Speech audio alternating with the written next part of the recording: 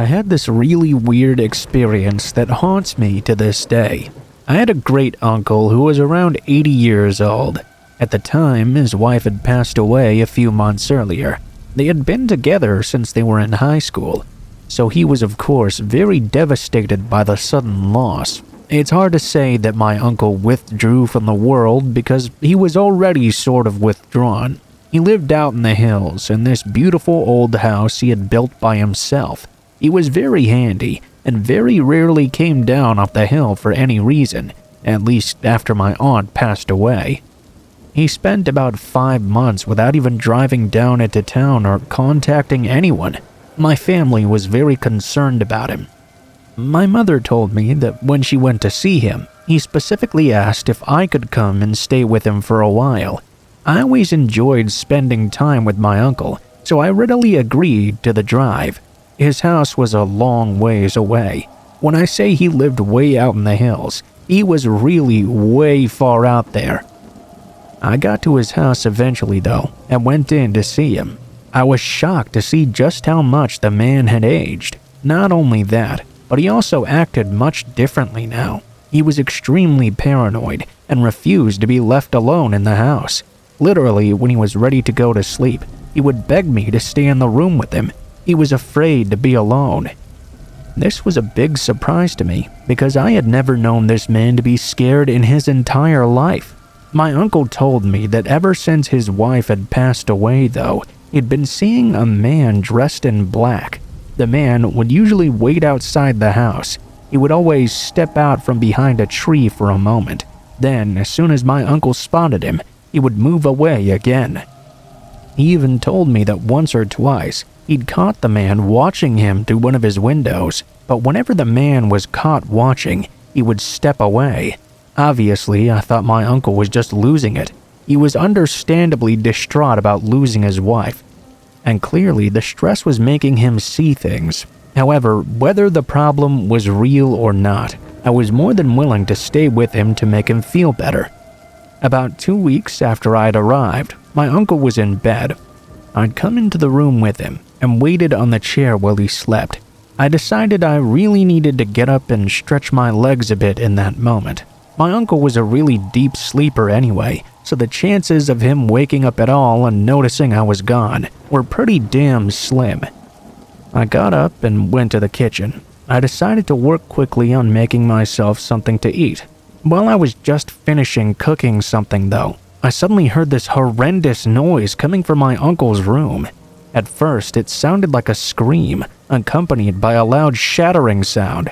Completely freaked out, I dropped my food and sprinted to my uncle's bedroom as fast as I could. I'll never get the image of what I saw that night out of my head. My uncle was still laying down in bed, as white as a sheet.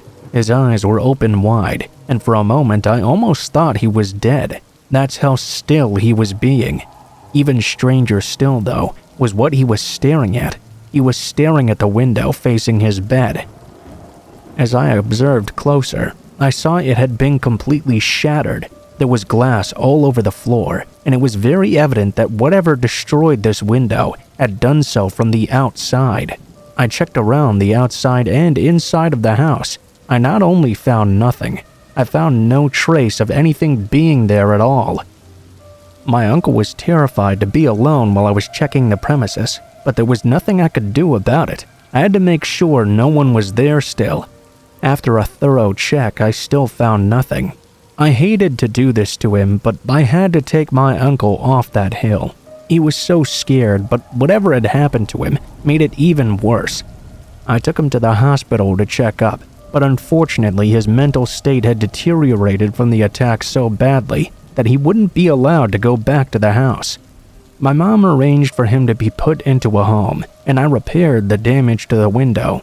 Nothing was stolen when I got back. I stayed there for a while, but I never saw the man my uncle talked about. And no further vandalism ever happened there again. I have no idea what that was about, but it seemed to be targeting my uncle for some reason.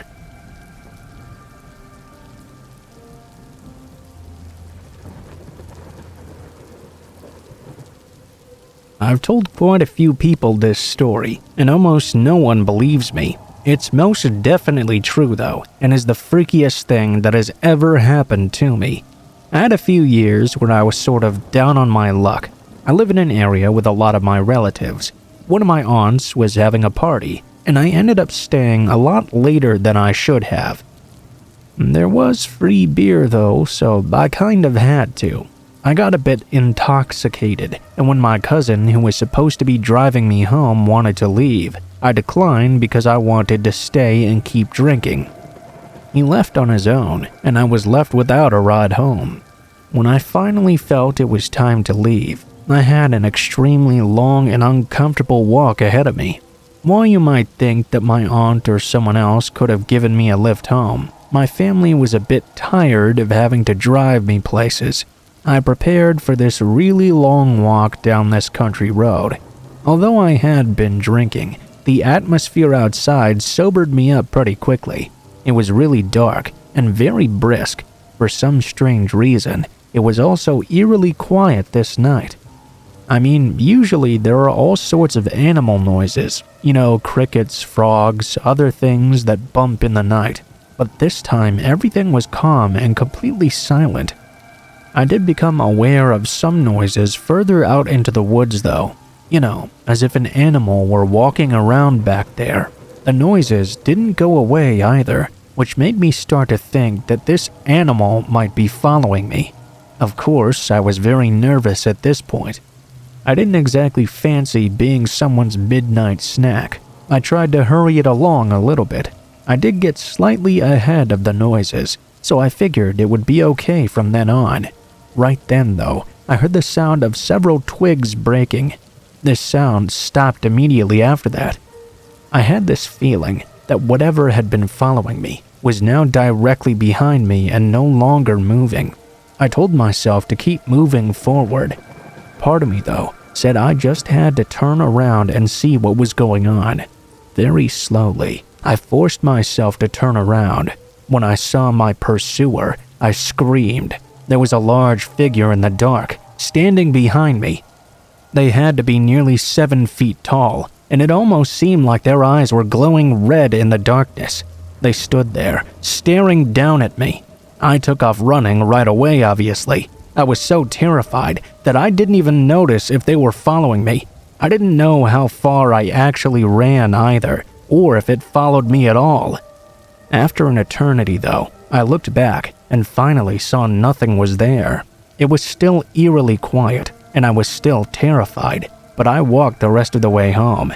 Now, I know everyone will just tell me that I was drunk, and I imagined this or something, but never before has drinking beer caused me to hallucinate someone in the dark. I know what I saw that night, and I never went for a walk in the middle of nowhere again because of it.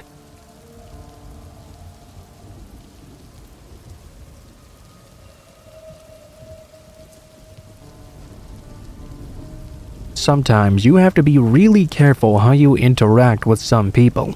I had a very messed up experience several years ago when I was on a long nature hike. I was just trying to get away from it all for a bit.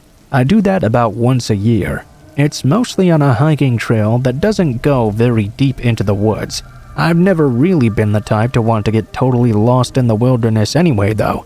On this particular trip, on the second day of hiking, I set up my tent in an area I thought was ideal.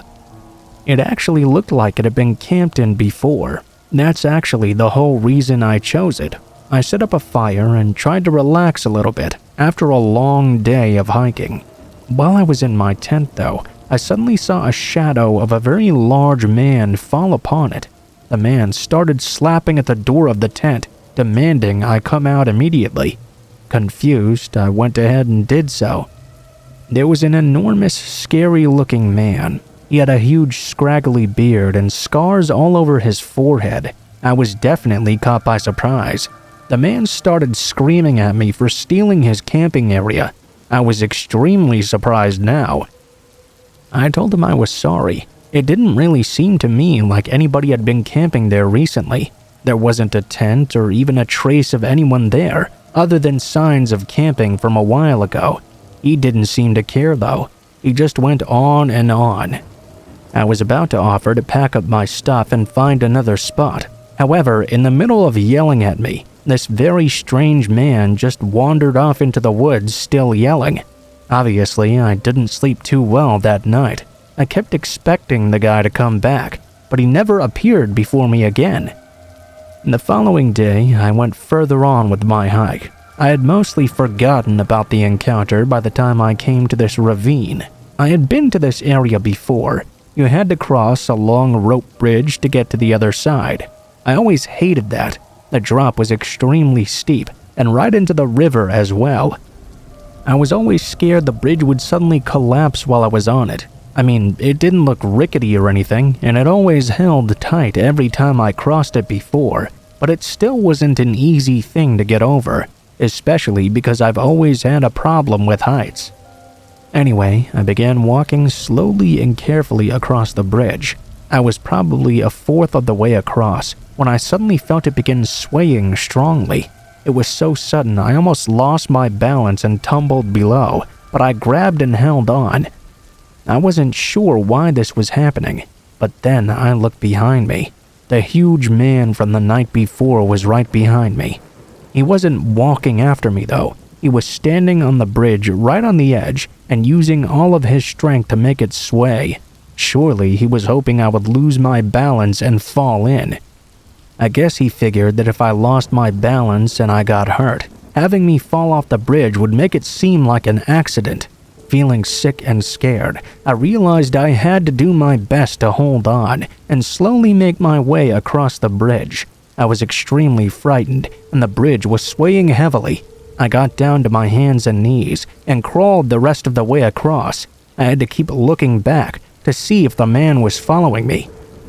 He never did though. He just continued to make the bridge sway back and forth and even tried to turn it upside down in an effort to get me to fall over. I had to stop about 3/4 of the way across to throw up. I almost lost my grip because of the retching, but I managed to hang on still. It was a nightmare, and I didn't think I was going to make it. My hands were slippery and losing grip. It wasn't until my feet were safely on the other side that I finally calmed down a bit. When I was able to get up, I looked back across the bridge. The huge man was already gone. When I didn't fall, I guess he went back into the woods. I just waited on that side of the bridge till more hikers came across. I explained to them what happened, and they escorted me back across the bridge. I reported the guy to the park rangers, but I have no idea what happened afterward, if anything did at all.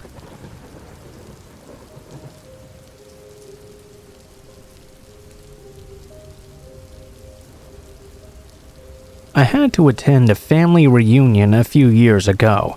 Unfortunately, I really didn't have the money to fly, nor the money to stay in a hotel on the way there. Because of this, my plan was to drive the entire way and sleep at rest areas in my car. It made sense to me. It would ensure that I would be able to visit my relatives on this 3-day trip. I would be sleeping in the car for at least 2 nights. I brought along some pillows and blankets so I could curl up in the back seat. The first night came and went without incident. I found a rest area and was able to just hang out in the parking lot. The second day of driving, however, had me going through the mountains. I had never made this trip before, so I wasn't sure if I would even find a rest area on the way. I drove for a very long time, and when my eyes were beginning to close by themselves, I figured I would have to pull out on the side of the road to get a little rest. It was obviously much harder to go to sleep this time, but at least it was quiet and dark. Very few cars actually came across that road. I'm not sure how long I'd been asleep before I felt something wake me up. I thought I felt my car moving a bit. Then I assumed it was probably just something I'd felt when I was sleeping. I closed my eyes, and then I felt it again. My car bobbed up and down a bit. I was afraid, peeking out from under the blankets. I caught sight of someone standing at the front of my car. He had his foot resting on the bumper, and he was pushing it down with his foot, causing my car to bob a bit. I was about to hide back under the blankets when I looked to the side window. I saw a second person there, peeking inside. I jumped up, and when I did, I saw the first guy leave the front of the car. and come around to the side window where I was. He began slamming on my door and trying to open it. Fortunately, it was already locked. They started banging on my windows. I was completely freaked out at this point. I decided the best thing to do would be getting to the front seat and to drive off. Right before I started the car though, the first guy succeeded in breaking in my window. I yelled and quickly pulled away.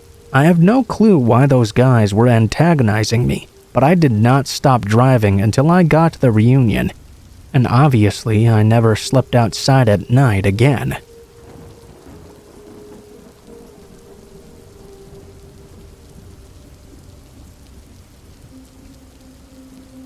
At a really young age, my parents began letting me stay home alone. We were pretty poor at the time, so both had to work. I was given a key to the house, and whenever I would get home from school, I would get inside, lock the door, and wait for my parents to return home from work. I was never supposed to answer the door for anyone. I was 11 when this happened. I was walking home from school, and there was already a storm coming. The clouds were black and were slowly inching their way across the sky. I knew I'd have enough time to get home before it fully began pouring down though. I did arrive, although when I got home it was already completely dark outside due to the cloud cover. It was only about 3:30 p.m. too.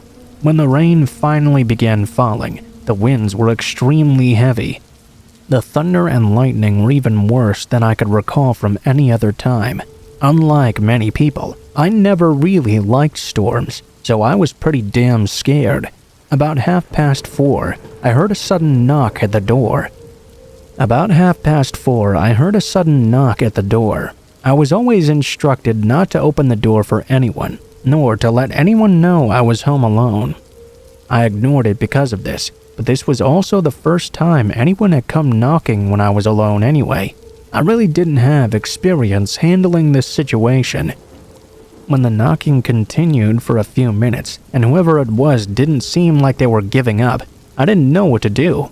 After a while, the stranger used their fingernails and opened the mail slot of the door. "Hey kid, I know you're in there. Your parents have been in a car accident due to the storm, and they sent me to come pick you up and take you to the hospital, okay?" I got up and walked to the hallway. I knew I was supposed to ignore this person, but I had it figured that something serious must have happened to my parents. I was very concerned. I stood a few feet away from the door, and I could see the man was crouching down, peeking in through the mail slot. He clearly saw me as he called out to me. "Come on, kid, both your parents are hurt real bad. Come on out so I can get you to the hospital before anything bad happens to him." In an 11-year-old's mind, you don't really know what to do with that information. I didn't respond. I just stood there stunned and wondered what I should do. I was worried about my parents, of course, but they'd also told me to never let anyone know I was home alone, nor to let anyone I didn't know into the house. "Come on, kid," the guy yelled this time, sounding angry and impatient. "If you don't come with me right now, your parents might die. You don't want your parents to die, do you?" Well, wrong move, buddy. One way to terrify me was to yell at me, so now I was terrified of the man. I ran away from the door, went up to my bedroom, and ran into the closet. I hid inside. I could still hear the man pounding on the door and screaming in through the mail slot. It lasted a while longer, but then I didn't hear anything else. I must have been hiding in the closet for nearly 2 hours, but it seemed like the man had gone away about an hour in. That was until I suddenly heard someone enter my bedroom. I nearly screamed when the doorknob turned and opened. There was my mom standing there, completely unharmed and wondering why I was hiding in the closet. I swiftly explained what happened, and that was the end of it. Although we don't know for sure it was him, a man was later arrested on several kidnappings in the area. My parents had never been hurt. This guy was just trying to get me to open the door and go with them. I was 11, and 11-year-olds can be quite gullible. Thank God we can be very scared of strangers too.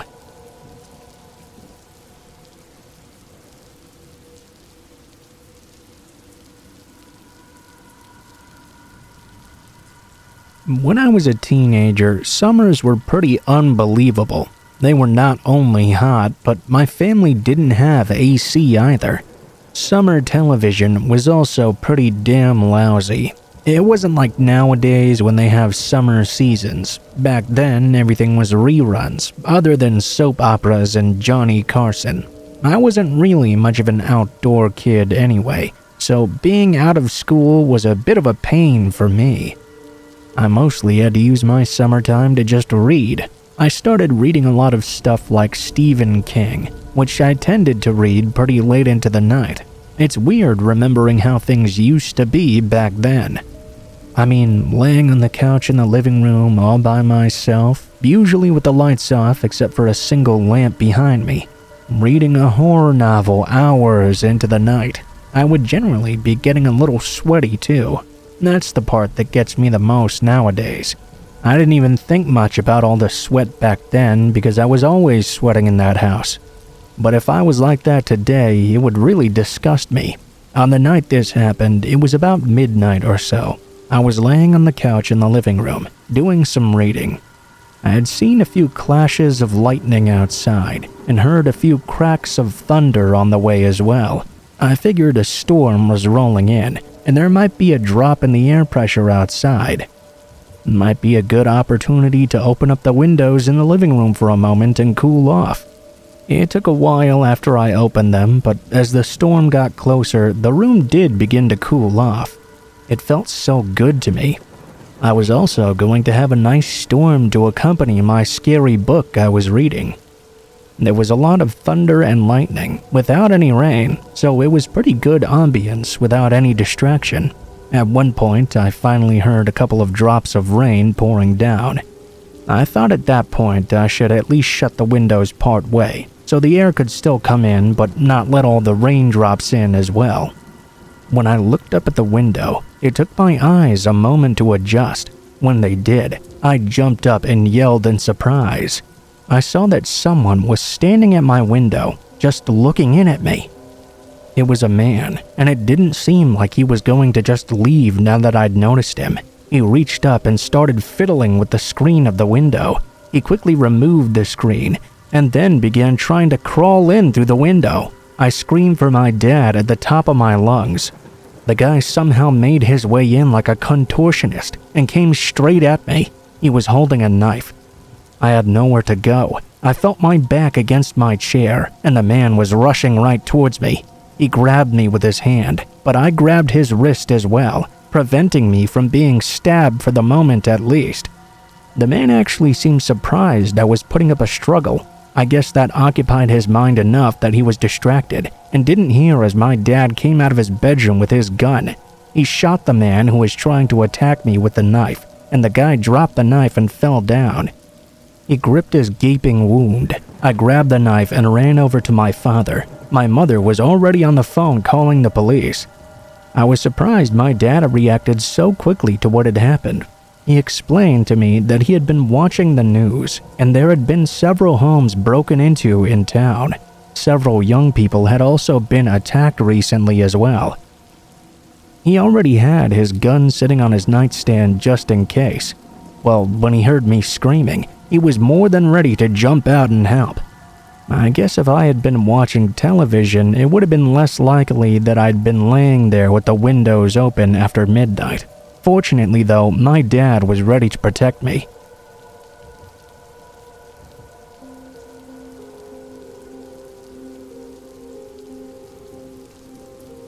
I started walking to the store every day for that day's groceries. It was my way of trying to get a little bit of exercise in.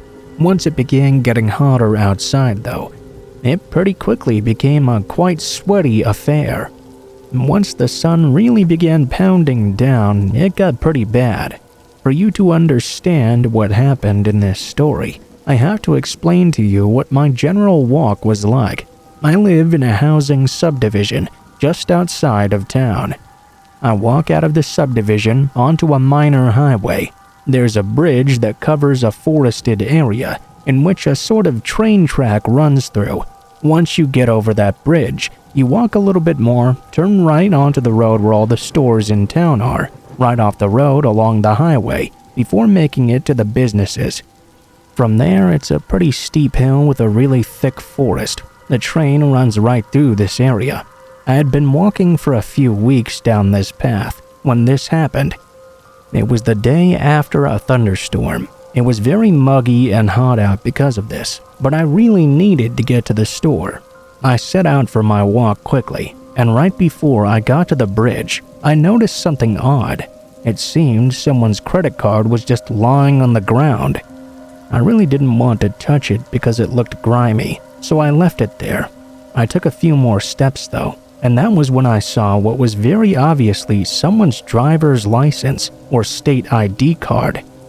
This was also pretty grimy, but I was curious as to what was going on here. I took my foot and turned it over gently. It looked like a teenager. I read the name, but again I did not pick up the card. I kept on walking. When a little bit further down the way, I came upon a folded up personal check lying on the ground as well. This was getting more and more odd. I kept on going on my way. When you walk along a highway, you always see weird things lying on the side of the road. Yes, this was a little more strange than a random sock or a condom wrapper, but I really didn't know what to think about it in the moment. I recalled the credit card I had seen was a PayPal MasterCard or something. I remembered that because I'd never actually known such a thing even existed. The following day, I once again went on the same walk. Needless to say, I was surprised when I now found a second credit card lying on the ground as well. It was just before I got to the bridge. This one was an American Express card. I started thinking that maybe I should pick up these cards and find who they belong to, see about getting them back to them. Truthfully, I didn't want to touch them though. If all the cards belonged to the same person, I could only think that maybe they must have canceled them all or something and were throwing them away randomly. I put it out of my mind and went on my way. I went out the next day, immediately thinking about those credit cards and wondering if I was going to come across another one. It seemed a bit unlikely, but I kept thinking about what was going on here. Lo and behold, I did come across a third credit card, and then even a fourth placed along the path. During the walk, I flipped them over again. This time, I noticed they were all the same name. That name was also the name that was on the state ID card I had found on the first day. I decided to check around to see if that initial card was still lying there. Eventually, I found them all. I put them into a Ziploc bag and decided to stop at the sheriff's office on my way home. I would drop them off there just in case someone had been looking for them. While turning those cards into the police, at a reaction I had not expected. They had a lot of questions for me. They asked me where I'd found them, when I had found them, did I know the guy they belonged to? Where was I the night of the thunderstorm that had hit before this all happened? It was a lot of questions for something I honestly thought would be a simple good deed. They explained to me after I answered that the man who had owned the cards had gone missing the night of the storm. He was a teenager who worked at a local fast food restaurant, and he'd never come home from work. His parents had already reported him missing, having told the police where I found all the cards. They went and checked out the forest around the train tracks. They found the boy's body. He had obviously been taken and thrown down the hill on the side of the road. He had been lying there since the night of the thunderstorm. They think he accepted a ride home from a stranger that night, and that ended up being the worst mistake he ever made. I feel myself occasionally feeling really guilty about what happened, although I couldn't really have helped the guy at all, even if I had reported the car to the police several days earlier. At least the parents could have known what had happened to him in the days before they found his body.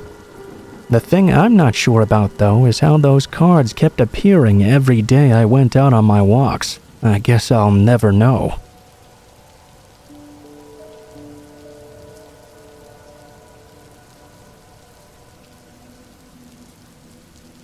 I do a lot of driving, probably more than most people ever have. I don't drive for a living or anything like that. It's just that I live pretty far from my extended family, and I hate flying. I love visiting them though, so I'm always driving back and forth. I can't tell you how many long and empty highways I've driven on at night. through the desert, through the rain, through the snow and hail. People who drive a lot know two things. Once you drive on one route over and over again, you sort of go into autopilot when you're on it. And two, there are times when you are on long stretches of highway, which you'll not find a single rest area or any place to stop. So, as I mostly drive overnight, I tend to drink a lot of coffee on the way there. This happened about 5 years ago. I was on the way to visit my grandmother, who lived out east. I live all the way in California. I was out driving at night, drinking my coffee as usual, when I realized I had to go to the bathroom really badly. I hadn't seen a single stop in a while though. Not a rest area, not a gas station, not a single thing. It was one of those instances when you really feel like you have to go. I also hadn't seen any cars. After a while, I knew I'd have to just pull over and do it behind a bush or something. I debated it in my head for a few minutes, literally squirming in my chair. I decided to not delay any longer. I pulled my car over and ran off to the side of the road. I took care of my issue quickly, ran back to my car, and jumped into the driver's seat. I soon returned back on my way, and now I felt like $1 million. At that point, I glanced up into my rear view mirror to check behind me. Only now, there was someone sitting right behind me in my car. The man knew I'd seen him too, because our eyes met in the mirror. He looked like a vagrant, gruff and dirty. His eyes remained locked on mine for a moment. Before I could do anything, the man leaned forward and pressed something up against my neck. I knew it was a knife. I began panicking and wondering how this guy had even gotten into the car. When had he done it? He had to have been there since my last stop when I took my bathroom break. I guess I was just lucky that I had to stop and go to the bathroom exactly where someone had been waiting for a driver to come by. None of that really mattered to me in this moment though. He had his knife up against my neck. I tried to ask him not to hurt me, but he made sure I could not speak a single word to him as he pressed in deep with the knife. I felt tears flowing down my eyes. I was sure this man was about to kill me. Instead, he told me to slowly reach into my pocket and take out my wallet. I did so and slowly handed it to him. He took my cash out of it and my credit cards as well. I guess he was pretty happy about the amount of cards in there. Plus, I had about $500 in cash too. After he removed everything, he threw my wallet into the front passenger seat. He then instructed me there would be a turn coming up on my right and a few miles down the way. I was to take this turn with him. I did so, and drove down the very lonely and dark dirt road, not knowing where this psycho was taking me, or what he would do to me when we arrived. Eventually, I came up to an old beaten-up trailer. It was like something from a horror movie, like Wrong Turn or something. I expected him to get out and kill me. He did tell me to get out, and I did so as well. He followed, and I prepared for the worst. He reached into his car, pulled out the wallet, and threw it at me. Then he got on a motorcycle and told me to wait 1 hour before leaving. He said if I didn't, he would kill me the next time he saw me. Then he drove off. I waited for an hour and drove to the police. I reported the guy and what happened. He hadn't done anything with my credit cards, so I figured he had only taken them to make it harder for me to get the police on his tail. I guess I was pretty lucky that all the guy really took was some money. I mean, he took a piece of me with him when he left, my security, and still freaked me out whenever I got into my car, wondering if someone would be in the back seat again. Whenever I tell this story, I always wonder how long he had been waiting there for someone to come along, and how long he had been waiting in my back seat to do what he did.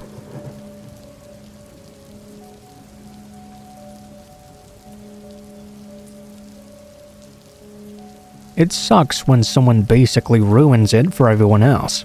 I like to believe that people are mostly good. However, there are people out there who try to take advantage of that idea. Those are the worst kinds of people. I work a second shift job at a call center. I like it because I'm a night person anyway. But the greatest thing is that there's no traffic at all going home. I can just shoot home as quick as possible when I'm done with the day. Not having many cars on the road, though, backfired on me once. This night, I was really exhausted. However, because I was on the freeway, I noticed up ahead that someone was pulled over. It appeared that they were working on their car. I'm sure we've all seen it at some point. We all wonder if we should stop and help. If it was busier, I probably wouldn't have bothered. I would have thought another car would do better than me. But there weren't any cars out at this time, so I decided to go and do a good deed. I pulled over in front of the car and got out of my own vehicle.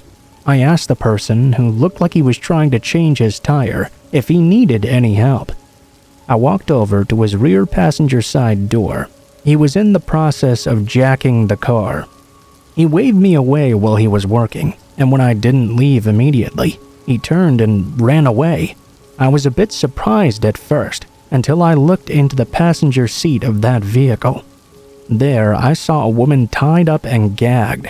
I grabbed my phone and called the police immediately. I had turned my back on the man in the moment, though. He struck me from behind, knocking me out immediately. The very next thing I remembered was coming to. Police cars were surrounding the area and had pulled up to the car with the flat tire.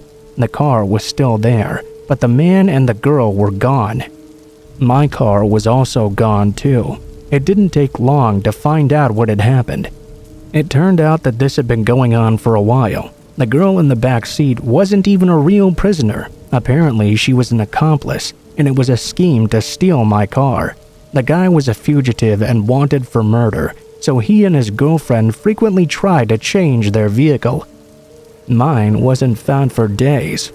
When it was found abandoned, of course. My registration was missing from the glove box. It had my address on it, so the whole thing made me feel very uneasy. I was never aware if the people got caught in the end. Plus, they knew where I lived now. If the guy was wanted for murder, I was a witness, so I didn't know if they would come back and finish me off or something. They never did that, obviously, but it took a long time for me to feel comfortable again.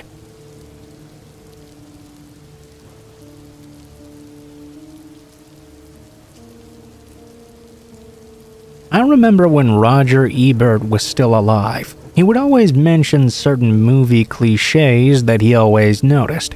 The one that I remember the most was that in horror movies, the protagonist will often stop at a really run-down gas station that looked like it was run by inbred hillbillies. He felt that was very unrealistic. Now, while I think that may be mostly the case, I've seen some pretty awful gas stations in my day. This took place in the 70s. I had rented out a cabin to spend a week's vacation in. Oh, yeah, this was also before all those movies came out with the cabins in the woods and all that. I thought I'd get away and work on some poetry in the comfort of nature. The only problem was, I got lost on a lot of the roads that got you off the main road. They were unnamed mostly, and the one I was looking for I also found out was one of those unnamed roads. So I ended up being lost for a couple of hours, down a road that had a sign that pointed me to a gas station. When I pulled up to the station, I was immediately nervous. It was exactly like the sort of thing you would see in a scary movie. It was just a rundown shack really, with one dirty fuel pot. At first, I thought it was abandoned, but then I noticed an old man in a rocking chair on the porch. I figured the man would at least be able to give me some directions, so I parked on the side so as to not block the way. I got up and walked to the porch, asking the old man if he worked there. He gestured for me to walk into the building, and I did so. I was actually shocked that such a place could even exist in real life. The walls were evidently actually rotting. They actually had a small sandwich case as well. I wouldn't have thought anything of it, except that they were giving it to me for free. They also had a cooler with drinks and lots of candy and chips. At the counter was a very creepy-looking individual whose clothes were very dirty and had an ungroomed beard as well. One of his eyes was closed, which I later learned was because he did not have an eye in that slot. I went up and asked him if he knew where the road I was looking for was. He scowled and asked if I was going to buy anything or needed some gas. I told him I'd probably pick up a drink, but more than anything, I needed some directions. I explained where I was going. The man seemed familiar with the area, so he told me how to get there. I thanked him and left, completely forgetting I told him I was going to buy something. I heard him swearing under his breath. I tried to hurry and get away from the place. Maybe it was rude that I didn't buy anything, but I just felt uncomfortable when in there. When I got outside, I noticed two things immediately. First, the old man in the rocking chair was no longer there.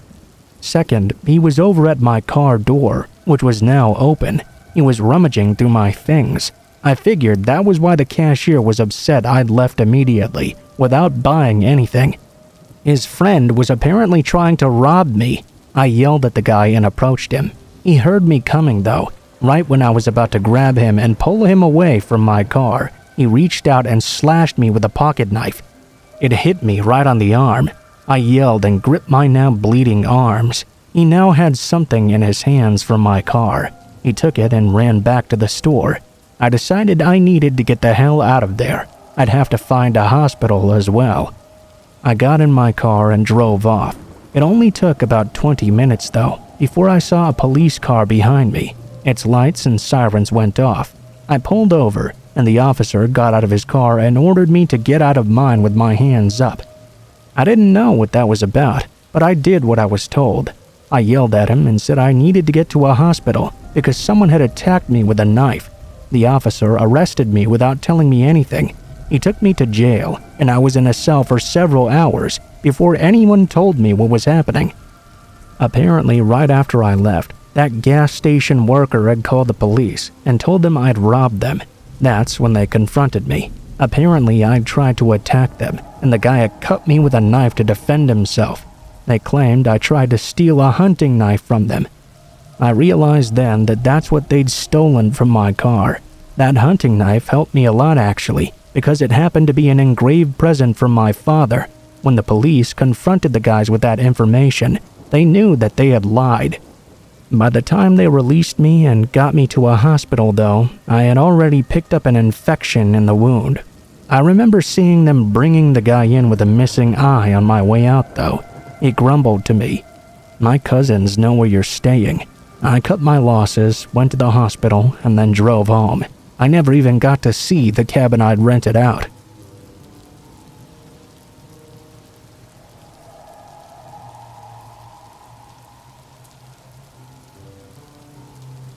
I have a pretty small motorboat that I like to take out on the river for fishing. It's not a very fast boat, but it doesn't really have to be in order to catch fish. Fishing was my favorite thing to do, and I always liked to do it alone. There were also times I would do it late into the evening and spend the whole night out on the river. It was just what I found to be the most entertaining. This was a late summer day when I decided to go out and fish yet again. It was around the time when there were less boats out on the water, either because people had gotten tired of it already or because it was not hot enough for them to be out still. When it got dark, it could get a little cold out on the lake, and it could be quite overwhelming for some. Anyway, like I said, there weren't many boats out. When the sun began setting, there were absolutely none at all except for mine. I decided I wanted to stay out on the river though. I really liked the solitude. It was nice and peaceful.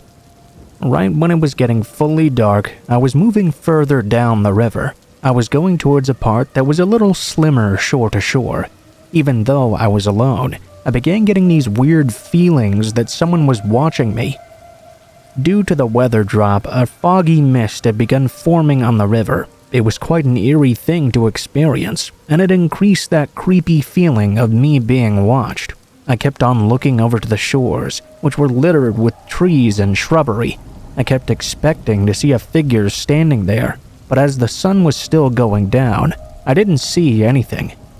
I thought it must be all in my head. I mean, it was a creepy atmosphere that I was in, and it was probably playing tricks on my mind as well. Finally, when it was fully dark, I began to feel even more creeped out. At that point though, I couldn't see anything on shore unless I used my spotlight on it. even if I wanted to. It was dark for a little while before something did finally catch my eye. There was a brief flicker of light on the right shore. It wasn't like a firefly or anything like that though. When I looked over to it, it was clearly the signs of a flashlight. It appeared someone was flicking it on and off, pointed right over towards me. Before I even had a chance to be worried though, I caught another flashlight flickering on the other side of the river. Looking over there, I noticed multiple lights flicking on and off. My anxiety began to rise very quickly. I took my spotlight and shined it over where I saw the lights flicking. I noticed more than one person moving silently along the side of the shore. They were hiding behind trees while flicking their lights towards me. I couldn't tell much about them, but they all seemed to be wearing camo for some reason. They were definitely shining their lights at me specifically. Looking on the other shore, I noticed the same thing. At this point, I began to get really scared. As I was going down the river, they were doing their best to keep pace with me. Whatever they were up to, I couldn't imagine it would be anything good. It was so creepy. All I wanted to do was get going. My boat wasn't fast, but it could definitely go faster than I had been going. I put the boat up to full speed, doing my best to get back to the dock that my truck was at as quickly as possible. At first, the lights on the shores kept following me. They were definitely focused on me specifically. I didn't want to find out the reason for that. Despite my boat's slow speed, it was easier for me going down the river water than it was for them to walk throughout all the shrubbery and stuff. Still though, I noticed there were tons of lights on both sides of the river. They kept flicking on and off, and it made me realize there must have been more than a dozen people out there chasing me. It was terrifying, but I was fortunate to be going with the flow of the river, not against it. This helped me to eventually be lucky enough to outrun them. Eventually, the flickering of the lights was way behind me. I got to my dock and tried to load my boat on my truck so I could leave. I was creeped out the entire time though. I kept expecting someone to jump out at me, or something like that. I kept searching around, seeing if there were any more flickering lights out there. I didn't see any as I got in my truck and took off towards home. I didn't feel comfortable until I was back on the main road. I often still fish in that area, but now I always leave before it gets dark. I have no idea what was going on that night, but I think I'm pretty lucky I didn't really have to find out.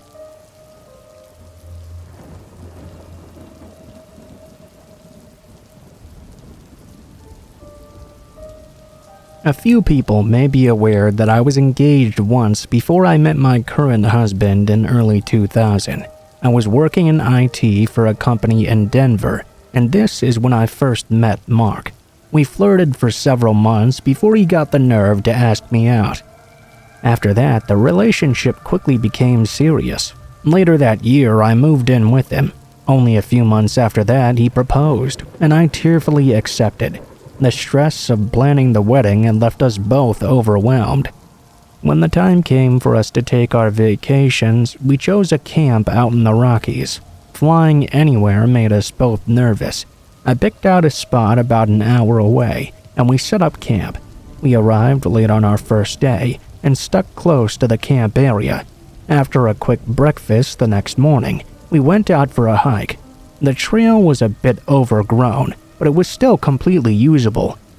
Neither of us had brought any water or snacks for the journey, and we had very little knowledge of bushcraft. I don't recall Mark ever even talking about it. As a pair, we would be completely hopeless if we ever got lost. So, as is often the case, that's exactly what happened. I had picked the place because I'd heard about an awesome pair of waterfalls. I didn't know exactly where they were, but I knew they were close by. We could even hear them faintly in the distance. As we went along, the trail split off at some point. The new trail was even rougher, but to our ears it was in the direction of the falls. We followed for a long time, but the sound never got any louder. I suggested we go off to the left. We'd surely run into the falls then, or at least a trail that led to it. Mark was reluctant, but agreed without much argument. After 15 minutes of fighting our way through brush and trees, we finally ran into another more developed trail. We were sure we were back on track now. However, a mile or more later, we were now no closer than before. We were both tired and just wanted to get back to camp. We turned around and followed the trail back a few miles. The assumption was we'd eventually run into the original trail that led back to camp, only there was no sign of it as we continued along. We weren't yet concerned though. Another hour passed by, and we still hadn't intersected with the trail. That was the exact moment we knew we were lost. The sound of water had faded long ago. I thought we had just missed our turn. If we went back the way we came, we had to hit it. It was 2:15 p.m. when we turned around. The next time I looked at my watch, it was 3:25, and we were still no closer. This is when the fear began to take over me. By that point in the day, everything had become a jumble.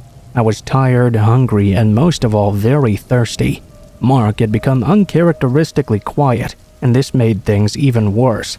I became a panicked and ranting mess. Eventually, Mark had enough and screamed to shut up in my face. It worked. I sat down and listened as Mark calmly laid out a plan. We could eventually hear the falls again, so we had to be close. We would follow the sound through the trees until we reached the falls. We would not take any trails or shortcuts. Logic dictated we would have to run into them eventually.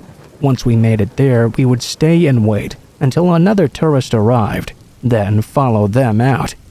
If it was dark when we arrived, we would spend a night there and wait until someone arrived the next morning. That's just what we did. We would finally reach the falls just before dark. I was so happy to have water, I forgot how long we'd been lost. Little did I know, though, the hardest part was still ahead.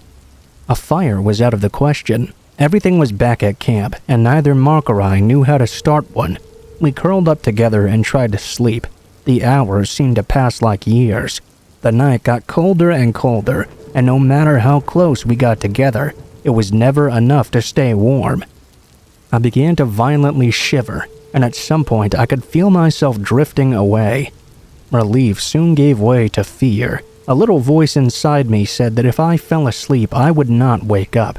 I turned over and started shaking Mark to wake him up. It was very hard. He was angry and asked what I was doing. I told him my fears, but he didn't want to listen. He started drifting off again, but I wouldn't let him. This made him furious. He flew into an angry, screaming rant about shivering keeping you alive. It made no sense, but it did give me an idea. I decided to make things worse by bringing up something we had long ago dropped. This made Mark livid. The fight went on for hours from there. I kept the fight going as long as I could. Mark eventually caught on and laid back down, though. We laughed about it and talked about our plans for the future. My idea turned out to backfire on us, though. We were so exhausted from the argument we couldn't stay awake any longer. I fought the urge to sleep for as long as I could, but at some point I began to slip away. Next thing I remember, someone was shaking me and screaming. I didn't want to wake up, but they kept at it until I had to. My eyes eventually opened to the sun shining down and a middle-aged man talking to me. My head ached, and my vision was blurry. I sat up and looked behind me. We couldn't explain much to the man other than we'd gotten lost, and just like Mark had planned, the gentleman and his wife walked us back to our camp. The trip was soon over. We packed as fast as we could and drove back to Denver. We spent the rest of it under a big comforter in bed. We probably should have chosen that from the start. I carry a lighter with me now wherever I go, even if it's just a trip to the store. I never want to be that cold again. An ill feeling between Mark and I spawned from that trip, although it was never said. Mark seemed to be holding a grudge against me afterward. I had been the one who chose the location and suggested the shortcut in the woods after all. I'd also brought up something he believed was buried between us. It may have eaten away at him after he had time to think about it. He made backhanded comments about me on that trip more than once. A few times he did it in front of our friends as well, and over time it drove a wedge between us. In late 2002 we went our separate ways, and haven't spoken since. I harbor no ill will towards him. That was a long time ago, and it's not really important. I wanted to share my story to illustrate the importance of getting basic survival instruction and preparing for every possible emergency. I hope the seriousness of the situation drives the point home to you. Whether it's about wilderness survival or changing a tire, I discovered that preparedness is always your best option. You'll never regret it.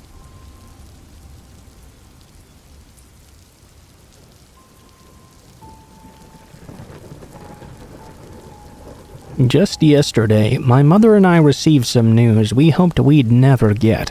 According to Brazilian and U.S. officials, a set of remains were discovered in a shallow grave near some small, unnamed village.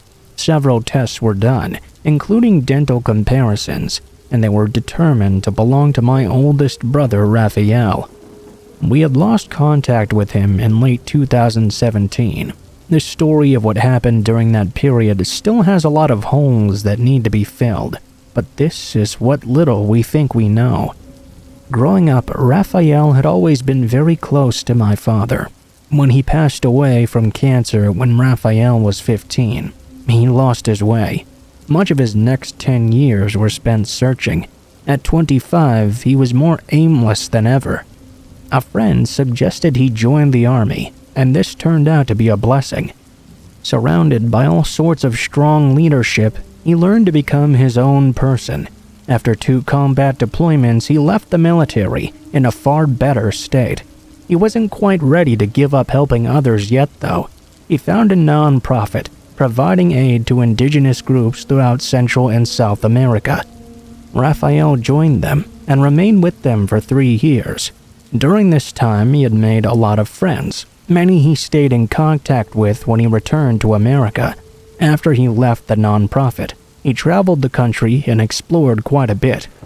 He slept on friends' couches, worked odd jobs. This is the point at which we lost contact with him. It wasn't out of the ordinary to go long periods without speaking to him. We were confident in his ability to take care of himself. After not hearing from him for more than half a year, though, my mom and I became very concerned. We contacted every friend we knew of and got no real answers, at least not at first. A week went by, and we received a call back from one of Raphael's co-workers within the aid group. Through another person, he was contacted and told Raphael that he had taken a vacation trip back to Brazil to see some friends. A man he met online joined him. The friends in Brazil verified that Raphael went to visit them and promised to return one more time before leaving the country. He was accompanied by that unknown man, who was himself Brazilian. The friend said he was very quiet and almost unfriendly toward them. This is the last time anyone can verify him being alive. Nobody we've spoken to knows the identity of the man who went with him. It was suggested he was along to serve as a guide and interpreter, but most of his co-workers asserted that Raphael spoke Portuguese and a couple of native languages as well, not to mention he knew his way around much of the country. What places he wasn't aware of, he wouldn't have had any problem finding willing locals to assist him.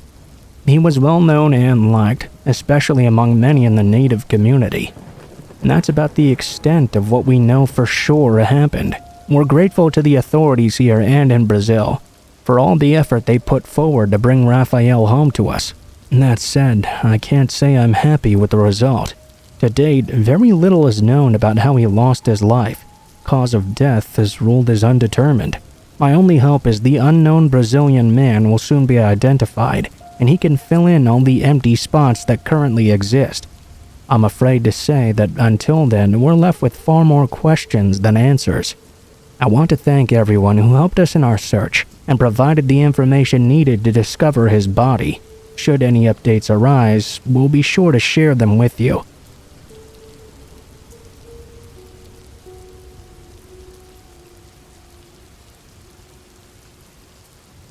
I've discussed this with my wife, and we thought it may be good for me to finally tell my story.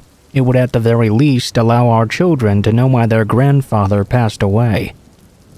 I hope you understand why this process has been so difficult for me once you fully hear the story.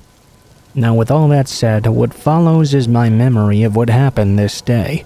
My dad was a quiet, serious, and no-nonsense sort of man. If he didn't want to do something, nobody could make him do it, even if it was to keep you safe. Seatbelts were his #1 pet peeve. He hated them and refused to wear them, even though they were required. He'd been ticketed several times, but he continued to refuse. Mom even showed him statistics proving they kept you safe, but it all fell on deaf ears. He was uncompromising and set in his ways. This trait would end up being what killed him in the end. The accident would occur on July 23, 1995. At the time, I was 12 years old. My family had taken a short camping trip to a lake on the Texas-Oklahoma border. It was the first and only vacation we were going to have that year.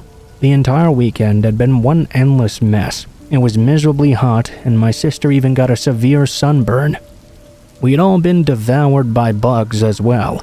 I know I couldn't stop scratching for weeks after. That morning, we were driving back through Oklahoma. Everyone seemed to be driving ridiculously slow and dangerously, and that was driving my dad crazy. He desperately wanted to get back home before dark. To add to the stress of the situation, I was picking on my sister and slapping her sunburned shoulders, making her scream like a banshee. Mom was doing her best to keep us in check. It made Dad even crazier than he already was. At some point, about halfway across the state, we slipped in behind a truck. It was going fast enough, but the bed was stacked high with all types of junk. My dad paid it no concern. He was just happy to be finally going the speed limit, although knowing him, we were probably going over it. The environment in the car was relaxed. I was listening to Metallica on my headphones, and everyone else was just sitting quietly. My dad had the radio turned down. Suddenly, something flew out of the bed of the truck into our path. I looked up, only to see Dad swerving out of control. He regained it just in time for a second collision. We slammed into the back of the truck doing 50 at least. Rather than pull over though, the truck stopped right there in the middle of the highway. The next thing I remember was waking up in a lot of pain. My seatbelt had stopped me, but it did nothing to stop all the objects flying into our car. My sister had been struck and was also hurt. Our mom was fussing over us, trying to make sure we were okay. No one was gravely injured at least no one but my dad. Mom looked over, an expression of horror on her face. She was sobbing and rubbing my dad's arms, and that was when I knew he was gone. I had to look even if I didn't want to. I slowly unlocked my belt and leaned forward. His upper body was collapsed into the steering wheel, his head turned facing my mom, blood covering everywhere. I could tell he never saw it coming. It's the only comfort I carry with me until this day. Of course, the stubborn jerk wasn't wearing his seatbelt. From then on, it's all a blur really. Emergency services arrived and took us all to the hospital. The driver of the truck was fine, all but for a sore neck. Family from Kansas City arrived later that evening, and we returned home the following day. As it always must, life for us carried on. Mom kept the family afloat until my sister and I went off to college, and she would eventually remarry a really good guy named Larry. Since I've become a father, my primary goal is to set a good example for my children. I love my dad, but he was a selfish man. If you have kids, be mindful of your own safety. It's your duty to be there to guide them into adulthood, and if you're gone, you can't do that. But that's just my 2 cents. Thank you all who took the time to hear this, and I hoped it helped you as much as it helped me.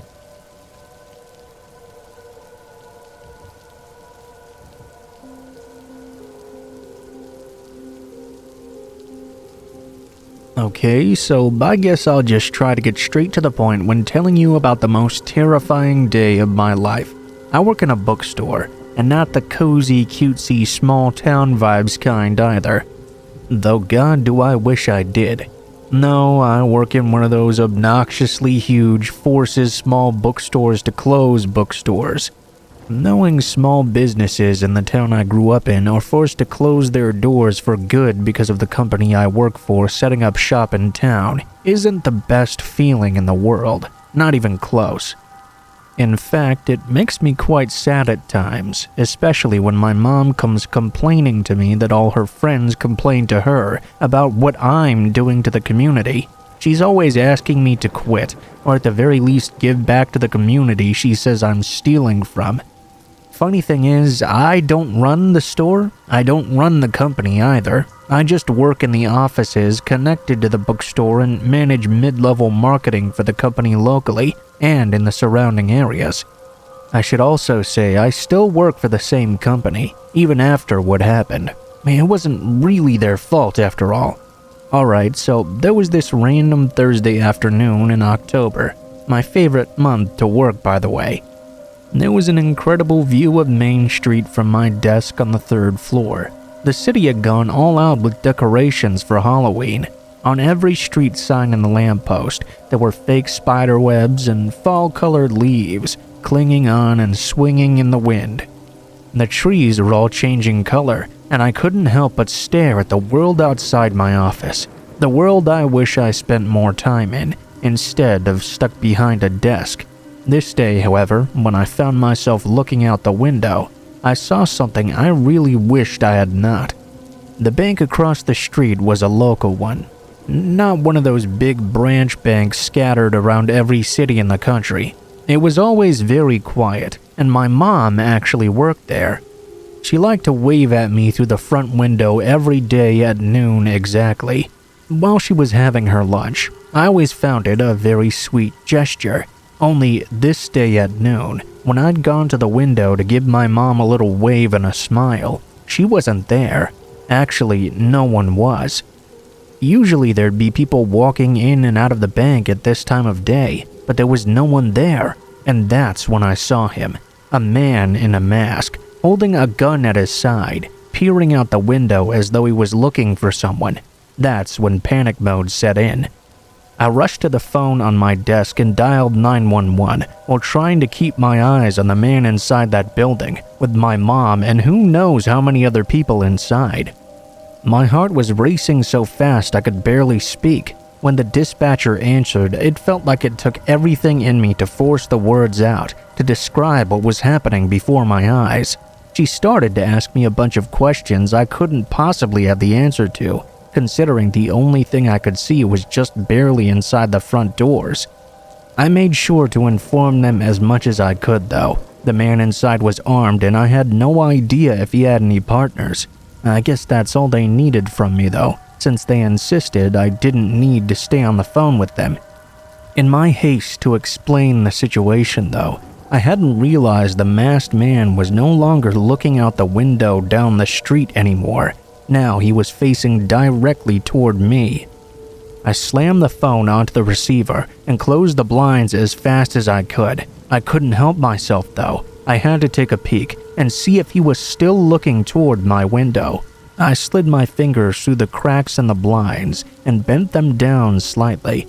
It was just small enough a gap to peer through, and to my relief and somewhat surprise, it didn't seem he was looking toward me anymore. Actually, I couldn't see him at all. He wasn't standing at the front of the bank anymore. I felt this sense of relief fill me for just a second, and then fear came creeping in again. I realized not being able to see him meant I didn't know what he was doing anymore, and not knowing was the worst. He could be in there hurting someone, and there would be nothing I could do. In that moment of panic, not knowing if my mother was okay, my phone started ringing. It was her. I picked up the phone and answered immediately, asking if she was okay. She was crying and scared. She said she was okay, and so was everyone else, and that's when she told me something that gave me the chills. She said something had spooked the man real bad. He'd walked right out the doors across the street and into my building. She told me I needed to get out of there as fast as possible. Without even thinking, I walked calmly toward my office door and down the row of desks. I told everyone along the way they needed to exit the building as well. Just as I reached the stairwell, I heard gunshots from behind me. About eye level on the wall next to the door was the fire alarm. I slammed my hand down on it, and I couldn't help but cringe when the loud alarm began to blare overhead. That's when I felt a hand grasp my forearm from behind and pull me backward. "You shouldn't have done that!" The man's voice sounded very raspy. I turned to face him, knowing I had a better chance of fighting him off if we were face to face. I could somewhat predict what he was going to do next. "Everyone down on the ground now! I don't want to hurt anyone, but I will if I have to, got it?" He looked around after he said that, like someone would have the guts to actually answer this man. He was still holding on to me at that point, and it was starting to hurt. I just stared at the guy. I had no idea what he planned, or why he'd come here in the first place. I, nor anyone in the building, had interest in questioning him. "Alright, since you're the one who set off the fire alarm, you're gonna be the one to turn it off." He looked more annoyed than anything when he said that.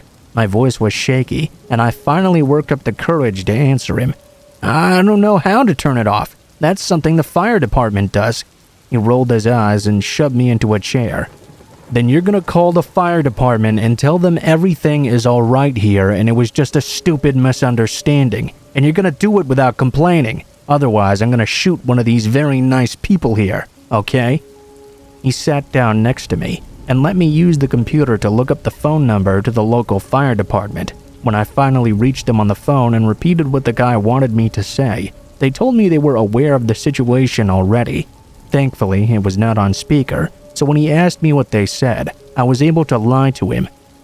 A few minutes later, the alarm turned off, and the masked man continued his tirade about how life was not fair and God hated him, how his dad left when he was a kid, and that to him, making bad decisions while he was growing up was just what led him here. This man was telling us his whole life story, almost like he was trying to justify what he was doing. I was toward the back office, so I couldn't tell when the police would get there. I just knew that they had arrived from the look on his face though, and the sweat now pooling on his shirt. That's when the phone calls started coming in. Hostage negotiator, I'm assuming. Every time they'd call, the man would get angrier and angrier and demand the most outrageous things. At first, he wanted a car to drive away and for no one to follow. Classic demand.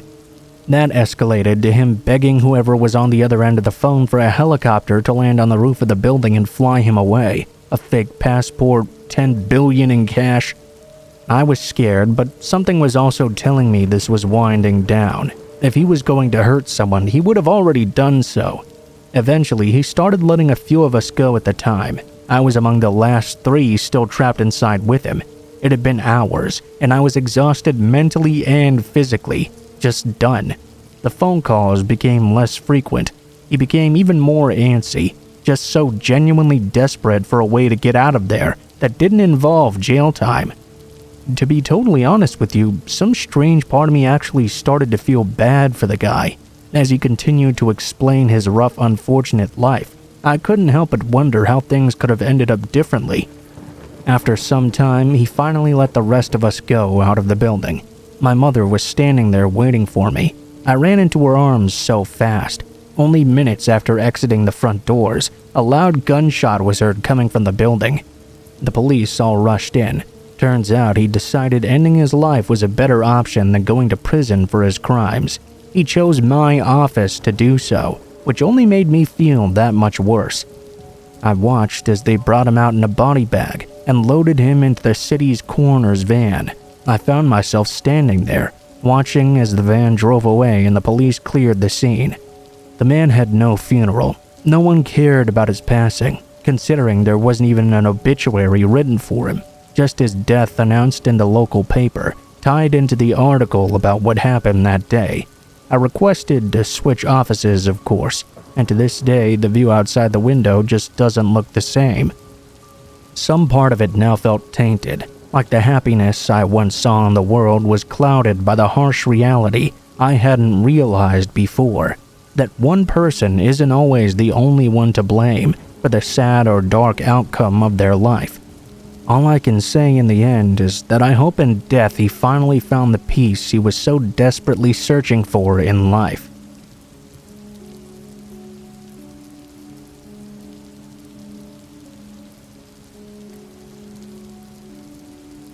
I guess the only reason I'm even telling this story is to somehow try and move past the things that happened that day and the trauma and scars it left on me.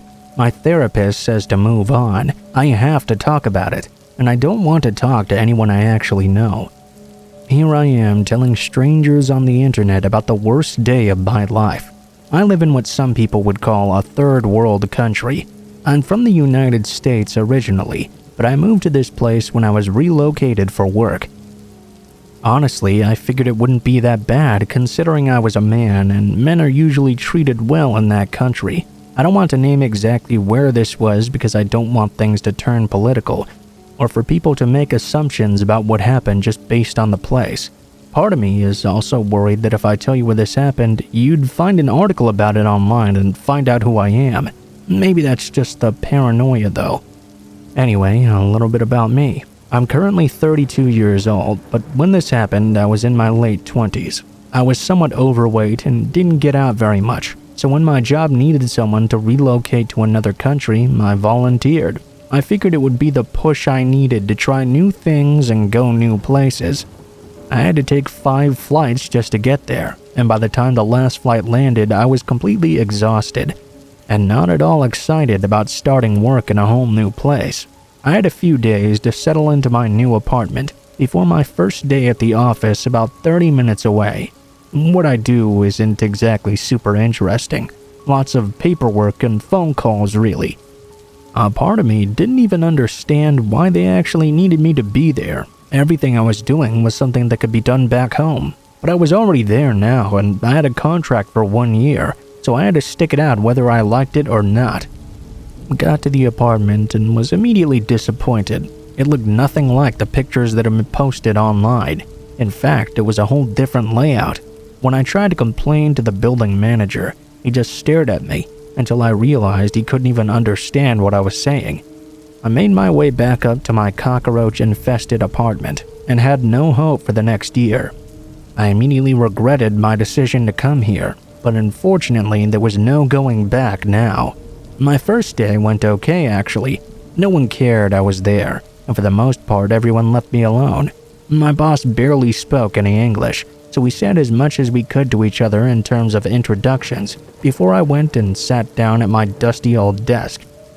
It seemed this was going to be the whole next year of my life. The first week was alright. I noticed a few of my coworkers staring at me and whispering things to each other while they did. I honestly didn't care at all though, considering I had no idea what they were saying anyway. I like keeping to myself. It made the time pass by faster when I zoned out everything else. I even bought myself a pair of noise-canceling headphones to make it even quieter. Next month, I got a notice not to come in for a few days since they were remodeling. I happily stayed home, and thank God for the time off. It was much needed. By the time I went back to work, they had added all new cubicles and lots of furnishing as well. It was much nicer. Honestly, it made me want to stay at work longer, to escape all the bugs in my apartment building. I found myself soon working 12-hour days. At first, I would have thought this would be an issue for the company, considering 4 of those hours were overtime. But it didn't seem to be a problem. I was actually getting so much work done, I got an email from corporate congratulating me on how fast I was helping the branch catch up with their late work. By month 3, I had the whole routine down. I woke up at 6 a.m. every morning, made myself breakfast, checked the news. Then, 7:30, I began my walk to work, and by 8, I was there. Usually, I was the first person there as well. I would put on my noise-canceling headphones and get right to work. Some days, I wouldn't take them off at all. This was one of those days. I got to work at 8 a.m. as usual. Everything seemed very normal. I sat down at my desk, plopped in my trusty noise-canceling headphones, and got right to work. I loved sitting in those cubicles because they secluded me so much more than regular desks.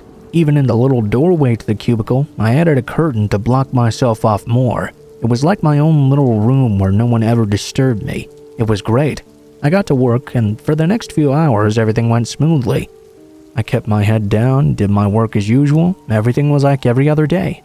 At around 1 p.m. though, I felt a vibration underneath my feet of a lot of footsteps walking quickly out of the office. It even felt like some people might be running, but but it was lunchtime and I naively chalked it up to people heading out to lunch. I never even lifted my head to see what was going on. By 1:15, the power had suddenly gone out. The whole floor was dark, with only bits of sunlight peering in between the blinds on the windows. I removed my headphones and stood up, and that's when I realized I was the only person still in the office. I walked to our manager's doorway, but he was also nowhere to be found, and that's when I noticed the smoke. It had gone from completely clear air in the room to smoke so thick I could barely see 5 feet in front of me in the span of only 10 minutes. It was seeping from the ground below me. I started to cough so hard, it felt like my lungs were going to burst out of my chest. I started to make my way to the stairwell, but with every step it felt like my body was getting heavier and heavier. At some point I ripped off my shirt, balled it up and shoved it against my mouth and nose to try and filter the air. I knew my lungs had already absorbed a lot of smoke, but I had to do something. The ground underneath me was hot, burning hot. My shoes were almost melting, and the bottoms of my feet were being branded like white-hot metal. It was excruciating. I had about 50 feet between me and the stairwell door, but to me in this situation, it felt like 500 feet. At that point, the walls around me even started to catch fire. The flames were so hot that even when I was standing 20 feet away from them, they were burning my skin. I was terrified. It was like I was a kid again. All I wanted was my dad to come and save me from this horrible situation. I started to pray, praying every second that I was in the building. Every second I felt my skin burning away. Please God, let me survive this. Give me the strength to escape this building. Every step I took was like walking on lava. I was determined to live though. The building around me even started to fall apart as I was now surrounded by flames. At 1:35 p.m., I made it to the stairwell door. I placed my hand on the door handle, and the searing pain of the metal touching my skin had me pulling my hand back so fast, I hit myself in the chest. I had to think quickly. I lowered my shirt from my mouth and wrapped it around my hand. I knew the handle would still be hot, but any barrier was better than none. I braced myself for the pain I was about to experience, and again set my hand on the knob and pulled it open quickly. It hurt, but at this point, I think my body was going into shock. I felt my legs burning, and when I looked down, I saw my pants had burned away entirely from my body. My legs were now exposed to the flames and heat that had started to engulf me. I knew I had to make a decision. I had to go as fast as I could down those stairs, no matter how painful it would be, or I would die. I took as deep a breath as I could and began jumping down the stairs. I skipped as many as I could in hopes it would get me down faster. I screamed in pain with each step, but eventually I found myself on the bottom floor, in front of the door that would lead me to salvation. The stairwell had begun to fall apart above me, pieces of metal and wood raining down as I pushed against the door. Once outside, I was greeted by firemen yelling in my face in a language I didn't understand. The shock must have worn off, because then everything went black. The next thing I remember, I was in the hospital. The doctor told me that 70% of my body had been seriously burned, but I would likely survive. The pain even in the hospital was excruciating. I called my mom and dad, who were already arranging for me to be transported home for better medical care. I was in the hospital in that foreign country for 2 months before I was stable enough to be moved. The worst part was the debridement, which is where they remove dead tissue from your wounds. They were literally taking off chunks of skin to ensure I didn't get an infection. I knew it was part of the treatment process, but it felt like literal torture. For the longest time, I blamed my coworkers. I felt like they'd left me there to die. In reality, because I was so isolated, my boss told me they didn't even know I was still there. I'd made no sound throughout the whole day, and because I always arrived at work 30 minutes early, no one had actually seen me come in. My resentment toward them eventually went away, and I realized it was not their fault. As it turned out, a car had caught on fire parked in the alleyway next to the building. Because the building was so old, it was made of cheap materials, and they'd caught fire easily as well. There was no stopping it. Apparently, my boss thought that everyone had gotten out. I guess no one had thought to get a total head count. Apparently, when I'd come out of the building, everyone was shocked and terrified to see I'd been in there the entire time. Recovery has been one of the hardest things I've ever gone through, but I'm grateful I escaped with my life. One thing I've learned from all of this is that it really doesn't pay to be a totally isolated loner. Make sure someone knows where you are at all times.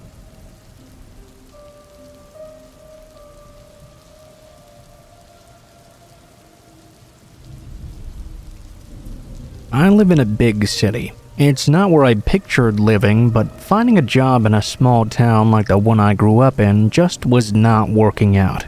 I'd gone to community college a few towns over, since it was the only higher education school within a 50-mile radius. There were not exactly many options. Pretty much no options, actually. I didn't consider moving for school, since I had no money and my parents had only offered to pay for my schooling if I stayed home while attending. They were the extremely controlling type. They even still tried to give me a curfew when I was 20 years old. I put a stop to that mentality pretty quick though.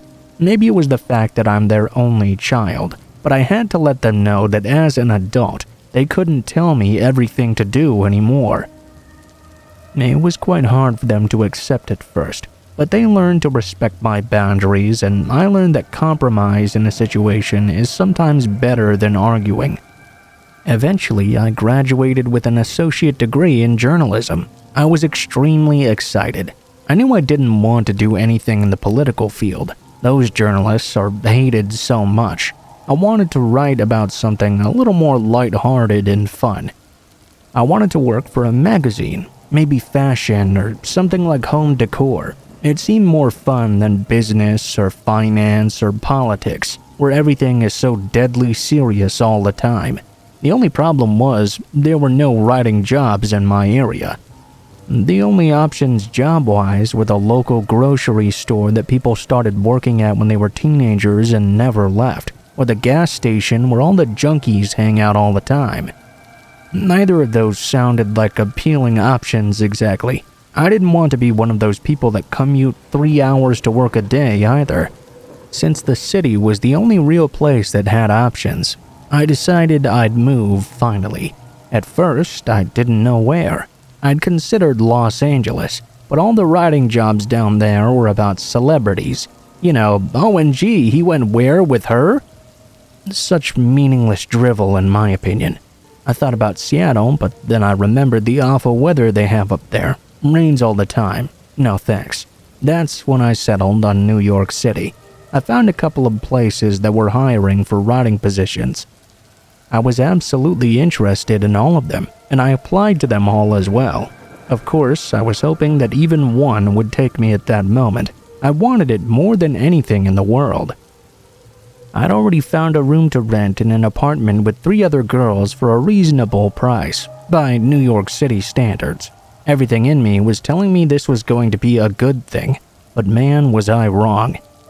I don't know if bigger cities just have more creeps or if they're all just really bold, but sheesh, I hated all the unnecessary attention I was constantly getting literally everywhere I went. Even just walking up the street or up the stairs to my apartment, I'd be harassed everywhere. It was uncomfortable and really started to get to me. My roommates all told me it was normal, and if I wanted to live in the city, I'd have to learn to get used to this. That just made me even more angry about it all, that it was something so normal to be experienced there, something to just be brushed off and forgotten about the second it happened. It's not like there was anything I could do about it though. I was too scared to say anything back to those people. I guess I did eventually get used to it, and I learned to ignore it as well. I'd gotten a job for a pretty well-known magazine. I wasn't exactly writing any star articles, but I was excited to be there nonetheless. I got a paid internship. I didn't make much, but the experience and opportunity to learn was worth it. Unfortunately, the harassment didn't stop when I entered the workplace. It was actually somewhat worse. The men in the top positions in the building felt emboldened by their status, and obviously knew no one would do anything to them when they did something anyone else would consider wrong.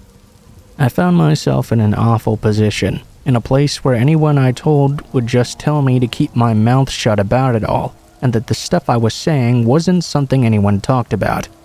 There was this one day, after I'd been working with the company for about 6 months, when I was called into one of the higher-ups' offices. I knocked before entering and was told to come in. I noticed right away he was an older man, probably in his 60s. He sat at a large desk in front of a huge window with the most beautiful view overlooking the city. He must have seen me staring, because he offered to let me stand by him to get a better look. I thought it was a nice gesture. I made my way next to him and stood admiring the city I now called home. He was sitting directly next to me and had turned his chair to join me in looking out the window.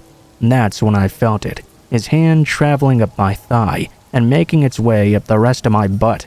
I don't even know the words to express my feelings in that moment. It was a mixture of a bunch of emotions. I was angry at the fact he felt he could touch me, scared I was alone in the room with this man, and shamed that it had been about 30 seconds and I still hadn't swatted his hand away. I was scared of what would happen when I did. I couldn't let it go on any longer though. I pushed away from him and asked him what he was doing. He pretended not to know what I was referring to, and like I had made the whole thing up. After arguing with him for a couple of minutes, I decided going to HR was my best option. I made my way to the elevator and pressed the floor I was going to. The second the doors closed, I burst out crying. The elevator dinged and signaled it was my stop. I got out and made my way to the office, where an older woman was sitting behind the desk. I told her there was something I wanted to report, and she very bluntly told me that if it had anything to do with the guy who had just touched me, there was no point, and I should get back to work. I was confused how she knew that's what I was there for, but eventually I understood. I wasn't the only person he'd done this to. I wasn't the only person who'd come to HR to try and report him either. I was always told that whenever something like this happens, to tell someone about it to get help if I needed it. There I was trying to do exactly that, and the person who was supposed to help me was adamant to drop it. The next day, I was called into his office again. I was only an intern, and whenever the other male interns were called in, he would only ask for coffee or for them to run some paperwork. When he asked for me, I would always ask one of the guys to go for me. I was scared of that man and what he might do if I stepped into his office again. Later that day, I got an email from him. It said something like, "The next time I ask for you, it better be you who comes. Don't forget, I can end your career in the city before you can even blink." It was intimidating. Of course it was intimidating. There I was, a 21-year-old girl, faced with a man telling me he was going to ruin my career if I didn't do what he asked. The next day, obviously he asked for me again. I entered his office and stayed right by his door, so I couldn't give him away to get close to me, and I had a quick exit if needed. He began telling me about articles the magazine had published the day before. He sounded weird though. The way he talked wasn't his usual manner of speaking. He began to stutter and his body was shaking. I only realized what he'd been doing when he let out a loud moan and rolled his head back. Yeah, he was doing exactly what you think. I yelled at him that he was disgusting and ran out as fast as I could. Honestly, I didn't care about that internship at that point. I didn't care about anything that man had to say about me around the city. I could find another job somewhere else if I had to move. I didn't care, but I wouldn't let him get away with what he was doing. I went to the police and they told me that without proof there wasn't anything they could do. I filed a report anyways. I went back to the apartment and told my roommates what happened. Of course, they were as creeped out and disgusted as me, but shockingly told me to keep the internship. They said the job was so good that having to put up with one pervy man was worth it. I tried complaining to HR again, this time insistent I be moved to a different floor. I was willing to try to find a new job, but I kind of needed this one to pay rent while I looked for a different one. I was moved a few floors down, and for the next couple of weeks after that I had no issues. That's when the emails started coming in. They were always from a new anonymous email address, and every single one always contained a nude photo, always from the same person. Unfortunately, I could tell. I informed the police, who again told me there was nothing they could do. I started hating everything about that city. I hated how everyone told me this was normal and I should put up with it. I wanted someone to listen to me and agree that what I was going through was not okay. I knew who was sending me those photos, and I couldn't take it anymore. I sent an email to everyone in the office detailing what had happened to me. I explained everything I went to and how many times I'd tried to report it to HR, and they did nothing to help me. Then I quit. For the next few days, I got emails from other women in the office telling me they had experienced the same or similar things with the man who had touched me. I was mad that no one would do anything about it, but at least everyone knew now. I never went back, so I never saw the fallout from my email myself. I hope he got what he deserved, although I know he probably didn't. I found a job at a different company that I adore working at. I'm treated great and can gladly say I've not experienced anything like that since. To any woman out there who's going through or has gone through something similar, and they feel like there's no one out there who understands or who listens, just know you're not alone.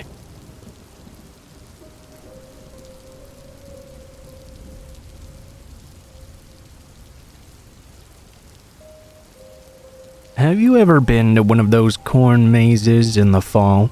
My county does them in October, in lieu of haunted houses. I've always sort of liked them, but I think I like haunted houses much better. I mean, it sort of makes sense why ghosts would haunt a house, but I could never figure out why a ghost would hang out in a corn maze, unless they were killed in a cornfield or something, but I digress. I stopped going to them when I was a teenager. However, one October, when I was hanging out with my friends at night and drinking a bit, we started talking about the local corn maze. I claimed that I had never found them scary and didn't understand why anyone would do so. Well, my buddy Todd then dared me to go through the corn maze at night by myself. Since I wasn't scared at all. I told him the corn maze was closed. He laughed and asserted it would not be very difficult to break into such a place. I knew in my heart that he was right, so I had to put my money where my mouth was and take that dare. We hopped into Todd's pickup truck. There were 4 of us, and we drove out to the corn maze. It was about midnight when we finally got there. Now, I guess this is an obvious statement, but it was so different seeing the maze in the nighttime than the daytime. It actually looked so much creepier. It didn't have any of the people dressed up as fake monsters either. That made the atmosphere even more spooky. It looked abandoned and dark, so Todd told me that the dare was on. I had to walk the entire maze. He would drive his truck to the other side where the exit was and await me there. He and my friends had to promise me, though, that they weren't going to sneak into the maze and try to scare me. I wasn't exactly sure how likely they were to keep that promise, though. I slowly made my way into the maze. It's important to note that the walls of the maze were large enough to not be able to see over them. Of course, it didn't take long before I began hearing noises in the maze. I knew it had to be Todd. He'd broken his promise and was following me. At first, it seemed to be just light footsteps, but after a while, someone began moving the corn stalks on the other side of the wall. Several times, I called out to Todd and told him to knock it off. I tried to let him know I was not scared, and nothing he was going to do was going to scare me either. I wasn't completely confident, though. I'll have to admit it was bravado getting me through that maze so far. With the added noises, it was indeed very, very freaky. I did my best not to let it show, though. My ego was determined to make it through the entire maze without going back or flinching. Then I'd confront him at the end. It was then that I heard Todd call out to me. He talked in an almost amusing, high-pitched voice. I can still remember the things he said. They were comical as well as scary. "I'm opening my knife," Todd said in a sing-song manner. I ignored him. "I think I'll cut a few corn stalks," Todd said. I still ignored him. "I'm gonna throw them at you to let you know I really have a knife," Todd told me. I still ignored him, but all of a sudden I was hit in the head by the corn stalk. "Now I'm thinking about cutting your face off." I tried to ignore him, but there was something about this voice that last time that unnerved me. All the bravado flooded away from my system, and I didn't know how much longer the maze was. I knew that Todd was somewhere behind me, so I took off and started running through the maze. I could tell that Todd was running after me too, so I ran as quickly as I could, cutting each corner as closely as possible. As I made my way through the maze, Todd continued to taunt me. Once I got out and was no longer so freaked out by the atmosphere, I saw the exit. I ran out of the maze. I burst out from it sprinting. My stomach almost fell out of my body when I saw Todd and my 2 other friends standing right there in front of his pickup truck, which meant he couldn't have been the guy in the maze following me. I ran up to them and told them to get in the truck right now. At first, it seemed like Todd thought I was just trying to scare him, but when he looked behind me, he suddenly turned around and began sprinting. We hopped into the truck. He started it and took off. I caught my breath, and I told Todd that someone had been following me through the maze with a knife. He responded, and I'll never forget what he said. "I know. I saw him coming out of the maze behind you when you told us to run."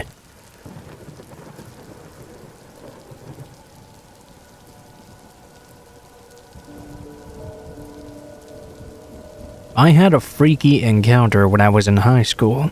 Although this happened many years ago, I still remember it just as if it had occurred yesterday.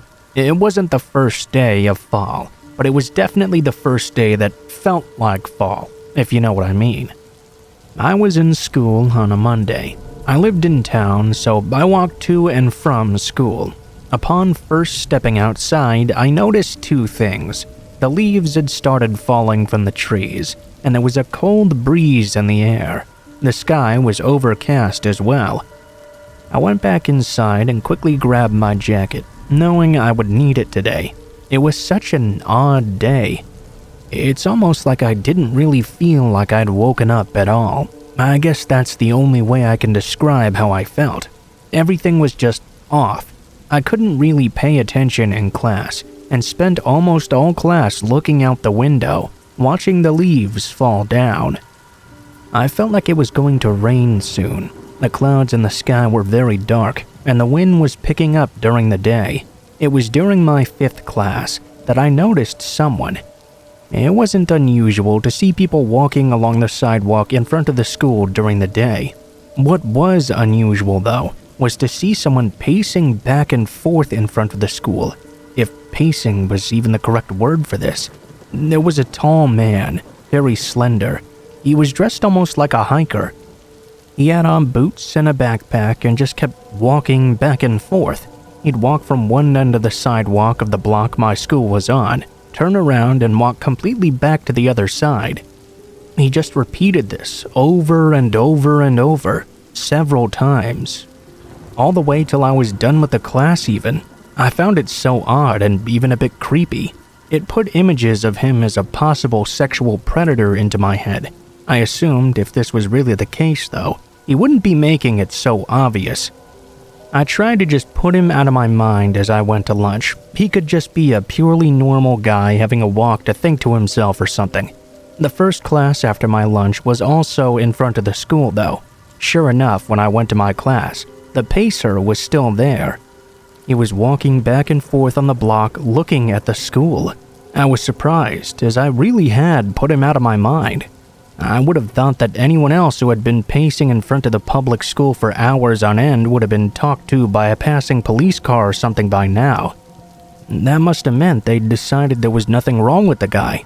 I was still disconnected from the day though. This time I was less daydreaming though, and wondering what this strange man was up to. If he indeed was up to anything at all. I just couldn't get it out of my head for the entire time I was in that class. I don't think I heard a single word my teacher said. When it ended, I still couldn't get that weird person out of my head. I went off to my next class still wondering. After school, I had play practice. I stayed later than most of the other students to help another actor practice his lines. By the time I was ready to leave, the sun had already begun to set. The school looked completely deserted. There was a light mist in the air as well, although it had not yet rained. I left out the side door of the school and walked on the sidewalk that led back behind the school. I had to walk that way in order to get home. It was quite damp out, and the leaves were blowing hard in the wind. I knew I'd feel a lot better when I got home. Only when I looked up ahead of me, I saw what looked like the very same guy from earlier. The pacer was somehow still around, and he was walking on the sidewalk in my direction. I began to feel a little bit uneasy. Still though, I realized this guy didn't know me or anything. He also didn't acknowledge me, and didn't seem to look at me as I walked on. For some reason, he still made me feel very uncomfortable. I couldn't explain exactly why. I felt something so off about this guy, I decided to avoid him. I went slightly out of my way and turned on the street that led into the neighborhood beside the school. I wanted to walk around the block and get back to the street I was on further down. I was still feeling something uncomfortable though. I felt like I was being watched or followed perhaps. It was irrational, but I felt it so strongly. I turned around and looked behind me to check, only to be surprised that the pacer had turned down the very same street I was on and was now following me. I chalked it up to a coincidence. He surely just happened to turn down the same street as me. When I got to the end of the block, I turned right. When I'd gotten halfway up the street, I once again felt a need to look over my shoulder. Sure enough, he was still right behind me. There was a faint possibility it was still a coincidence. However, when I made a third turn and headed back to the street the school was on, he turned again. That showed me he was following me. Then, when the street came up, I turned halfway down the block and looked over my shoulder, only to see he was indeed following me. I decided to run back to the school. As soon as I began to run, however, I slipped forward on a wet leaf and fell face first onto the sidewalk. I got knocked silly. Suddenly, I felt someone grab me from behind. Immediately, I knew it was that pacing guy. I tried to pull away, but he kept a solid grip on my arms. I was basically still on my hands and knees anyway. Then, the guy started whispering to me that I needed a new arm. I didn't know what he meant, but he was really hurting me. I wasn't a weakling though, and once I'd finally returned to my bearings, I was able to flip over and kick him away from me with my feet. The man didn't even fall over. He just stopped trying to pick me up. Then he grabbed his backpack and held it in front of him. Opening it up, I smelled the most revolting stench I'd ever smelled in my entire life. He reached into it. However, before he pulled anything out of it, the porch light of the house we were in front of came on. A man rushed out of the house with an aluminum baseball bat in his hand and threatened the man to get away from me. It took a few moments, but he eventually put his backpack on and turned around and left. Once he was gone, the man from the house came out and helped me up. He even gave me a ride home. I never saw that pacing man again. I always wondered what he meant about needing a new arm and what he could have been reaching for in that backpack.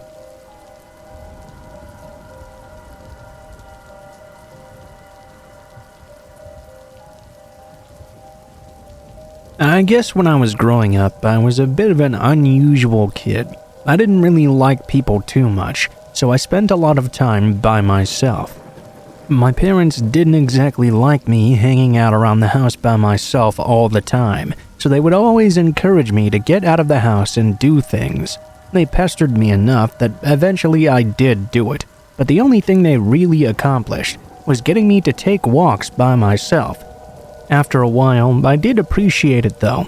I'd honestly begun to enjoy my lonely little walks. I would walk sometimes for hours and hours, and just use the time to think about whatever was on my mind. Those days, I'd have to say that my favorite walks were in the fall. I could watch the leaves falling from the trees forever. I loved the sound of the dry and already fallen leaves crackling under my feet too as I walked. I liked having it cool enough that I had to wear a jacket, but not cold enough that I had to wear a coat. Most of all though, I liked that there weren't as many people out as compared to the summertime. Before I go on, I should explain to you a cognitive distortion that I suffer from. It's called mind reading.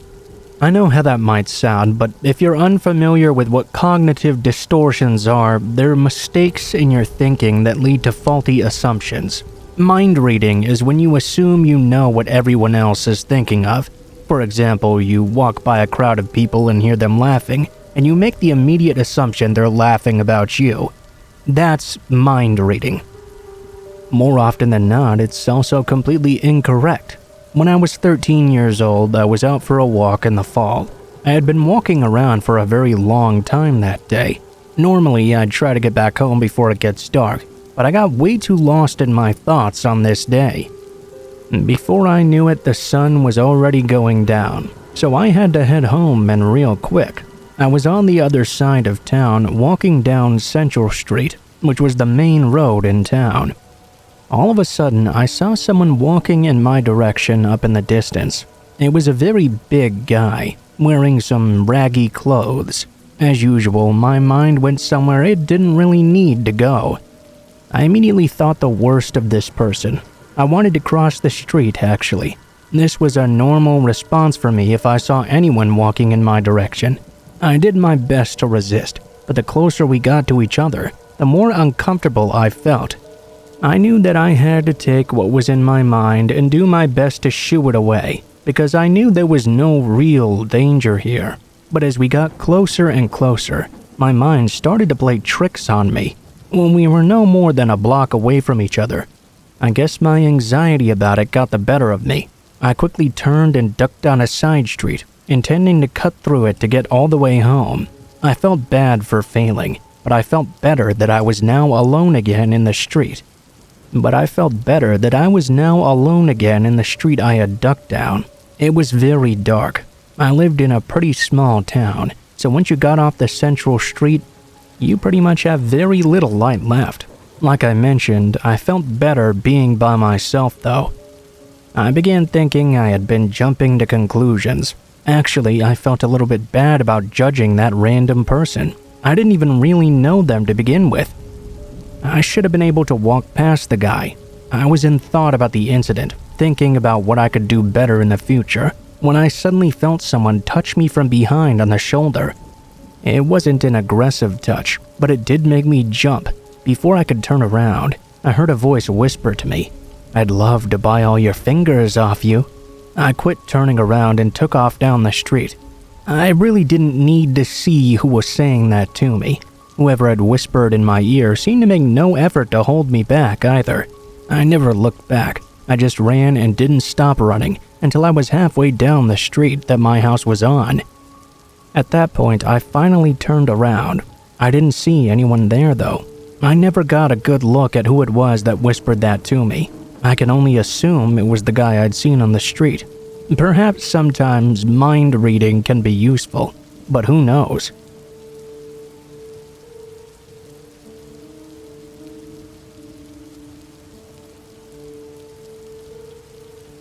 My mom was a single parent of 3 kids. We were pretty poor, so she worked pretty much 24/7. This meant that as kids, my siblings and I spent a lot of time home alone. Well, this story happened when I was 14, at the very start of summer. My older sister had moved out by then, and my little brother got sent to stay with my grandpa for the summer. This meant I was home alone from about 7 a.m. to 6 p.m. every weekday. I didn't really mind too much though. I spent most of that time playing Neopets or watching awful daytime TV. Well, one day, I had not long woken up, and my mom had gone to work hours earlier. It was around 12 p.m. or so. I got up to make some food, let my dog outside, and settled down on my bed to eat a bit. I remember watching Rock of Love, and remember exactly the bit of show I was watching too when this happened, even though it happened so many years ago. As I was sitting there watching, I heard a loud smack on my window. My window was a double window that needed 2 blinds, 2 curtains, etc. This meant there was a tiny gap where you could see through the very middle of them, where they didn't quite touch together. I saw a shadow along with that sound. I also heard some logs falling down. Outside my window, there was a pile of firewood for the winter. I got up and walked over, thinking perhaps a branch or something had smacked against it, and that's when I saw it. A huge handprint left on my window right where the tiny gap was between my blinds. I freaked the fuck out. I couldn't even breathe. I was so scared. I called 911 and then my next door neighbor, who was a family friend. He ran over as soon as I said what happened, and he found the guy there still. A man in his mid-40s, sprinting out of my backyard into the street ahead. My neighbor tried to keep him there until the police arrived. When they got there, I told them what happened. They looked into the guy to see if he had a past, but nothing seemingly came up. He had been dating and living with another neighbor 3 doors down from my house for a few months. When asked what he was doing at my window, he told us he was never there. He was just looking for something. I don't remember his exact excuse. I just remember him saying it happened to be in my backyard. The police got a statement from him, and the neighbor who caught him and myself thought it would help to get him put away or something. I know, it's stupid, but I was a teen. I didn't know any better. They just let him go and didn't do anything. I waited to hear from them regarding next steps we could take, but I never got another reply. From then on, my anxiety was awful. I had motion lights set up outside my window as well, making sure I was never sleeping alone too. But it wasn't enough. I could never rest. Now I felt like I was constantly being watched everywhere. Who knows, maybe I could have been. How did this guy know I would be home alone? What did he want to find me doing? I felt so unsafe. Fast forward 2 months later. I'm staying with my best friend who lived across the street from me, and we were both in the shower. We saw a shadow walk up to the bathroom window. It was glazed over, so you couldn't see anything properly. I wiped off some of the steam, and who do I see? That guy from my window the other time, running away from the bathroom as I popped it open. I told my friend who it was, and we both freaked out together. We called the cops again, and again they did nothing. Worst part was, no one even believed me, minus the guy who'd found him the first time. My mom told me I was too fat for a guy to want to creep on me, and that I was just being dramatic. Nothing happened to the guy. He did this multiple times after, and I have to wonder how many others he did it to as well. The woman he was living with had a very young daughter at the time too. It still haunts me, though I guess it shouldn't. It just scares me. We can go on with our lives, and someone could be watching and waiting to prey on us, and we would never know. What would he have done that night if he hadn't accidentally knocked the firewood logs over? I'll never know.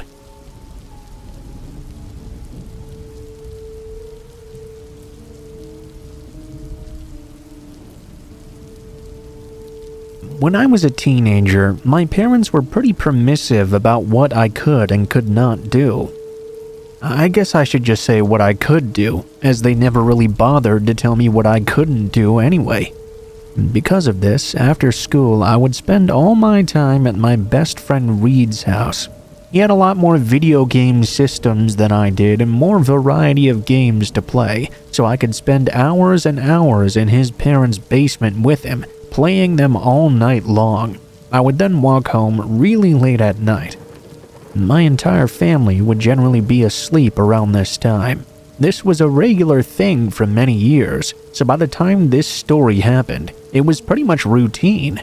There was one thing I always noticed on the way home though. There was this house that was a completely normal looking house. Didn't really look any different than any houses you'd see around it, and wasn't really out of place either. For some reason though, for the entire 4 years from junior high school to now, the house had always been for sale. No one seemed to ever live in it no matter what. I know you know about places like this. People see houses that are unoccupied, and they make up all sorts of stories about them. I don't believe in that sort of thing though. You know, the whole house is haunted so no one wants to buy it sort of thing. Regardless of what I believe though, I can tell you that it was a creepy and imposing sight, sitting there all lonely and unoccupied. When I was around 17 years old on a Friday night, I'd been over at Reed's house really late. It was a weekend, so it was around 2 a.m. or so. I began making my way back home. I was immediately surprised though, with just how foggy it was outside that night. I suppose the fog was rolling in because it was beginning to get quite cold outside lately, and the ground was still warm from the day. It was so foggy it was hard to see where I was going. I'd made this walk thousands of times though, and it was like second nature to me. I even knew the exact moment I passed by that house that was always for sale. When I did so, a random thought occurred to me. I began to wonder what that house might look like covered in a deep fog like this. It was certainly spooky looking to begin with. I reached into my bag to grab my cell phone and turned on the light, shining it at the direction of the house. Turned out it did look pretty spooky. The light from my phone was also shining off the fog, which was giving it a cool-looking effect too. It was then when my gaze lowered to the for sale sign. It had a sign on it now in addition that said it was reduced price. For some reason, I thought this was weird. I guess it didn't have to be. A house being on sale for years would of course be reduced because no one wanted to buy it. At the time, I just thought it was really weird for some reason though. Although I eventually walked home and got out of the fog, I couldn't get it out of my head how weird I thought it was. When I brought it up to Reed, he said it didn't surprise him. According to him, the reason why the house was empty was because a family was murdered there or something and it was haunted. Of course, the typical answer any kid who didn't actually know what happened would give for why a house was going unsold. I never really bought it though. You know, the whole Amityville house never went unsold. It was bought within a year of the murders. Then, a year after that family moved out, it was inhabited constantly afterwards. Each of the 3 next owners living 10 to 20 years in the residence. It's all a made-up story. I didn't buy that crap about murder houses going empty. I went home, but I did tell Reed about it the other day. He just fell back on the murder story again, and the possibility the place might be haunted or whatever. While we played video games, he kept going back to the topic though, and suggested maybe I should try breaking into the house and checking it out myself. Stuff like that, I have to admit, I had begun thinking about recently. That night, as I walked home, it was just as foggy as it had been that other time. When I went by the house, I began thinking about what Reed had said earlier. It was quite tempting in the moment. I honestly wanted to go and see if there really was anything weird about this house. I decided to do it. I thought it would be better to enter through the backyard. If I was going to break in and enter a home, even an empty one, it seemed best to do it from a place that no one else would see you. I went around the back and tried to find an easy way to get in. I was surprised when I found that one of the windows was actually unlocked and there was no screen either. I opened up the window and dragged myself into the house. I didn't turn on any of the lights. I guess I assumed the electricity wouldn't even be on at this point. I began looking around the house. There was nothing weird about it really. It was really dark and dusty though. I supposed it hadn't had a good cleaning in a long while. Maybe that's why it hadn't sold. There was nothing obvious in it though that indicated to me why no one would want to live in this house. That's when I walked into the living room and I saw it. In the far corner of the room, there was a man. He was leaned up against the corner, one leg splayed and the other crooked.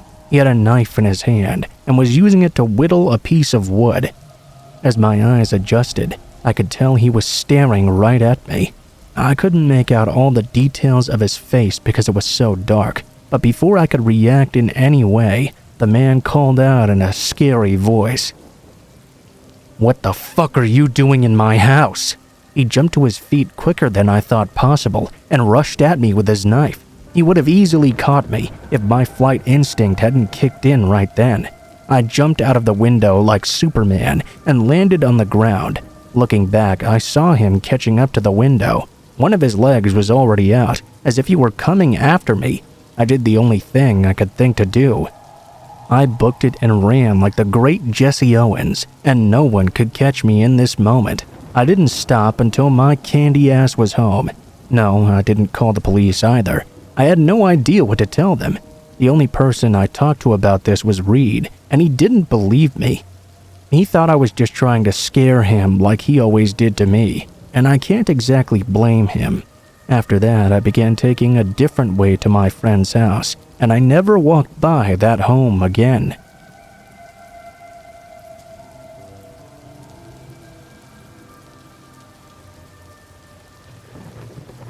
So right off, I don't have a freaking car, and it really sucks. Whenever I go anywhere, I always have to go by foot, and it gets old pretty quickly.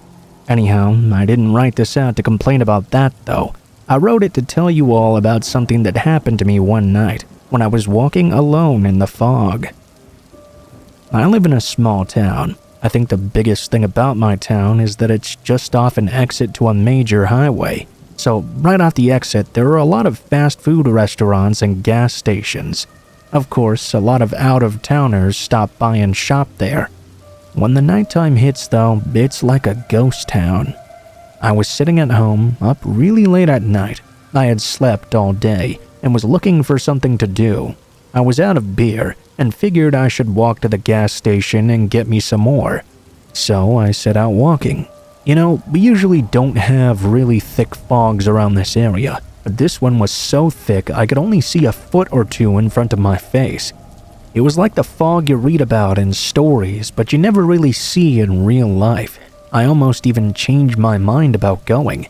I realized though just how much I really wanted that beer, so I kept on trucking on. I got to the end of my neighborhood and began walking along the highway. Now remind you, this wasn't the freeway they got off of, this was the highway, so this late at night it was pretty empty. I had to go over a bridge that spanned a train track in a forest, then down a short hill in order to get to the gas station. I was walking and had just made it to the bridge. Keep in mind, it was still difficult to see anything as I went along, so this bridge crossing was much more intimidating than usual. As I was walking, I started to smell something strange. It took me a few moments to figure out exactly what it was though. It smelled like wood burning. My grandma used to have a wood-burning stove in her living room, and it smelled almost exactly like that. I thought that was pretty odd. What was someone doing out here in a forest burning something under the bridge? What if a forest fire started or something? I thought maybe I should go and check this out. I made my way to the far side of the bridge. Once I got there, I looked down the hill, which was fairly steep. I wondered if it was too steep to climb down in the fog. I'd never actually been down this area before. I walked a little bit down in the fog, bracing myself against some trees as I went down the hill with each step. I considered turning around and making my way back up the hill, but the smell just got stronger as I went further down. I honestly thought there might be a small forest fire or something, and I should check it out to make sure and report it. Maybe I would even be able to do something about it. All of a sudden, though, I heard a loud voice yelling at me. "Who the hell are you?" I looked around but was unable to find anyone in the thick fog. I slipped a bit on the hill when I heard it and fell on my butt. I looked up again, only to see the hugest man I had ever seen in my lifetime, silhouetted in the fog. He was quickly making his way up the hill. I scampered to my feet, getting mud all over me. I kept my eyes on this figure as I got up and tried to turn around. "What the hell did you see?" the man asked me as he continued making his way up the hill. "What the hell did you see?" "I didn't see anything," I replied. I turned around and tried to get up the hill, but I fell down on my face again. I got up and started climbing as best as able. Once I got back to the road, I ran across it real quickly. There was a big diesel that crossed the street right after me. He honked his horn at me as if I was in his way. When the truck had passed by, I looked back across the road. I saw the shadow of the man in the fog, but that was all. I turned and ran to the gas station. I told what happened to the skeptical cashier, who thankfully still called the police. If something was going down under that bridge, they needed to know. The police found a wood-field fire under the bridge and a bunch of dead animals as well, but that was all. It was just a terrifying thing to experience. I can honestly say I never want to experience anything like that ever again.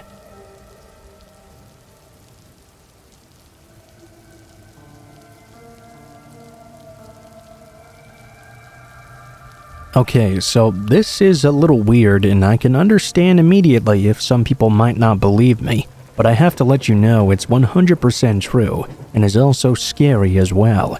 This happened a long time ago, but I've always remembered it, mostly because of a scene from Stephen King's It. That memory prevented me from telling this story out of fear, but I decided to finally share it. I remember when I first moved out of my parents' house, and I got a dirty little studio apartment in a crappy part of town, on the full other side of the city. I got a job working at a Taco Bell, and I worked a late night shift.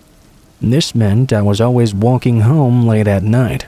The area I lived in tended to get really foggy. It wasn't so bad that you couldn't see where you were going at all. It was just pretty annoying. Sometimes, though, it could be really cool, dependent on what mood you were in. Since this was a late night, the store closed at 4 in the morning. Needless to say, I was pretty damn exhausted. There were several of us there. The rest of the guys told me they could tell I was tired, and told me to leave early while they cleaned up. I was so tired as I left the store, I just edged along as normal. This early in the dark morning, the fog was still present as I was walking along. I didn't think about it too much though. I was too exhausted to think. I just wanted to get home and rest. I was walking along the side of the road in the gutter. Once I arrived home, I would probably fall asleep right away. It didn't help that my eyes were going in and out of focus in the fog. When I snapped out of it though, I could have sworn I could hear someone talking. Yeah, someone talking isn't a big deal. But when you're walking alone in the dark at 4 a.m. and you suddenly hear something like that, it startles you. I tried to listen, and I began to hear something again. It was definitely a voice. I looked around trying to see if anyone was there. Yeah, it was foggy, but like I said, it wasn't so foggy I couldn't see around at all. No matter how hard I looked though, I kept hearing this voice, but I couldn't see where it was coming from. Finally, I followed the voice, enough to get around to where it was coming from. When I got there, and I finally saw where the voice was emerging from, I could tell it was more than one voice. As I got even closer, I noticed it seemed to be coming from underneath a sewer grate.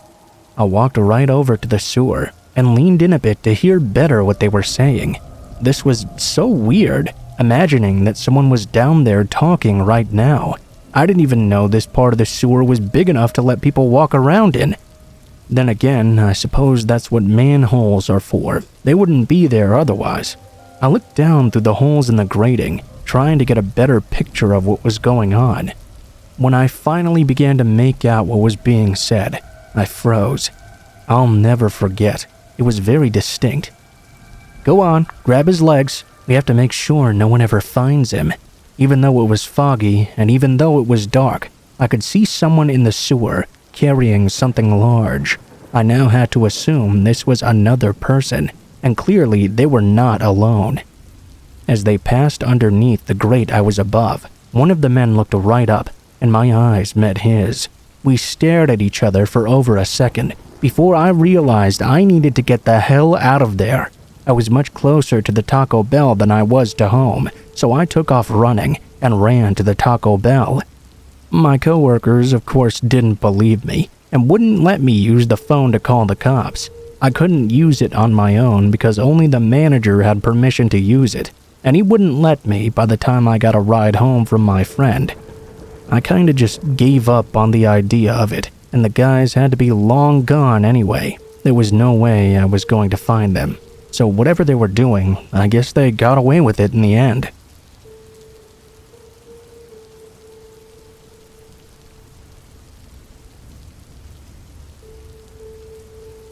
This is about a really freaky experience I had while working at the Barnes & Noble in Crystal Lake, Illinois.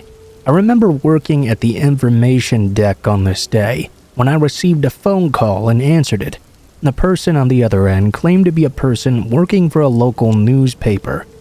I would later find out that this was not true. It was in actuality a person working at the Borders bookstore in Gurnee, Illinois. I only found this out because one of my good friends worked at that store and told me about it happening. The guy from the Borders store asked me about the store being haunted. I told him I'd never heard of such a thing. He asked to speak to a manager. I was right beside the manager in that moment, who did tell him that the haunting was just a rumor and there was no validity to it. After the phone call, I asked the manager what that was all about, and she told me the store had a reputation for being haunted. Employees who worked there before her reported it often. It had even been written about in a book of some sort. I guess around Halloween time they always got calls from people asking about the haunting. It was simple things like book carts being moved without anyone being around, or books falling off the shelves when they had no reason to be doing that. I guess there were some sorts of physical entities that were supposed to appear as well, supposedly a blue ball of light or an old man who looked like a farmer. All of the current employees at the store had never seen anything though, so it was all considered to be made-up bullshit. I'm not going to be one of those people who claims they didn't believe in ghosts before my experience. Honestly, whenever I hear someone claim that, I roll my eyes. I seriously doubt they were skeptical to begin with, and they just claimed that in order to make their stories seem more believable. I'm going to admit straight up that I did believe in ghosts, although I'd never actually experienced a haunting before. I just felt a world in which ghosts existed was a lot more interesting than one in which they did not. It was about a week later when I was working on a closing shift. I had begun reorganizing our manga and graphic novel section, which had a tendency to get messed up. The managers always had to keep one employee in the store with them after closing. I wasn't done with my work, so I agreed to stay behind. It generally took the manager an hour and a half to finish working, and I intended to use that time to get all my work done. The store was always dark after closing. You know, you can't let people think the store is still open.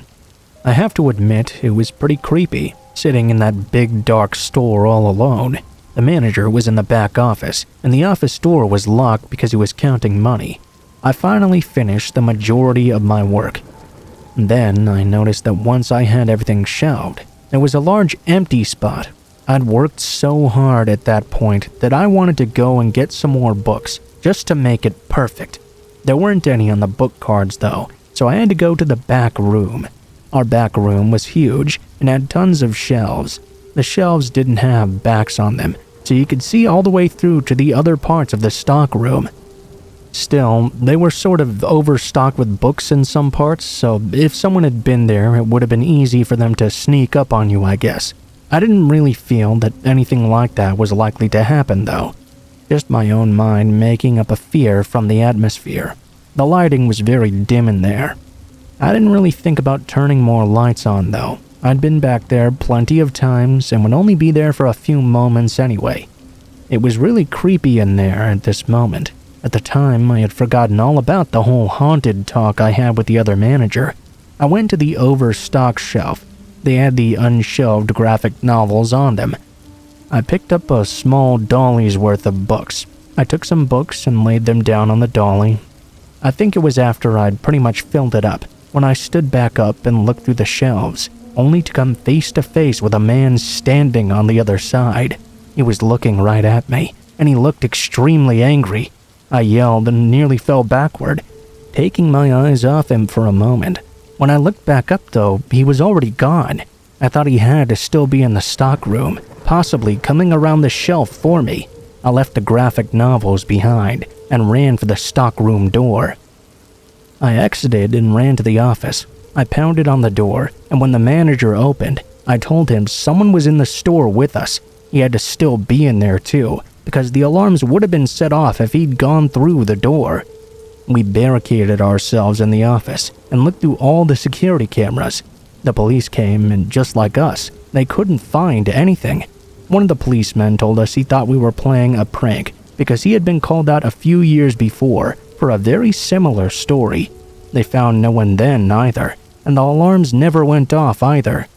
The person couldn't have left. It was also an angry man who was spotted in the back room. We were freaked out.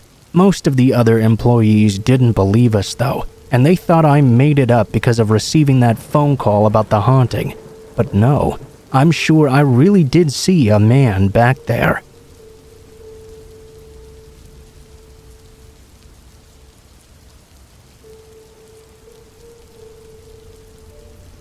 A few years ago, while on winter break from my university, I was staying in my hometown with my family. I'd had an extended break from school, longer than my other friends in college, and I wanted to get out of my house.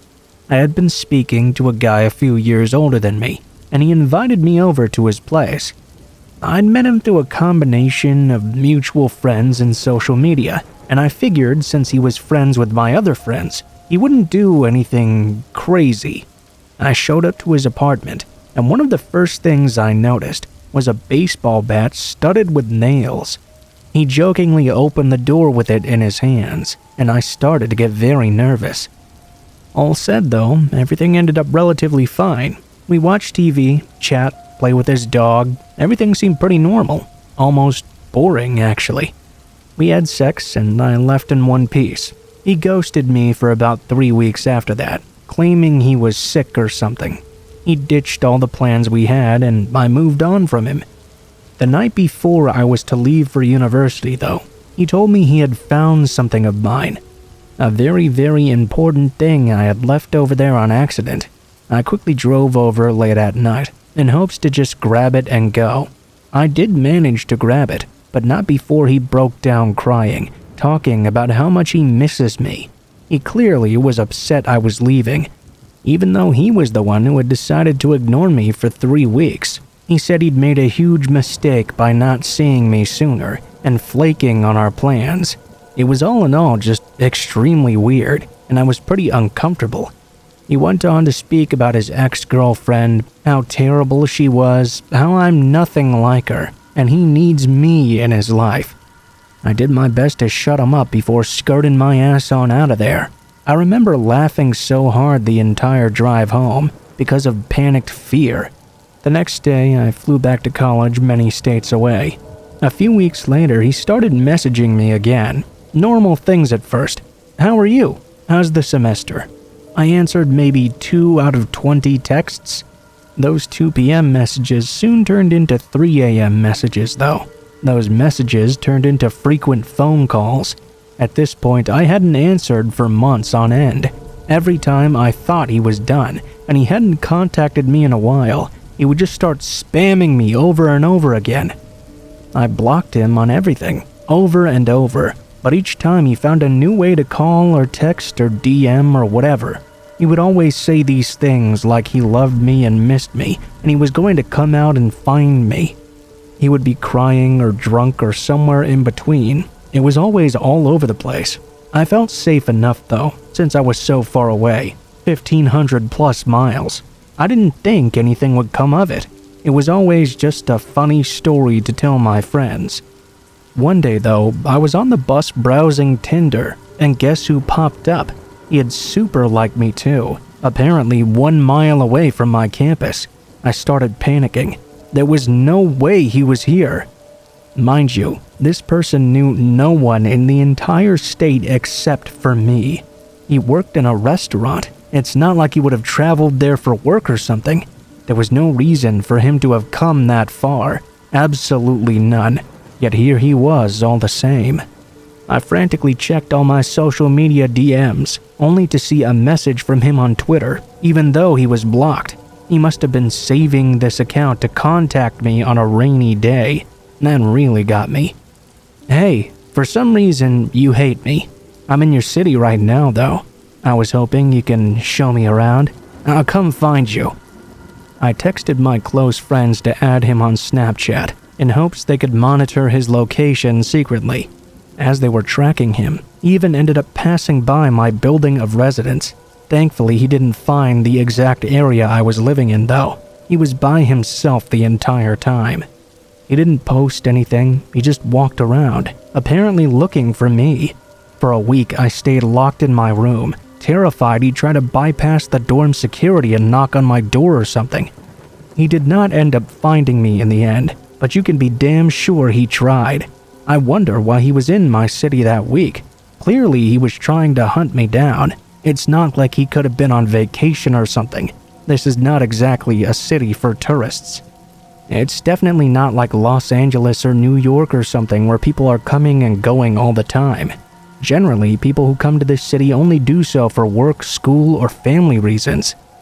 I don't know. I only knew this guy for 3 weeks, but he still thinks he loves me to this day, nearly 5 years later.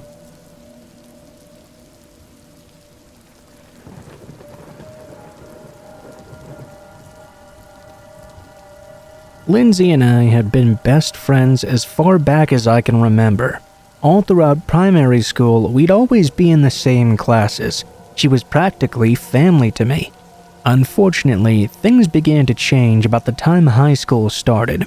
I began to see her differently. I don't know why, but I became convinced suddenly that I loved her. I don't mean the way I always had either. This was special. It's a confusing time for boys regardless, but my newfound love for her left me disoriented and scared. It was new and uncharted territory. Without advice from an experienced older male, I had zero idea how to proceed, or if I should do so at all. The answer came to me one evening, while watching an old movie with my parents. The lead character was in a similar position to mine. He talked about something called a secret admirer. This is when a person sends letters or notes to someone that they're interested in, but does so anonymously. This sounded perfect to me. I could tell Lindsay how I felt without her knowing it was me. That way I could scope out how she felt without the possibility of ruining our friendship. Hopefully she'd be attracted to her admirer, and I could then eventually reveal myself. I sat down at my desk that night and poured out my heart to her, or at least her secret admirer did. To be safe, I snuck out extra early the next morning and rode my bike to the post office. I kissed the letter for luck and said a short prayer, then dropped it into the box. It was all in God's hands now. The wait was agonizing. On day 4, Lindsay mentioned the surprise that she'd gotten in the post. I played it cool, but my heart was pounding like a jackhammer. The way she talked about it was somewhat unclear too. She would smile while recalling some things while also calling it juvenile and foolish. It was not looking good, but I was far from discouraged. I couldn't have walked away if I wanted to. Lindsay became my world, and I couldn't see any future without us together. I continued with my plan. With each new letter, I could see her warming up to this secret crush, as she put it. Looking back, she wasn't the only one that began to change though. I began to love this power I had discovered over her, hearing her speak about her admirer and knowing she had no clue it was me. It was an intoxicating feeling. I'm a bit disgusted about how I viewed things back then, but it is a part of the story, so I do have to include it without leaving anything out. Before I knew it, a year had already passed by, and we began to drift apart. I kept up with those letters, but gradually I saw her less and less. Her popularity had increased immensely, and her friend group had changed as well. I was the exact opposite of popular though. She didn't exactly ignore me in front of her new friends, but I got the impression distinctly that I'd slipped down on the list of priorities. I understood why everyone loved her. It did make sense. As long as I could spend time with her every once in a while, I was still happy. Then though, I heard news she was seeing someone, and it felt like a knife in my gut. I wanted to be cool about it, but under the surface I was livid. I feared the little time we still had together would evaporate. And that proved to be right. Every time I called her to hang out, she'd be busy with him. I maintained a cool facade, but it was just that. I often cried myself to sleep at that time. The truth was beginning to hit me. Her and I had no real hope of ever being in a real relationship. I'd pushed myself out of that by never acting upon my feelings without even realizing it. Even then, I didn't stop the letters completely though. On the rare occasion I felt optimistic, I'd sit down and pour out my feelings on paper. More than once I'd tear up the letter because I mentioned something that would give me away right away. I was never mean to her, but I considered her boyfriend fair game, and that would be the mistake that unmasked me. I regret it to this day. In my last letter, I guess I'd said something too revealing. I wasn't aware of this until I ran into Lindsay's boyfriend. He said he wanted to speak to me privately. We met at a park near my house. He was already there when I arrived. I assumed he wanted to ask my opinion about a gift for Lindsay's upcoming birthday. I offered my hand as a greeting as I approached, but rather than shake it, he sucker punched me right across the chin. I crumpled like a piece of paper. He then stomped me square on the nuts. I'm not sure how long I was unconscious, but when I did regain a semblance of clarity, I felt a cold object against my neck. It was a knife, a sharp one. All he had to do was apply the slightest pressure and I'd die. I realized how badly I'd messed up. He proceeded to tell me he knew I was Lindsay's secret admirer and he would murder me if I ever spoke to her again. As terrified as I was in the moment, my pride wanted me to say no. That would mean the end to all of my dreams. Fortunately, I didn't listen. I reluctantly agreed, and he put the knife away, kicking me even more in the side as he walked away. As anticlimactic as it sounds, that was the end. I'd had the fear beaten into me, and I didn't want another helping. The guy was a well-known psycho around town, and from that day on, everything was over. I'm not sure if Lindsay actually knew what had occurred, but she treated me as a stranger for the rest of time in school. Seeing her only made things more painful, so I did my best to avoid any place I thought she may be. Even after she and that particular boyfriend broke up, I kept my distance. The damage had been done. It's been 12 years since high school ended, and I still think about her often. I hope that whoever she chose to spend her life with will love her as much as I loved her back then. I just want her to be happy more than anything.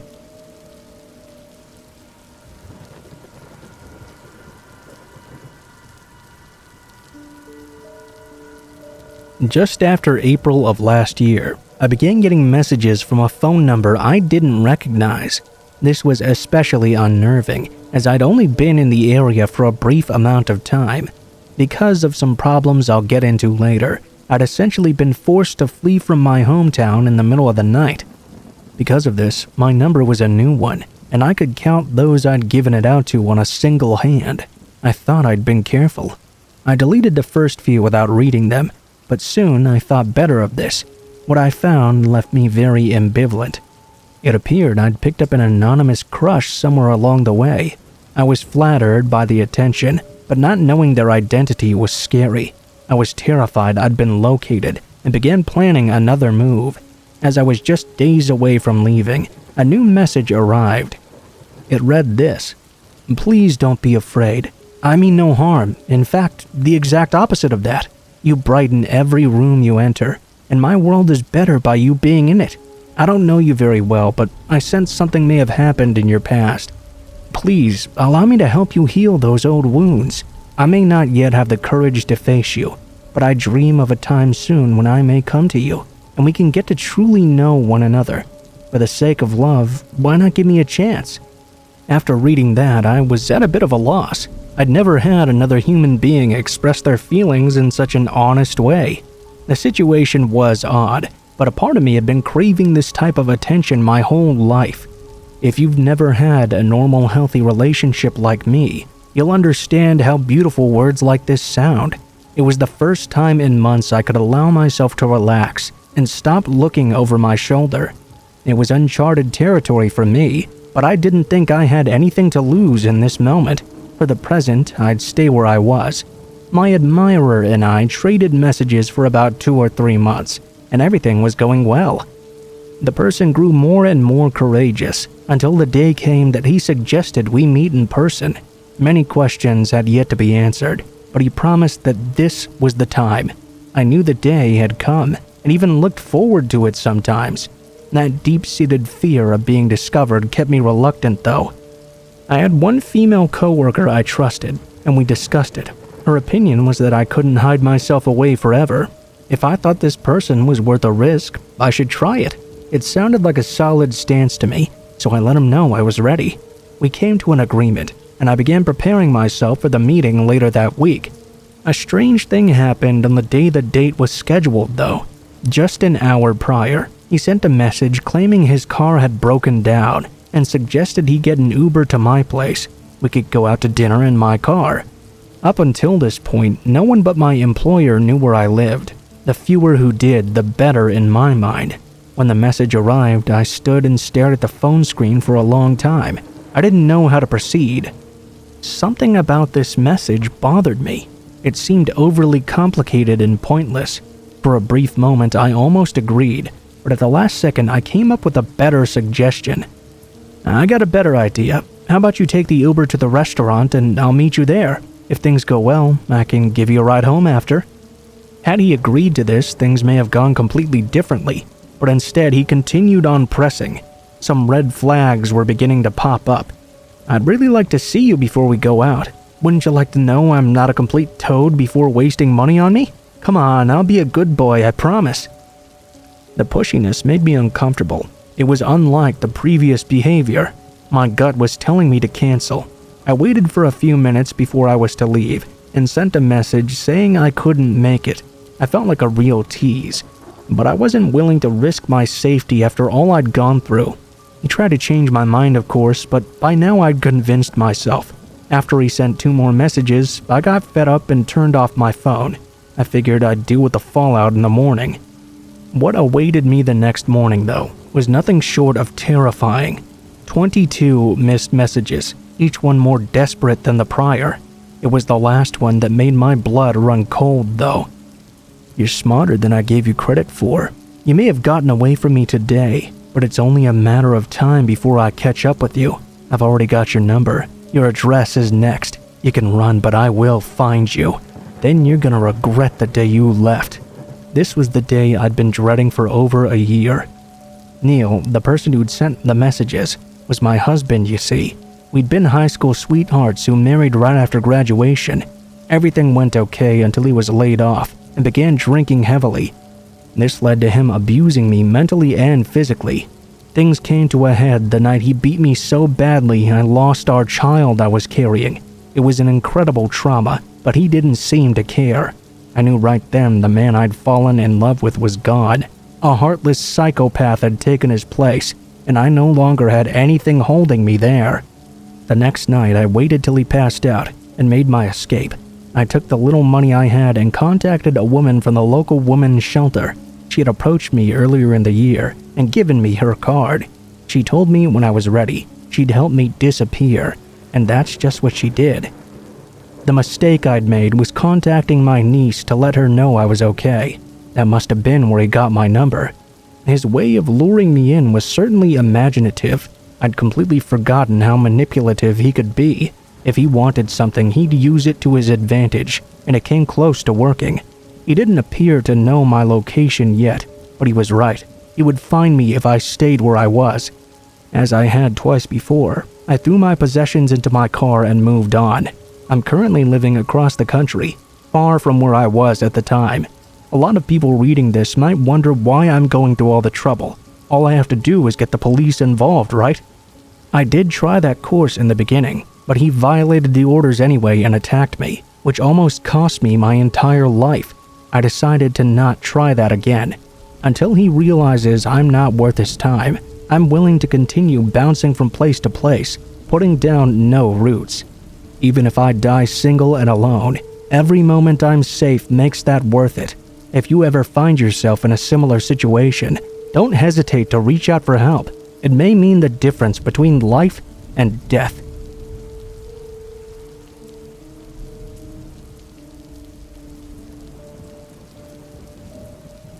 This happened just last year, during my first year of university. Me and my school would go skiing during early December. I had a girlfriend, which we'll call Katie. Katie was kind and respectable, which is what I liked her for. We had been dating since high school, and I knew at least 3 other guys that liked her as well. During the ski field trip, we would go for a week and come back. You could only come if you could pay for it, as well as provide gear and high enough skill. We were both pretty good at skiing, but not exactly amazing. We went on a few black trails in Whistler during high school, and had taken some lessons as well, so we felt we were ready. There wasn't anything wrong with the trip.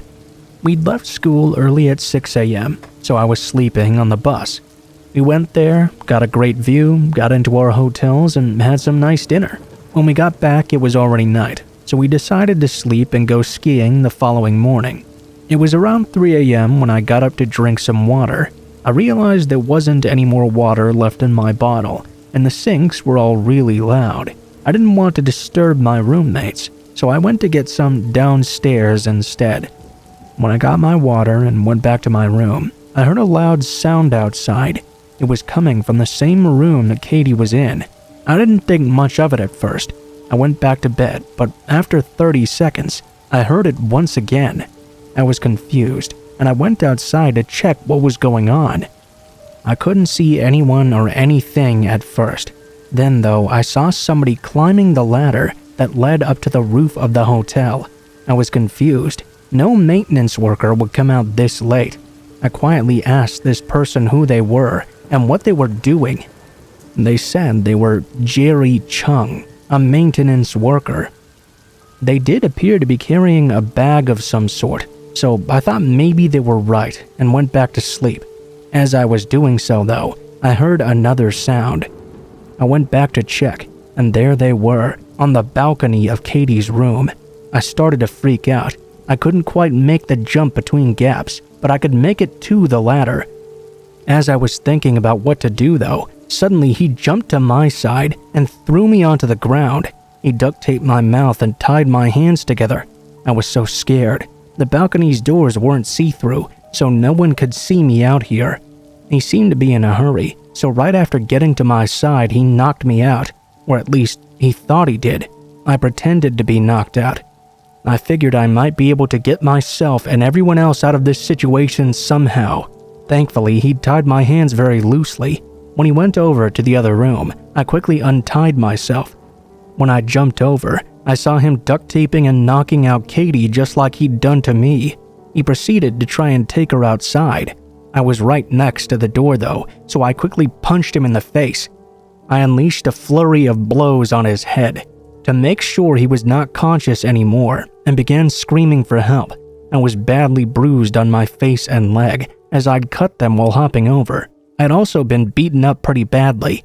Katie was like me. Her face was badly bruised too.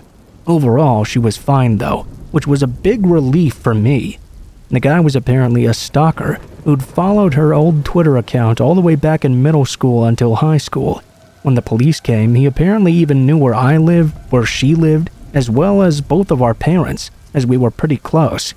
He was extremely jealous of me and everyone in our school, as they got to be in the same school as Katie, so he decided to try and kidnap her while she was away from home. Obviously, he failed. I guess initially because of my long hair, he thought I was her best friend or something, and changed his plan to try and kidnap both of us.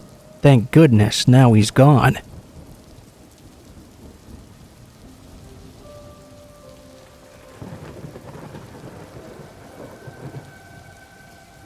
A little bit of background about me, so you can understand where I'm coming from when I tell you I resorted to bar hopping to find love.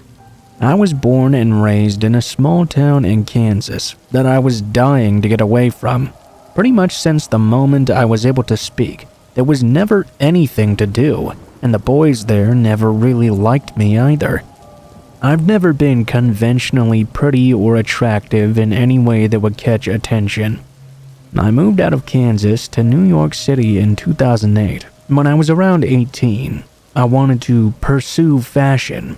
At that time, I thought I would have no problem meeting someone in a city as big as that one, but let me tell you, it was still very hard.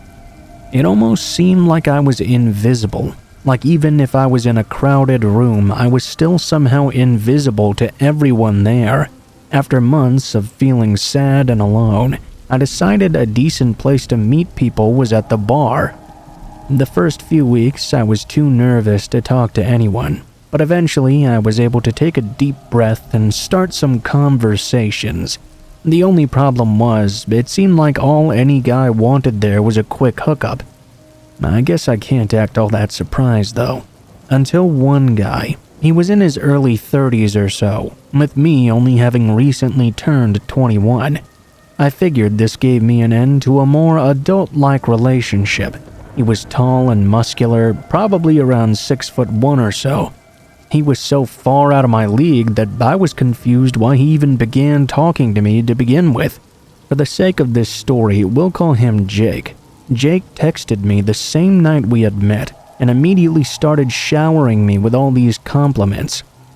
He told me I was gorgeous. He didn't understand why I didn't have people lined up to be with me. I should have seen right through the flattery. But I'd never received that kind of attention before. It made me feel good in a time in my life where all I felt was sadness. He would text and call me every day for weeks on end, just to tell me how amazing I was and how much he wanted to see me again. He said he was out of town for the next month though, had some business to attend to upstate. By the time the month had gone by though, Jake was still there, texting and calling me just as much, so we made a plan to hang out at the same place where we first met. He told me he would take care of everything.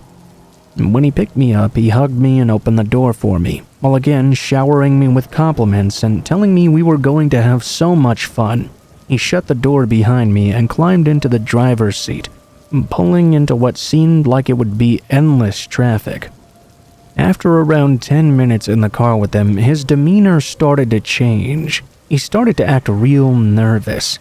He pulled up to the same bar and he paid for the valet.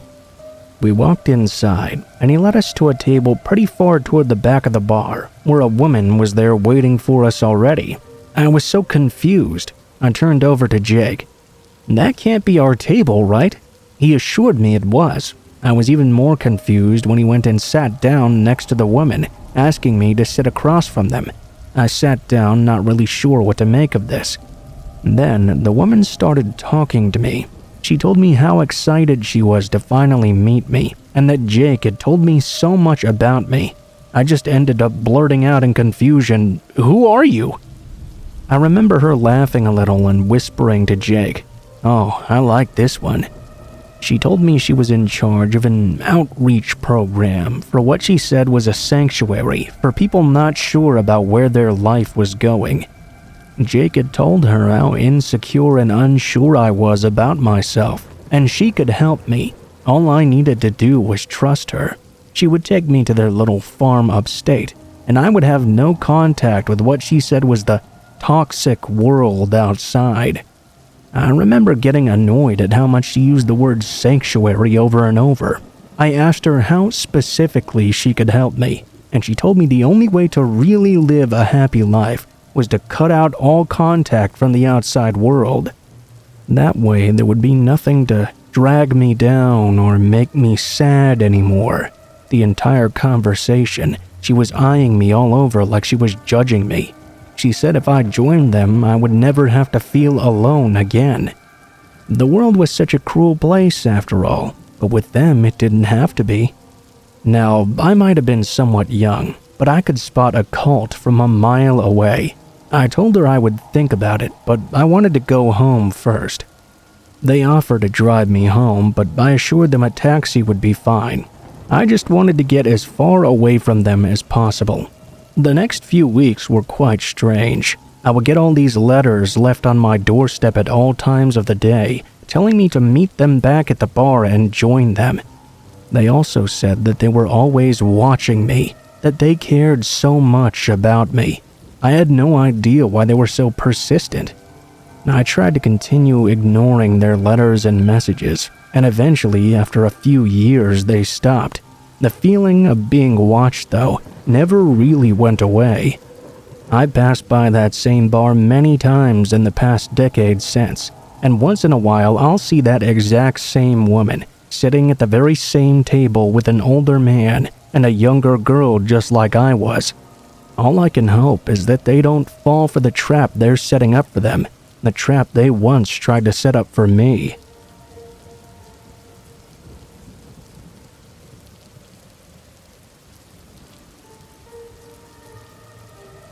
I'm a 26-year-old guy and I'm relatively laid back. I mind my own business and I've never really been interested in socializing too much. I like my privacy, and keeping to myself has always seemed to work out just fine in my life. I really, and I mean really, wanted to see the Grand Canyon though, ever since I was a little kid. I wanted to go so bad, but keeping to myself for so long also meant I didn't have many friends. The friends I did have weren't all that interested in a road trip to the Grand Canyon, so I decided to go all by myself. Only I took a plane instead. Road trips are only really fun when you're with another person.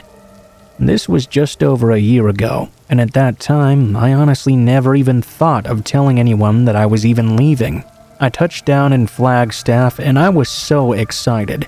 I picked up my rental car and made my way to my hotel.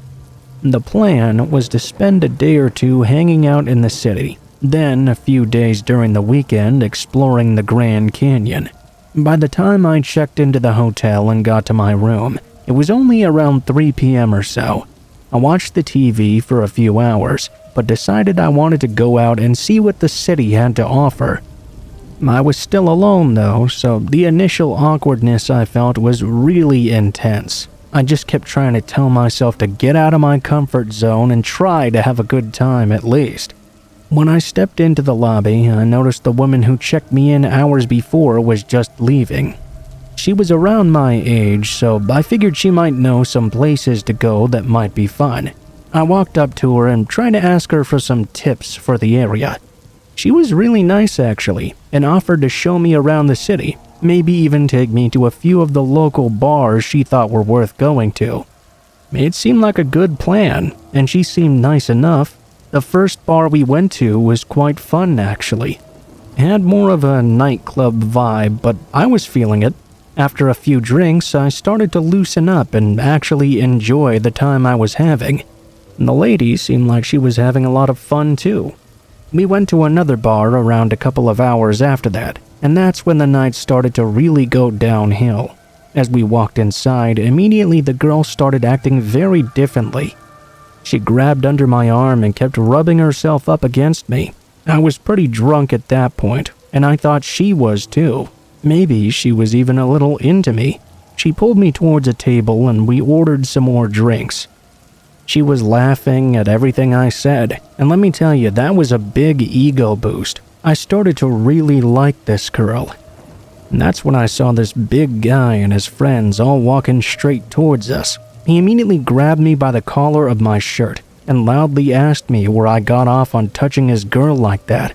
I was pretty drunk at this point and very confused. I must have sounded like a complete idiot trying to explain the situation to him. He kept asking the same question over and over again until I finally felt myself being dragged across the bar and then outside. There was an alley beside it where I was shoved to the ground. The guy and his friends proceeded to kick me in the ribs more times than I can count, especially in the state I was already in. After a few kicks to the face and a few broken teeth later, he told me to never talk to his girlfriend again, and if I did, there would be further consequences. He spit in my face, and I laid there until I blacked out. Soon after, I woke up the next morning in that same alley, in agonizing pain. I could only remember bits and pieces of the night before, but I distinctly remember what the hotel girl had put me through. She'd used me to make her boyfriend jealous, and clearly didn't care at all about what would happen to me in the process. I picked myself up off the ground and ordered an Uber back to my hotel. After what happened the night before, I figured it might be best to switch hotels altogether. I didn't want another run-in with this guy who just beat me senseless. I took a shower, packed my bags, and hobbled out to my car while wincing in the pain of my injuries. I got out of there as quickly as possible and made it to my new hotel. I remember sighing in relief that I'd never have to see those guys ever again. I checked in, and when I got to my room, basically passed out from pure exhaustion.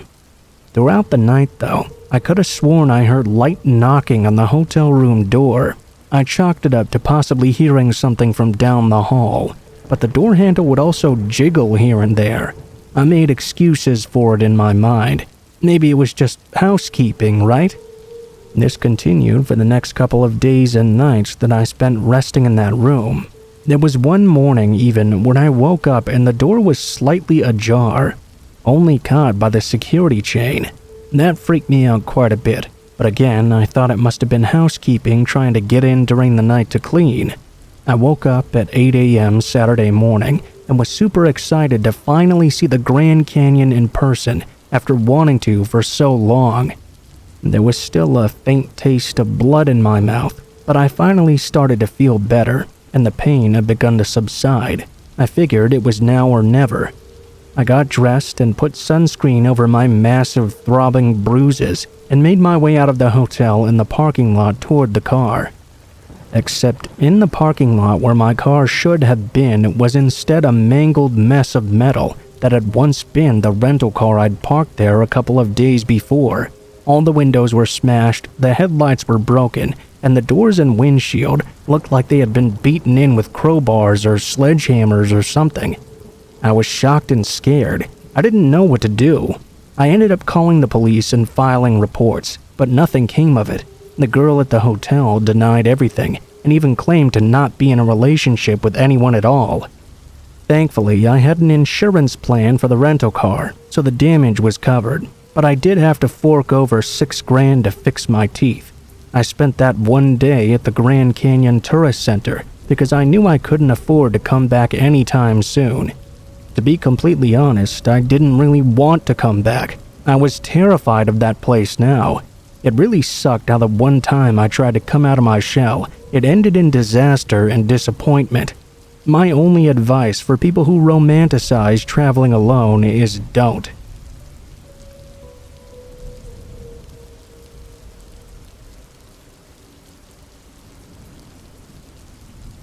My girlfriend and I had just gotten engaged, and we wanted to take a short road trip to celebrate.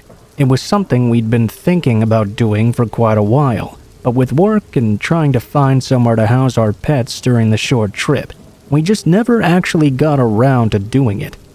Finally though, during spring of 2019, we made some concrete plans. We figured we would drive from Southern California where we lived to Western Montana. My mom and dad had moved to Montana after retiring, so we figured it would be the perfect place to drive to. They'd been begging us to visit for a while anyway. We mapped out the whole drive and decided on a more scenic route up the 101 North, then eventually passing through Oregon, Washington, and Idaho to get to Montana. What we hadn't been expecting though was to not even make it halfway until we got the fright of our lives. The night before we left, we spent packing and talking about how excited we were to actually be getting on vacation. We decided to leave pretty early the next morning to try and get as far as possible. Driving during the night wasn't something either of us wanted to be doing. We packed our car with our bags, then dropped off our dogs at our friend's house. We made sure to tell multiple close friends and family members where we were going to, how exactly we were getting there, how long we'd be there, just in case something were to happen. We weren't planning on such an event happening, but We weren't planning for such an event to happen, but you hear stories all the time about people who could have been saved if people knew where they were going to be, or how long they were going to be gone. We didn't want to be one of those people. At the time, I was about 29 or so. I'm 6'4" and I pretty regularly attend the gym. I'm not a small guy by any means. My fiance, on the other hand, was 23 and really tiny, just under 5 feet or so. She always said that having me around made her feel much safer in a world where vulnerable people are often preyed upon. After dropping our dogs off at our friend's house, we started the long drive. We made some casual stops along the way, too.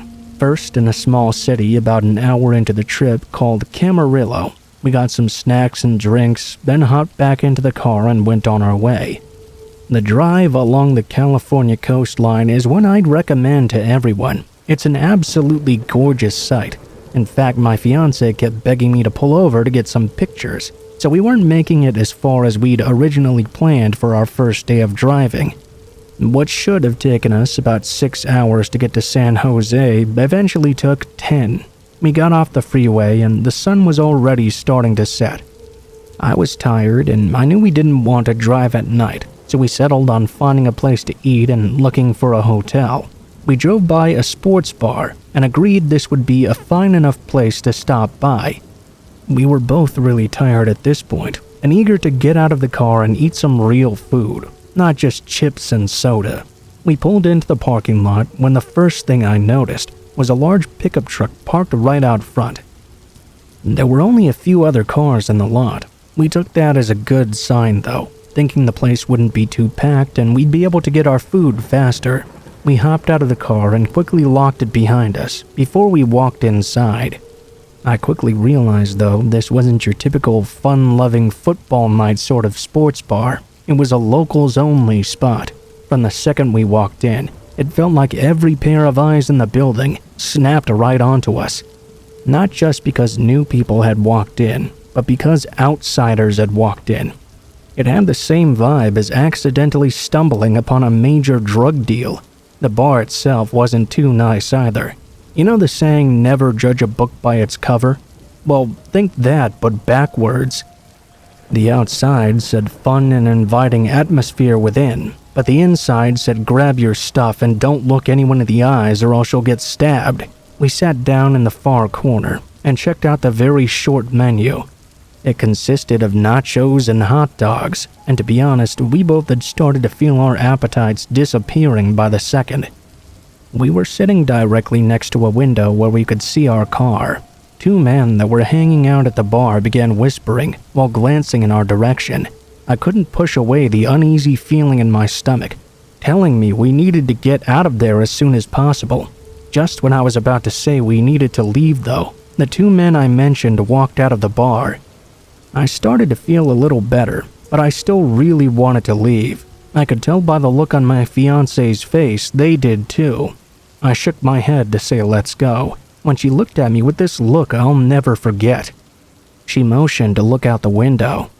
When I looked outside, I saw the same two men grab a bat and a crowbar from the trunk of their large pickup truck, then head towards our car and begin looking inside. I quickly whispered to my fiancée to come with me to the bathroom immediately. She didn't question me and did exactly what I told her.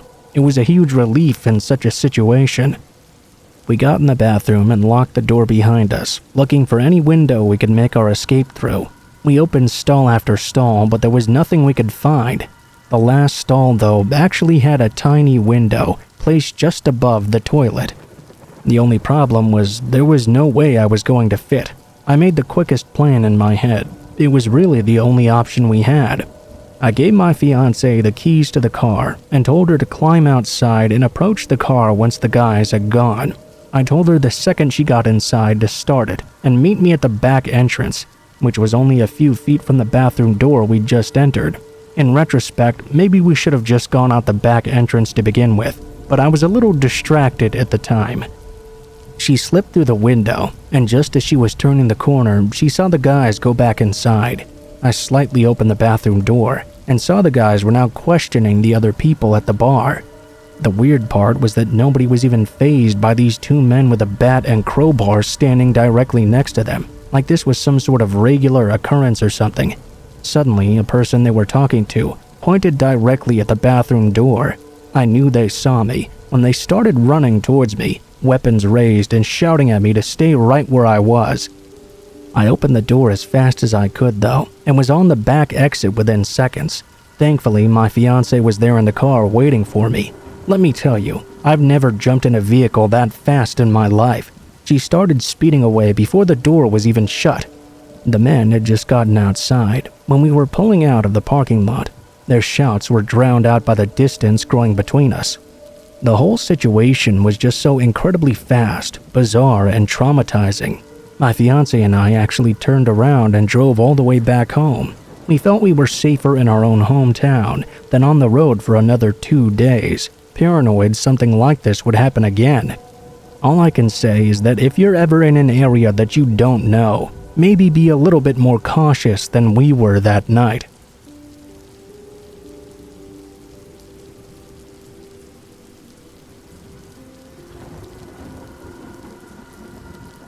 It was Halloween. My mom and dad had gone to an adult Halloween party at their friend's house and left me, a 14-year-old male, and my sister home alone to hand out candy to the neighborhood kids. We lived on a small farm surrounded by other small farms, and our Halloweens were pretty mellow. My sister was 12 and had finally gotten to the age where she thought trick-or-treating and dressing up was embarrassing. I just liked staying home and playing video games with my friends anyway, so I didn't usually go out on Halloween either. The only issue that night was my parents had forgotten to get candy altogether, so they told us to just hand out whatever fruits or pretzels we had lying around in the kitchen. That was so embarrassing for me, having to give kids something they didn't want on the one night of the year they were supposed to be getting candy. I wasn't too worried about it given that not many kids lived in our area though, so we figured we wouldn't have to answer the door much if at all. We handed out the first batch of apples to the disappointed kids, and by 11 p.m. we assumed we were already done for the night. Then though came another knock at the door. It was quite late now, and I didn't really want to answer the door again. I figured it was just some little kids though, and I didn't want to be rude and ignore them when they could all see that the lights were on inside. I got to the door and pulled it open, and was shocked to see 4 very tall guys standing there, all in masks, holding their pillowcases open, seemingly expecting candy. Sorry guys, we don't have anything. We've been handing out apples to the kids all night. I mean, I got some pretzels if you want some. The tallest one tilted his head at me, almost like he was confused by what I was saying. None of them actually spoke though. I didn't really know what else to do, so I started to close the door on them. When I was about to shut it all the way though, one of the guys stuck his shoe in between the door and the door frame, preventing me from closing it. I opened the door again to ask him what his problem was, but instead he and his friends just shoved their way inside. I yelled for my sister to run and hide, before being roughly shoved to the ground. One of the intruders pulled a bat out from under his robe and said in a low, deep voice, "We didn't come for your candy." I managed to get on my hands and knees before being kicked hard in the stomach. That knocked me to the ground once again. I tried screaming, but the thing about living on a farm with more land between you and your neighbors than the average neighborhood is composed of is that no one is going to hear you when you scream for help. I kept screaming anyways though. "It's Halloween, buddy. You really think anyone's gonna think twice about a kid screaming?" This made the rest of them laugh as the man continued taunting me. "Look, I don't know what you want, but I can give you money if you just leave." I expected a response, but instead he just laughed at my shaking voice. In a baby talk voice, one of the guys leaned in. "Oh look, the little baby's scared. Where's daddy to save you when you need him?" I felt a stinging in my side as the guy with the bat swung it directly into my ribs. I was trying to listen to the voices to figure out how old they were, and from what I could gather, they seemed to be young enough to be teenagers. There were a lot of thoughts going through my mind in that moment. I crawled to the corner of the room in pain as they spoke to each other about what rooms they would go in and what they were going to take. One of the guys took me outside, while the others looked around the house for whatever it was they wanted. I looked up and saw my sister on the roof, hiding outside her window from a man I could see had just entered her room. The guy that took me outside had me by the collar of my shirt and was leading me toward the barn. He opened the door to the pig pen and pushed me inside, threatening me with the bat. He made me roll around in the mud and filth as he forced me to oink. I was terrified, exhausted, confused, embarrassed, and felt completely humiliated at what I was being forced to do. The guy was laughing the whole time, too. He told me to get up and led me out of the barn and back into the house to show the rest of his friends what he'd done to me. They only just joined in the torment. They made me drink toilet water, eat trash from the trash can, and other things I can't even speak of as they pulled me around. The whole time, I was just hoping they wouldn't find my sister. The strange thing is, they hadn't even mentioned her once. They took me to my room and began taking turns punching me. I had no idea what I'd done to deserve this horrible beating and torture I was being put through. I blacked out many times. 10 minutes into the beating, I heard one of them finally ask where my sister was. They told me that they wanted to have some fun with her, and they'd stop hurting me if I told them. That was the moment I stopped talking completely. I was not letting them near my sister. They asked me again, spitting in my face. Each time I refused to talk. There was nothing they could do to me that would get me to give her up. Eventually, they tied me to a chair in the kitchen and exited the house after thoroughly trashing the place. I must have blacked out again, because when I woke up, I was in the hospital, attached to a bunch of machines. My mom was crying when she noticed me awake, and took her time to tell me exactly what happened. It turns out the girl I had just broken up with the week before asked her brother to scare me as revenge for hurting her. I guess she hadn't expected he and his friends to take it to the extent they did that night. They just got caught up in it, as disgusting as that sounds. They were all soon arrested, but only the brother was actually sentenced to jail time. He received 5 years for aggravated assault and home invasion charges. The other guys got probation as a plea deal for ratting him out. I'm still in a lot of pain, since this happened less than a year ago. I guess there's one thing I'd like to tell kids answering the door for Halloween though, when their parents aren't home. Always make sure to check outside before you open the door.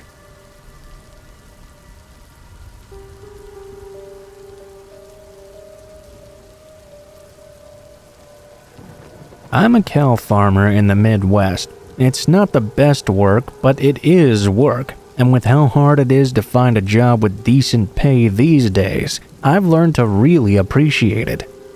The job entails cleaning up after the cows, checking their hooves, milking, and helping them give birth when necessary. It's a pretty messy job when you look at it from the outside, but I've gotten pretty used to all of this. I don't even really smell the stink anymore like I did when I first started. It used to be almost unbearable, but now it doesn't really feel like anything. The farm was my father's before me, and his father's before him. The story I'm about to tell you is my dad's. He told it to me way back when I first started the job, as almost a what not to do when tending to the animals and working on the farm. He's long passed now, God rest his soul, but his story has haunted me for years. I figured I'd let other people hear it and judge for themselves. This takes place back in the 60s, when my dad was in his early 20s. He worked on the farm with his father Bill. At the time, he really hated it. He hated that stench that would only get worse when the heat came in the summer, and picking up after the cows, that was the worst. See, the cows stayed in this huge barn. Actually, it was more like a big warehouse, where they're fed and kept throughout the night. They got to graze during the day, of course, and throughout the night the cows would defecate, and their feces dropped to the concrete floor beneath them.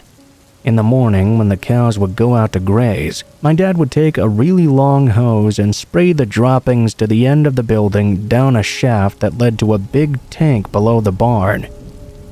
The tank would fill up, and once a week a guy would come by and empty it and dispose of all that waste. It was nasty work, but it had to get done nonetheless. Well, my grandfather decided it was too much work to do just with himself and my dad, so they decided to hire another farmhand. They didn't get anyone interested in the job for the first few weeks, until they met a man at a local feed store named Fred. He was in his late 20s and quite eager to work. He hadn't had a job in years and was desperate for pay, especially since his wife was pregnant with their first child. My grandfather hired him right there in that feed store, and by the next day, Fred was on the farm working harder than anyone my dad had ever seen. He was determined and super ambitious. He was constantly running around, fixing everything that needed fixing, and trying to learn everything about what it was they did. He loved the job and told everyone how he just wanted to be good at what he was being paid to do. He believed in good, honest work and that people should earn the money they're working for. My dad admitted he loved having Fred around too, not just because he worked hard, but because he was gullible and easily manipulated. My dad had certain tasks given to him by my grandpa throughout the day, and each time he was told to do something he didn't want to, he just passed that along to good old Fred. He didn't mind much because he didn't know, and my dad didn't care if it meant less of the work he hated. Almost 4 months went by with Fred doing most of the work around the farm. My dad even started to find it a little funny. He really would do whatever he was told with no suspicion, and he was all too happy to do it too. One hot summer morning, the cows had gone out to graze, and my grandpa told my dad to spray the droppings down the shaft at the end of the barn, like he usually did. My dad passed the job along to Fred as he sat along the side to have a smoke. When Fred was done, he came outside to tell my dad he had an idea that he thought would really benefit everyone. He told my dad that if they emptied the tank below the barn themselves, they'd be able to use the feces as manure in the fields. It would fertilize the plants and make them grow bigger and faster. My dad told me at first he thought it was a stupid idea, but then he figured it would be funny to see them actually try and empty it, so he agreed. He didn't tell my grandpa though, because he knew he never would have approved. He just wanted to see how this would play out. He showed Fred where to go to release the valve and empty the tank into these big barrels, told him to be very careful and not to turn the valve too fast. Otherwise, the line would get clogged and they'd have to call someone to fix it. My dad then let Fred alone to do what he planned and decided to take a walk around the barn to check the gates and make sure everything else was in order. What my dad didn't know at the time, though, was that Fred did end up turning the valve too fast, and the line ended up getting clogged. Fred opened the tank from above and reached a pole into the sludge to try and dislodge whatever was blocking it. My dad heard screaming coming from inside the barn and rushed over to see what was wrong. He made his way down to the tank and was horrified by what he found. Fred had fallen into the huge 5,000-gallon tank that hadn't been emptied in a week and was now drowning in the thick feces, desperately reaching out for help. By the time my dad got to the top of the ladder and looked down, all he could see was Fred's hand poking out of the brown goo. He grabbed on and tried to pull him out, but he had no leverage at all to pull him out with. He managed to pull Fred up long enough for him to tell my dad he was trying to fix it himself, since he knew they'd have to pay someone for his mistake. He felt bad. My dad reassured him everything would be okay and to hold on. That's when his grip failed. This time, no part of Fred's body was able to be grabbed onto to possibly try and rescue him. My dad had no idea what to do. He ran across the farm as fast as he could to get my grandpa, who immediately called the police. By the time they made it back, Fred's hand had disappeared far under the sludge, and there was nothing they could do but wait. The police showed up with firemen. They didn't know what to do either. They ended up reaching a metal pole down into the tank with a sort of loop on the end. When they finally pulled Fred out, it was very clear he had passed away, unfortunately. My dad was horrified. He felt like it was his fault. He'd known it was a bad idea. He just thought it would be a funny prank. He could have stopped Fred if he wanted to. Fred's wife became a widow and she never remarried. She named their son after him and eventually moved out of town. My dad made it a point to work as hard as Fred did every day for the rest of his life, in honor of the person whose death he felt responsible for. My dad passed away in 2018, and the last thing he ever said to me was to never take advantage of someone else's hard work.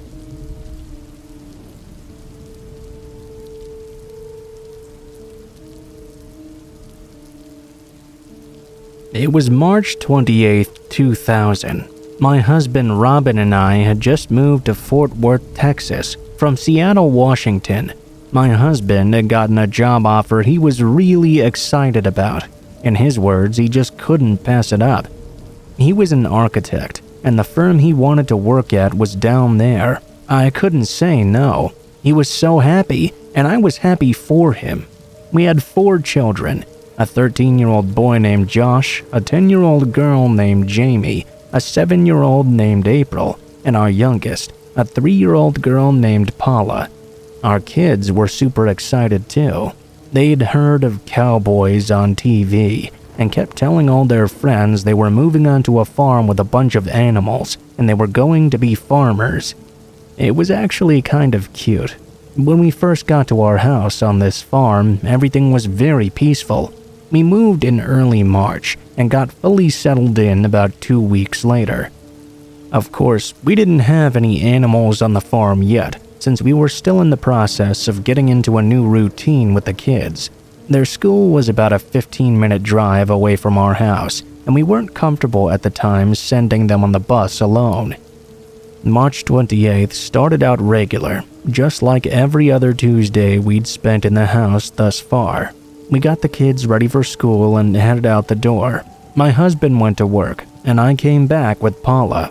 She was like a mini-me in almost every way, following me everywhere. I adored her, and I think she adored me too. On his way back from work, my husband picked up the kids from school. They got ice cream on the way home, and were pretty riled up from the sugar rush when they came inside. I had them do their homework, and as soon as they were finished, we sat down to watch some TV. It was in the evening hours of the day, though, when all the chaos really started. Sirens began to blare all around us. We lived in Seattle all our lives, so we'd never really experienced anything like this before. My husband immediately recognized the sounds as a tornado warning and told us all to go to the bathroom and close the door. Our house had no basement nor any shelter, so we had to make do with what we had. I'd never even considered tornadoes could be in our future when we'd planned to move. All 6 of us huddled into the bathroom. We laid on top of one another to try and hold each other down just in case. My husband was at the top, shielding us with his body. The entire house, including the foundation, started to shake, and our daughters started to cry and scream. Paula was grabbing onto me as tight as she could. Josh was trying to act brave, but I could see he was terrified. The sounds of windows shattering and debris flying everywhere became louder and louder as the minutes passed by. I was praying for my children's lives, for all of our lives. It couldn't be our time to die yet, I thought. All I could think about as the ground shook underneath us was how they still had so much of their lives left to live. I wanted to see them grow, graduate high school and college, fall in love and get married. I was terrified at the thought of that possibility not happening. After being in the bathroom for 10 minutes, we felt the house shake like nothing we'd felt previously. The roof was shorn off in seconds, now leaving all of us terrified. My husband held onto us with all his strength, as each gust of wind threatened to pull us up and out. God knows what would happen then. At this point, I was completely terrified, crying and holding whatever I could grab onto to keep our kids underneath us. Suddenly, I felt Paula begin slipping out of my hands. I started to scream her name to try and get my husband's attention, but when I looked over, he wasn't there. I grabbed onto Paula and managed to pull her back underneath me. Not before she hit her head pretty hard against the wall, though. She went completely silent and was no longer crying. I knew something was wrong, but I had to focus on the situation at hand and get help when the time came. I was worried about my husband, too. I hadn't even noticed he'd been pulled away by the storm. I prayed and prayed he would be okay, as I pressed the full weight of my body down on my children to keep them out of harm's way. After what felt like an eternity, the storm rolled on, and the wind finally slowed down and everything became silent. We all got up, and I picked up Paula. She was completely limp.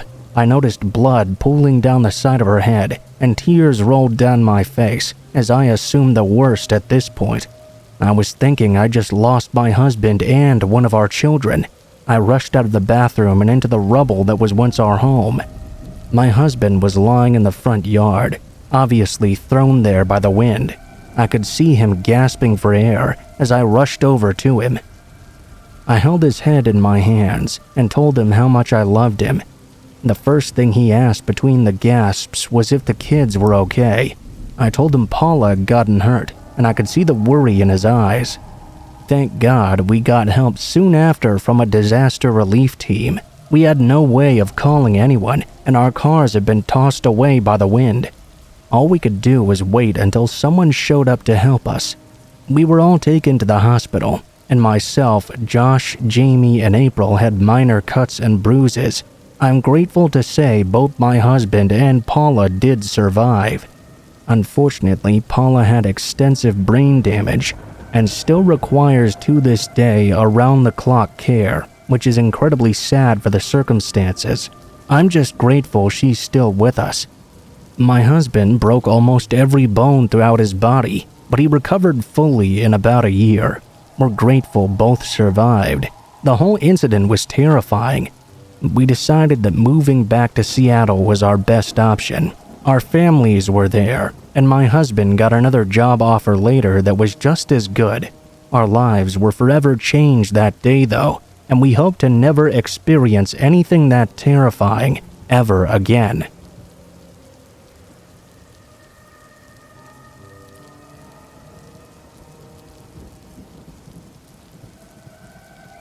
I was desperate to move out of my house. Most of my friends were either in college or had moved somewhere else already, while here I was still living at home with my parents. Sometimes I wondered if living under a bridge would be better. Obviously, I knew it wouldn't really, but that's how badly I needed and wanted my own space. I was checking online for listings when I found a bunch of places in my area for rent on the Facebook Marketplace. I couldn't believe how easy it was to rent a place in this time that we live in.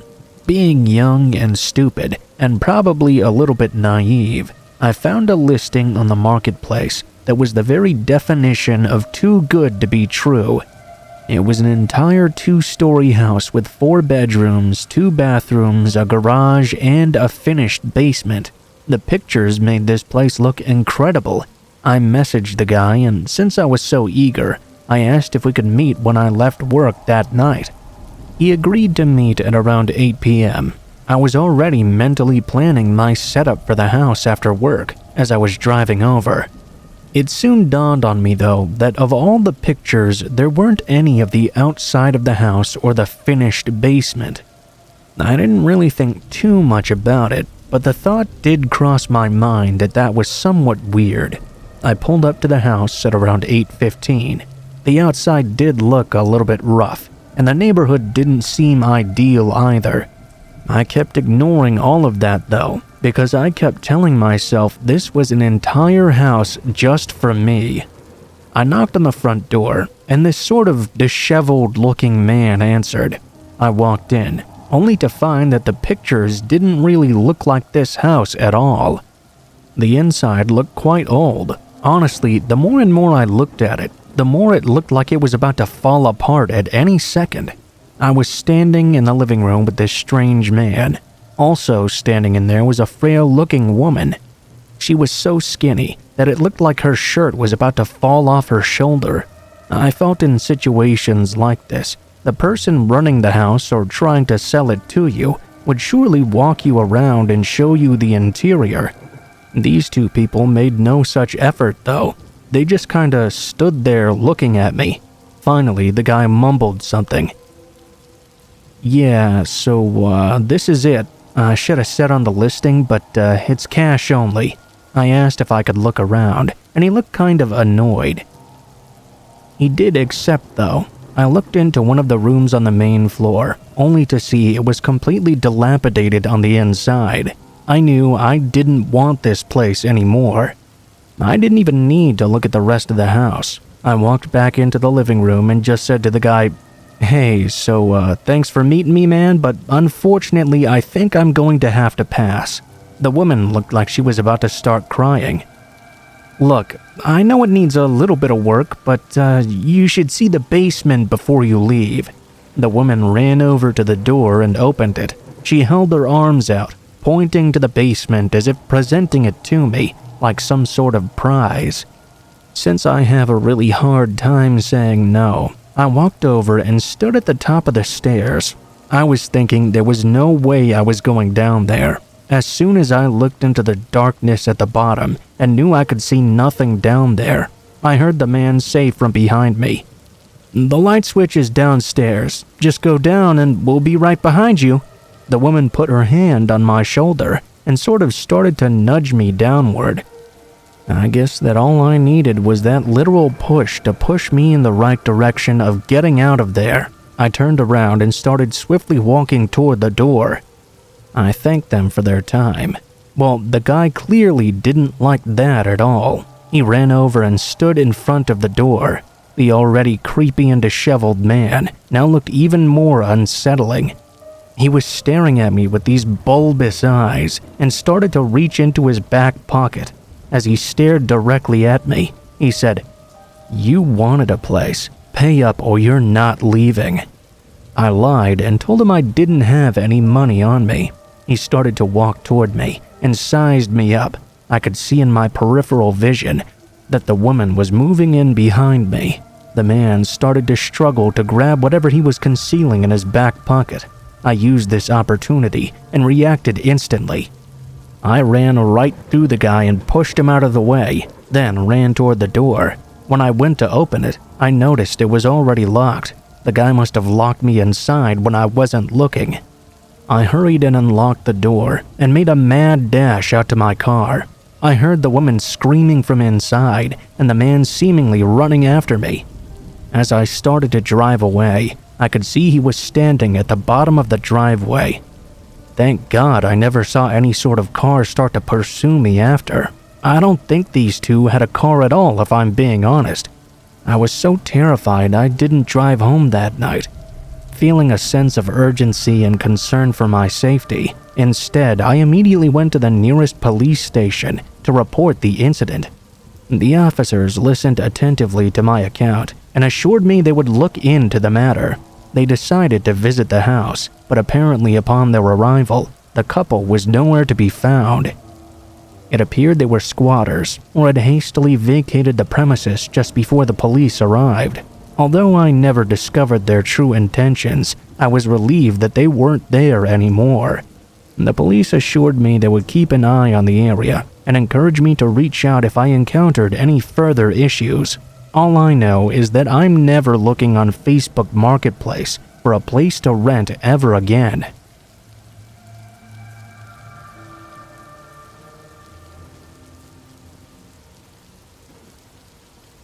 This is a short story that happened to me several years ago when I was in junior high school. All my friends got to travel to Myrtle Beach with the baseball team for spring break. Since I didn't play baseball, I was stuck at home. My one friend Dave was home too, since we were the skaters of the friend group. We spent most nights of the break hanging out together and not really doing much of anything, except for one night. We stayed at Dave's house. He lives literally in the middle of the woods. The closest neighborhood isn't really that far away, but because of where his house is located, it truly feels like the middle of nowhere. Toward the end of the break, we snuck out of the house one night to see a girl who lived nearby. She and a few of the other girls from school were still in town, and we figured we would go and hang out with them. Like I said, it wasn't really far away. Just a sort of unnerving walk, because there aren't very many lights and most of it is in the seclusion of trees and rocks. We had an awesome time hanging out with the girls. I liked this one girl at the time, so it was great to be able to spend so much time with her. When we were walking back to the house that night, though, we noticed some random guy following us. I didn't really think anything of it. Dave was freaked out, though. I told him to just relax. The guy was following us closely, but not close enough for us to need to panic. When we made it back to his house, I watched the guy continue walking up the street. He never seemed to look back once. I looked at my buddy and told him that he was freaking out for no reason. The next night, we hung out again. His parents were going to be out of town for the weekend, so he was going to have the house all to himself. Since he was embarrassed by his house, he didn't want to have anyone over. Trust me when I say I pushed very hard for the girls to come over too, but I lost the argument in the end. I told the girls we couldn't hang out there, so instead Dave and I walked over to her house again. This time we spent a more considerable amount of time there, and didn't walk home until after about 3 in the morning. Dave was relieved on the way home that we didn't have anybody following us this time. I helped him close up the house and we got comfortable in the living room before passing out on the couches. At this point in the night, it was actually one of the best nights of my life. I actually got to kiss the girl I liked so much, and I legitimately felt invincible. Not long after lying down, though, we heard a sudden knock at the door. We both froze in place. "Who is that?" exclaimed Dave. The knock came again, a low rhythmic knocking. Each bang on the wood made my hair stand on end. I slowly got up, and standing a few feet from the door, I called out, "Who is it?" There was no response right away. Then, though, a young female voice shouted from the other side, "Hey, I was wondering if I could hide inside." I didn't say anything right away. The absurd nature of that statement and the calm tone of the woman's voice left me speechless. Before I could say anything, she spoke again. "It's going to be too late if you don't let me in. Can I please hide inside your house?" When I said I was speechless, I mean I was absolutely at a loss for words. I had a million things flying through my mind, and I didn't know what to do. My instincts told me that this must be one of the girls playing a joke on us. But I didn't recognize that voice at all. I decided not to answer, and Dave decided the same. We sat there in silence, and then I noticed the doorknob starting to slowly jiggle back and forth. It became more aggressive with time. Then the calm voice from the other side instantly became more sinister. "Open the damn door now!" I was finally able to shout to go away. I was going to call the police. There were no sounds for a few seconds. Then the woman spoke again.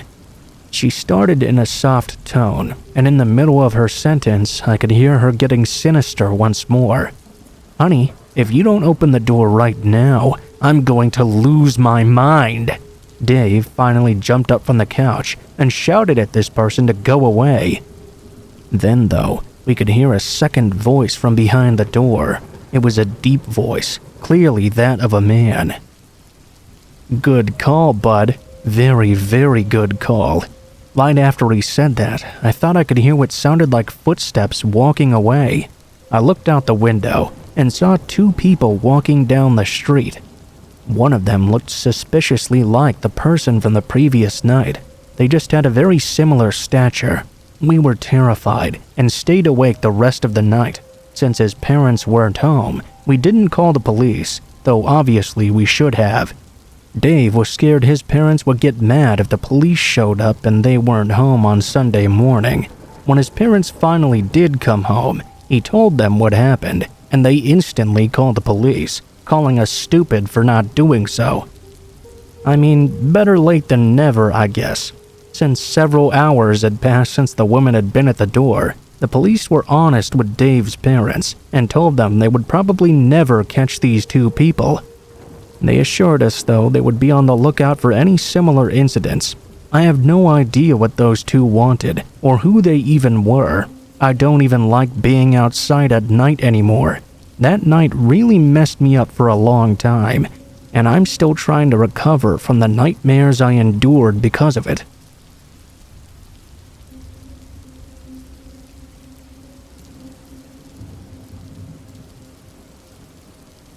The events of this story took place just a few days ago, so they're still fresh in my mind. I suppose this may be more creepy and flat-out weird than scary per se, but the more I sit and reflect on it, the more I think to myself this could have turned into a real nightmare. Just for a little backstory, I worked as a sort of freelance camera operator. Local artists, students, and even random people hire me to record content for them. I've done everything from documentaries to weddings, and I even shot a short film about aliens for some guy. I'm not rich, but I do make enough to pay my bills, and I get to do what I love while doing it. About a week ago, I got into a car accident though, and my car was completely totaled. Now, that's a side note that could be its own horror story. An old lady fell asleep behind the wheel, crossed over the median, and hit me head on. The fear of seeing a car coming directly at you full speed was one of the worst things I ever felt. Fortunately for me, that particular story ends right there, and the old woman and I were left completely unharmed. My camera, however, was not quite so lucky. Along with my car being totaled, my camera was destroyed in the incident as well. When the woman hit me, due to the impact, my camera flew off my passenger side seat and went right through the windshield. I ended up crying about my camera. The car accident was on a Wednesday, and I really needed that camera for my Saturday job. I started to text everyone I knew to see if I could borrow one of theirs, but nobody had a camera that I could use. I thought maybe I could use my iPhone camera, but I knew that would prove to be more trouble than it was worth. One of the people I texted, though, told me to check on Facebook Marketplace. I loved their idea and was surprised I hadn't thought about it sooner. I couldn't believe all the different stuff I was finding there. I was trying to focus on the one thing I really needed, though, which was that camera. Eventually, I found a guy named Devin who was selling a camera that was even nicer than mine, with a microphone to go along with it. I didn't own one at the moment. He was only asking for $100 for all of it, so I felt like I couldn't resist that offer. I told him I needed it right away, and he agreed to let me come pick it up right after we messaged back and forth. I didn't feel weird or sketchy about any of this. The guy lived in a fancy building downtown in one of those luxury apartments. It was also early afternoon, so I wasn't worried about meeting some strange person at night in the middle of nowhere or something. I borrowed my mom's car and drove down to that apartment. The guy lived on the 12th floor, all the way at the end of the hall. I remember just staring out a window at the end of the hall for a minute or two before I finally knocked on his door. When I knocked, he answered right away, almost creepily fast, like he had been standing there waiting for the minute I walked in. He seemed like a fairly all-right guy, though. He was good-looking and dressed in nice clothes, tall and had the whitest teeth I'd ever seen in person. We made small talk for a while, talking about cameras and what I did for a living. He then went on to tell me he did some acting for a while, and he made most of his money as a model. I was interested, so I was genuinely listening to the guy's stories. Finally, he walked over to a room on the far side of the apartment and said in a very calming voice, "Okay, well, the camera's in here. Let me grab it for you real quick." As he was entering the room, he stopped for a second, though, and turned back to me. "You know, being a camera geek like me, I think you'd love to see my new camera setup. Why don't you come check it up while I pack the other one away and get everything else for you?" If you're listening to this, you may be wondering how I could be so stupid as to follow a stranger into a small room. Well, the answer is the guy had totally disarmed me. He gave me no red flags or any other indication he might be a sketchy person. I followed the guy into this room, and he shut the door behind me. This was the first indication that something was wrong. I looked around the room, and there was nothing in there except for a single camera on a tripod. In an extremely creepy voice, he whispered in my ear, "You know, you'd make a great model." I didn't answer him. I turned around, opened the door, and left the room. I ran out of the apartment without the camera he was allegedly selling. I don't think he attempted to pursue me, though I'm not quite sure. He didn't message me again either, and that was the end of that encounter. I realized nothing technically happened to me, but once the door shut behind me and he was looming over me, I knew something wasn't quite right. As the days continued to roll on past that afternoon, I kept on wondering to myself, what if I didn't leave? Was this guy some kind of creep or just genuinely weird? I had no reason to call the authorities since, like I said, technically nothing happened, but I worry some other woman may fall into the same trap I did. I noticed the posting is now gone. I went back on the marketplace and went to pick up another camera from an older guy the next day. This time, though, I made sure I went with a friend of mine just in case. If I ever see that guy again, I'm running as far as I can in the opposite direction.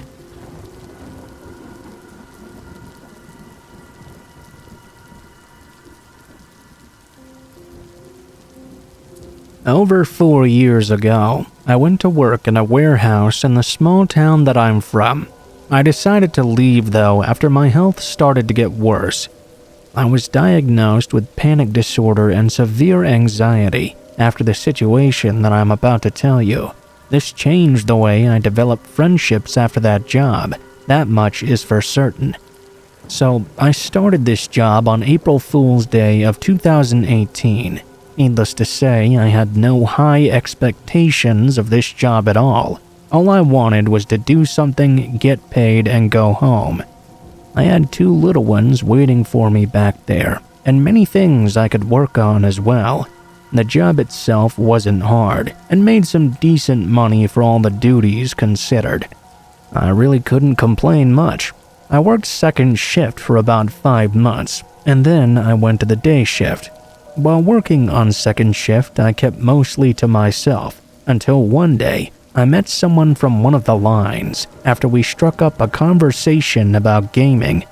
For the sake of anonymity, we'll call him JF. Well, JF seemed like a pretty good guy, and we had a lot of things in common as well.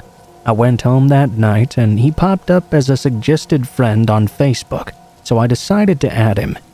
When I did so, we started talking more at work until he suggested we should hang out outside of it. And so we did, pretty frequently at that. We were friends for a month at this point, when one day he decided he was going to introduce me to his partner. She seemed decent at first, super nice, didn't seem to be judgmental either, so I thought she was pretty cool. From then on, I would hang out with him when my kids were spending time with my mother. One day, we were talking at a restaurant when he started to vent to me. Dude, she's such a bitch sometimes. The other day, I forgot to take the trash out and she threatened to stab me. I've never been in a relationship where someone's threatened me like that. I think she's got good intentions though, so I don't know. When he said that to me, I was concerned. But of course, we've only been friends for a month or so. I thought maybe he was just joking morbidly, so I chuckled at him. He gave me a pretty serious look though. I'm not joking, she really did say that. I got very concerned. Fast forward about 8 months. They're still together, and we all hung out pretty regularly. I forgot about the things he'd told me that day. One day though, we were all talking, and he seemed a little bit off that day, so I asked him what was wrong right in front of her. He flashed a smirk and said, "Nothing, dude, I'm just a little bit tired." He didn't have his eyes on me though, he had them on her. When we went to work the next day, I once again asked him what was wrong. "Okay, so you promised to keep this a secret between us?" Of course, I agreed. He said that he was breaking up with her, and she went a little bit crazy. He said she'd grabbed her gun, pointed it at him, and said, "If I can't have you, then no one will." He told me he'd managed to defuse the situation and was trying to look for a way out. Not really knowing what else to say, I just said, "If you need to go somewhere then, you can stay with me until you get her out of the house." Fast forward another year. He finally decided to leave her fully. When he did, she flipped out again. This time though, he told her over text. She said she was going to find him and kill him. He was actually out of work that day, on a vacation day. He sent me a text too. "Hey, let me know if she comes over looking for me." That struck me as odd, because I had no idea of the situation currently unfolding. She did come into our job and asked me where he was. I have no idea. I thought he was with you and you guys went out of town or something." She rolled up her window and drove off. I called him and told him she'd just come by, and he called the police about it.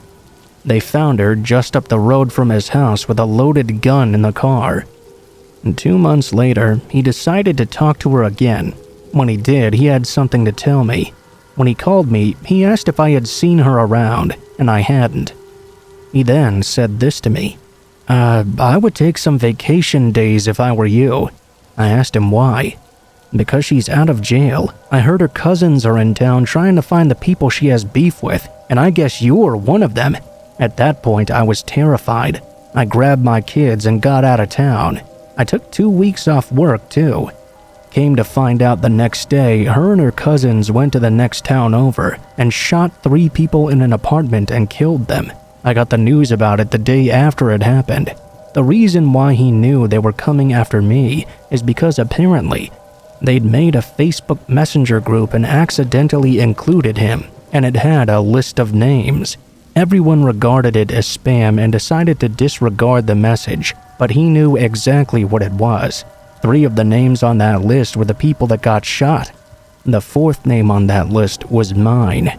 After they found the evidence, he decided to go public about the group and the screenshots that he had. They were all charged with first-degree murder.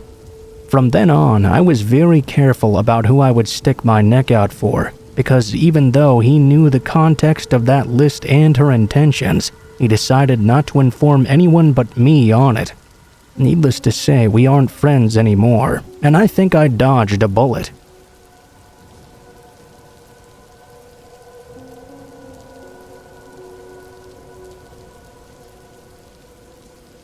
You know that feeling where you see something you're not supposed to, and then you have to live with that knowledge haunting the back of your mind afterwards?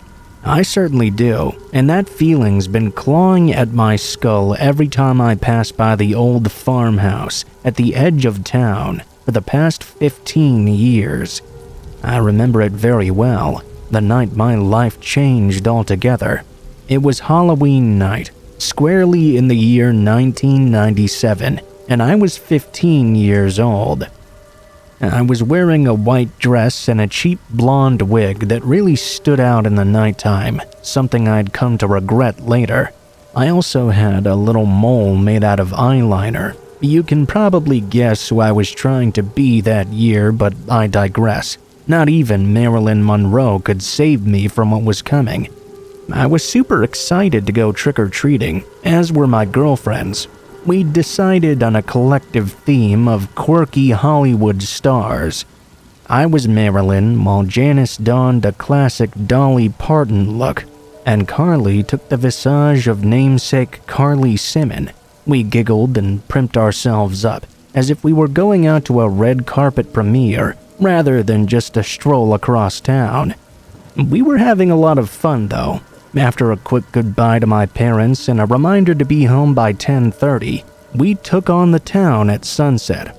The sky was a deep purple and deep pinks on either side as we walked. Janice liked to pretend the streetlights blinking above us were in fact spotlights turned on just for us and kept striking poses as we walked along. It really slowed us down a lot, but we didn't really care that much. Candy was great, sure, but really we were there to enjoy spending time with each other before Carly moved away in November. It was only going to be a few towns away, so she wouldn't be gone forever or anything. But still, it was a break in routine that really saddened 15-year-old us.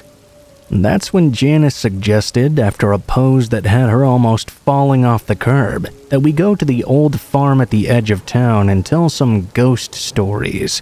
That's what we always used to do at sleepovers together, and it was rumored that the old farm, especially the barn area, was haunted by all sorts of spooky entities. Most often claimed to be farm cats that had starved to death when the farm was abandoned due to bankruptcy in the 1950s. In other words, the perfect setting for a last hurrah of ghost stories. Carly protested though and said we should not. Surely we'd get in trouble if we were to get caught. I took Janice's side though. After all, it was going to be our last night for a while. Besides, who would be lurking around at such an old place at night anyway? Carly reluctantly agreed after some convincing. I was never a rebellious kid myself, but the air was crackling with excitement. We made our way over, stopping at a few houses to collect some candy along the way. I remember an older couple gushing at our costumes and asking us to sing and dance like they remembered on TV. They even gave us a few extra lollipops each, if I remember. After dealing with the old couple and digging into a cherry lollipop, I noticed another trick-or-treater down the road, coming from the direction of the old farm. They were featureless, save for a plain hoodie and a simple creepy clown mask. It had sharp blue triangles around the eyes and a garish red nose. They walked with a purpose, though not towards us specifically. Rather, it was like they were walking rather quickly away from something else. Maybe they were another kid hurrying to make curfew or something. They carried a bag hiked over their shoulder, an old pillowcase-looking thing really. It was bulging full of what I assumed was candy. I thought about greeting him, but instead settled on a friendly Marilyn-esque wave as he passed by. Janice and Carly were too absorbed into the conversation to really spare anything else their attention. I noticed something peculiar about the case he was carrying, though. A dark stain seemed to be stretching across one of the seams and slowly dripping out onto their shoulder. I nearly choked on my damn lollipop, but I reasoned it was probably just an elaborate prop, quite an effective one at that, especially in this low lighting. I shook off any morbid thoughts with another lick and joined my friends. I didn't look back. We arrived at the farmhouse first, and it looked just as derelict and desolate as we'd heard. A large collapsed-in porch, plants creeping up all the walls, peeling paint, old furniture scattered around the yard leading out to the cornfield. The whole works. Janice sat down on a sun-faded couch leaning up against the side of the house. She picked out a spot of grout on the cushion beside her and said, "Let's get started," her voice taking on an air of mischief. "Wait," I said. Goosebumps prickled across my arms, and I regretted not bringing a jacket on this cold night. "Don't you guys want to look around first? I mean, we can find the perfect spot. It's hella cold out here." "Guys, seriously," Carly interjected. "Hanging in the yard is one thing, but we're gonna get in serious trouble if we go inside. I mean, what if there's mold or rats in there?" "Come on, Carls," Janice teased, wrapping an arm around her shoulders. "It won't be that bad. It's just gonna be a couple of minutes. We'll just look for a few minutes and then come right back out, okay?" I felt a twinge of guilt for making her do this, but I knew that once we proved nothing bad was going to happen, she'd enjoy it all the same. She gripped my hand as we stepped up onto the creaking porch. Well, the strip that wasn't collapsed, at least. Janice was the brave one to open the door. A wave of dust immediately hit me in the face, and I coughed. My throat was dry. The interior of the house seemed untouched almost for 3 decades. We made our way from the parlor room to the living room to the kitchen, all covered in the same dust and old mildewy wallpaper. We kind of regretted not bringing a camera with us. Carly seemed to have calmed down quite a bit, and even let go of my hand at this point to examine some old china in the cupboards. It was incredibly dark except for what little moonlight filtered in through the windows. Maybe that's why we didn't see it at first, and why we didn't panic either. I remember facing the round kitchen table in the center of the room, when a bit of moonlight shone in through the window, and that's when I saw it. Handprints in the layer of dust coating the table. Fresh ones. My mind immediately flashed back to that clown guy we'd seen walking earlier, and a shiver shot up my spine. I didn't really know what to think at first. I stood there in dead silence staring at these markings until Janice broke the tension in the air. I ran over and saw a bunch of tiny tracks along the floor. They looked to be from the fabled farm cats, sliding and skidding along the ground or something, maybe trying to get away from something. "Is it the ghost cats?" Carly piped up. "Come on, ghosts don't leave footprints. Maybe it's a family of cats or something. Come out, kitty." She went off to search for them, crouching low to the ground. I probably know what you're thinking. Why didn't I tell them about those handprints right away? Well, at the time, I guess I didn't want to ruin our fun. It's stupid, I know, but that's the logic a 15-year-old on Halloween night would have. Instead, I gathered Janice and steered us to check out the barn. Maybe all those cats could be in the barn catching mice or something. As we made our way through the darkened house, I tried to keep the thoughts of another person watching us from a darkened doorway at bay. Very badly. I now found myself squeezing Carly's hand and trying to rationalize my thoughts away. Maybe it was simply a squatter that had packed up ship and moved on. The barn was situated a little ways off from the house and was in even worse shape from what we could see. The paint had faded from a deep red to a brownish rust color, and the door was propped open from the hinges, perfect for a family of wild animals to hide. Nothing could have prepared us for what was inside that barn, though. We ducked under the gap in the door. I felt for any source of light, an old lamp or a flashlight or anything, and I ended up pulling on a cord. A single light bulb attached to a rafter illuminated the space. At first, it just looked like a normal barn, if an empty one. The stalls were demolished and gutted out. Hay was scattered all over the place and crunched beneath our shoes.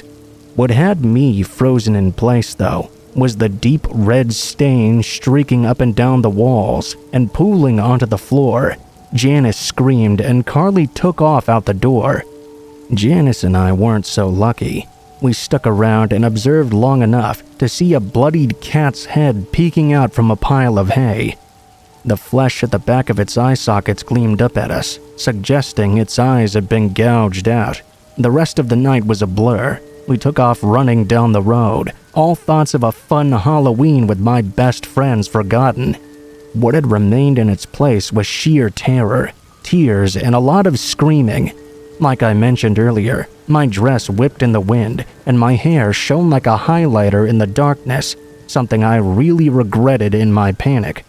A new dread formed in the pit of my stomach as I thought about that masked butcher from earlier following my hair all the way home, or chasing us down right then and there. Thankfully, though, no such thing happened. The lights shining through my windows were a welcome sight, and we all but collapsed after running inside and slamming the door behind us.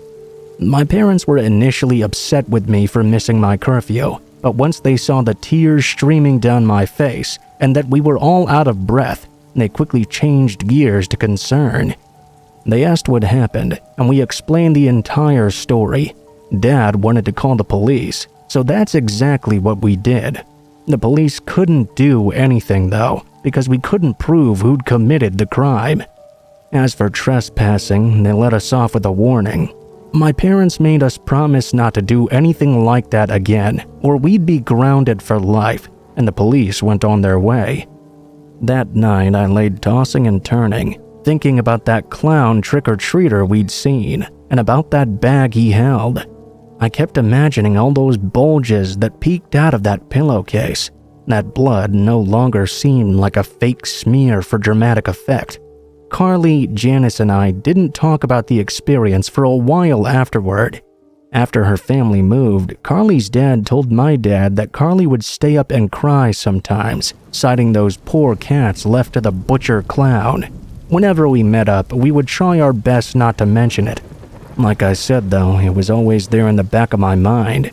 Every time the leaves fell, every time I would see a stray cat loitering around the neighborhood, every time I'd see a damn clown mask in a store's Halloween section, I'd imagine that night.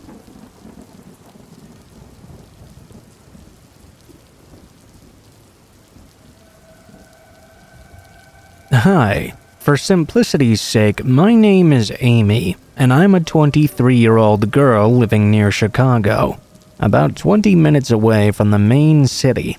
As any single young woman living in or around a major city in any region of the world knows, you meet your fair share of strange characters in the dating scene. Sometimes you'll meet awkward but ultimately very nice folks you just don't feel a spark with. Other times you'll meet jerks or creeps. Usually there's not much in between. There's one date I went on, though, that I met a real clown on, literally, and not the smiley red nose doing flips at the circus kind. I mean the scary motherfucker from Stephen King's It type. Before I delve into it, though, a little bit of backstory. I grew up in the backwoods of rural Maine, where little else happened other than a cow breakout because of a thunderstorm or something. I spent my days languishing in the winter weather and rainy summers, wanting my 18th birthday to come around already so I could move off to college. I wanted a place where things were busier, more exciting, and eventually settled on the Windy City. It was somewhat less expensive than New York, but much more accessible than where I already lived. If I wanted thrilling, I certainly got more than I bargained for. I was fortunate enough to find a small 2-bedroom with another girl named Guinevere. She was pretty awesome. She helped me learn how to navigate the busy streets and the people that inhabit them nearly every day. There was so much more to do here than where I grew up too, and I relished every minute of it. Playgrounds, swimming pools, bird sanctuaries, all within walking or busing distance. Even when the initial novelty of moving to a new place wore off, the feeling of becoming an adult and realizing I belonged in the city life remained. However, one aspect of my time in Chicago that was not so exciting was my love life. Before I moved out of my hometown, I'd had all these fantasies of bumping into my true love in a coffee shop or stumbling into them on the street. I'd spill caramel flavoring on their fancy suit jacket and they'd laugh. I'd help him clumsily clean it up, etc. He wouldn't stop thinking about me whenever he smelled caramel and desperately tried to find me again. It's cliché, but that was the sort of hopeful I was. The concept of dating apps seemed foreign and honestly quite scary to me, so I put off using them for as long as possible and continued to scout out coffee shops for the next 3 years. As you might imagine, my fantasies did not play out. I finally decided to take the plunge into apps when Guinevere got into a long-term relationship, recommending a site called Tinder. After quite a bit of trial and error, I started to get the hang of it. I had a few conversations with guys who lived across the city by this point, but they didn't really go anywhere beyond the initial, "Hey there." That's when I got a new message from someone, a local guy named Caleb. It just said, "Hey, I think you're really pretty. Would you like to chat with me?" I'll be honest, I was quite intrigued. This formal way of asking was quite different, and his profile picture was that of a good-looking guy with a nice smile. I messaged him back pretty soon. "Hey, thanks. How are you tonight?" We spent most of the night talking after that, and the day after that too. Slowly, the conversation escalated past all the small talk, and he eventually opened up to me about his unusual job. He worked part-time as a clown for children's birthday parties. He even sent me a couple of pictures of him with one of those wearable noses and in all the face paint. I didn't mind. I thought it was pretty fun. He proved he had a sense of humor too. This was exactly the sort of lively experience I'd been expecting. After only about a week of texting, he asked me to meet up for coffee. He even joked around with me. "I'll bring my nice shirt so you can spill something on it." I was elated. I told Gwen where I'd be that coming Saturday, and she told me to call her halfway through to update her. I promised that I would. Off I went, fantasizing all throughout the days leading up to the date. Carefree conversations, maybe even a kiss or two. The day finally arrived. We settled on a small cafe halfway in between our two places. Since it was getting much colder, I picked out a nice sweater and my favorite pair of warm boots. When I arrived at the cafe, the warm embrace of the building's heat made me shiver. I was already mulling over my choices for what to drink as I made my way to the line in front of the counter. Caleb didn't seem to be there yet, so I figured I'd have time to situate myself and gather my nerves. That was until a hand touched my arm from behind. I spun around, ready to say, "Excuse me," but I stopped when I saw who it was. Caleb put his hands up in mock surrender. I didn't know why, but for some reason, as soon as he touched me, the last thing I wanted to do was be near him.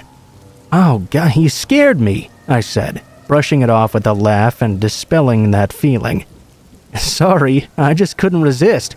He flashed me a toothy grin and went to sit down at a table in the corner. I ordered and joined him. Conversation flowed just as well as it did over text, but there was just something about him in person that seemed kind of off. I figured it was just last-minute nerves, but that feeling wouldn't let up. He asked me about my job, my family, my roommate. I found myself giving much more vague answers than I'd expected. I told myself to relax as I sipped on my coffee. The topic of his side job came up again, and I felt the tension in my shoulders leaving. Finally, he'd started to talk a bit about himself instead of just bombarding me with questions. Hopefully, my nerves would start to go away from this point on, but what he said next definitely caught me off guard. I love meeting new kids as Chuckles. Their faces just light up. Do you have any siblings? Nieces or nephews with a birthday coming up, perhaps? It was a nice gesture to meet my family with, but at the same time, we'd only just met in person right now. It was moving a little too fast for me. I lied and said no. I did have a little 5-year-old niece who'd be turning 6 in a couple of weeks, but that wasn't something to tell someone you'd just met. Caleb seemed a bit flustered, but moved on to the next topic fairly quickly. Finally, I thought the butterflies were going to start fluttering. Except they never really did. We went for a walk after coffee to a nearby park. He did all the things right. He laughed at my jokes, held my hand, put his respectfully on the small of my back whenever someone took up the walkway. But still, even after all this, I couldn't shake this feeling of nervousness. I decided to call Gwen to pick me up early, as I'd promised to call her halfway through. I made up an excuse of my cat needing to go to the vet, and got out of there. Caleb seemed genuinely surprised, and said he'd call me later. Gwen thought it was absolutely hilarious, and based my discomfort on clown jitters. I wasn't quite so sure though. Caleb continued to message me after, but I would always wait until I felt like I couldn't keep putting off replying. I decided to do a little bit of research, looking for his business online. After all, simple word of mouth as an entertainer can only get you so far. You'd obviously have to advertise it somewhere. What I found shocked me. Rather than a little website or Facebook post advertising his party service, I found news article after news article with titles like "Man Fakes Clown Business, Arrested for Inappropriate Contact with Children," "Chicago Man Arrested from Molesting Child at His Birthday Party After Being Hired as a Clown," and most worryingly of all, "Fake Clown Accused of Molesting Children, Bailed Out." I felt sick. I felt like bile was rising in my throat. It's a wonder that I didn't throw up all over my phone when it beeped, and I saw a notification from Caleb come through. "I know you lied. I'd like to visit your niece in 2 weeks, Amy." I immediately blocked that son of a bitch and called my brother, my parents, anyone I could think of. I left at least 3 messages on my brother's phone alone. I sent him all the links just to be safe. I burst into Gwen's room and showed her the message and the articles. She told me I needed to make a report in the morning. That's exactly what I did. Gwen took me down to the police station, and I told the officer everything I discussed with Caleb, what he'd said during our date, and the message he'd left me. The officer was very patient and kind. She said I did the right thing by coming in and informing my brother, and that she'd be giving me a call if they found anything new. My brother was grateful as well. He called me the next morning saying that Caleb had tried to get hired for the niece's birthday party. He'd reported him to the police in their town as well. My parents called me too, and were glad I was safe. I never heard from Caleb again, and I took a break from Tinder for quite a while. Fortunately, the officer did call me back and say he'd been arrested again, so hopefully he won't be finding work at another child's birthday party anytime soon. It's funny, I expected to go on a date with a few clowns, but I never thought I'd find one like this.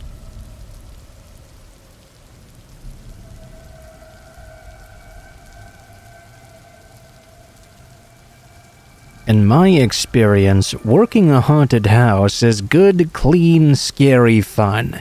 Some years I've been a ticket master, sometimes a person who breaks up the groups going into the attractions. This year though, 2018, my senior year of high school, I got to be an actor in our fun house, or scream house so to say, attraction. The experience was so different from what I was used to. Instead of greeting people in the usual customer-friendly sort of way, I'd be setting out to scare them, or at least give them the creeps, as our haunted houses didn't have the highest budget in the world. For this role, I'd be playing an it type of clown.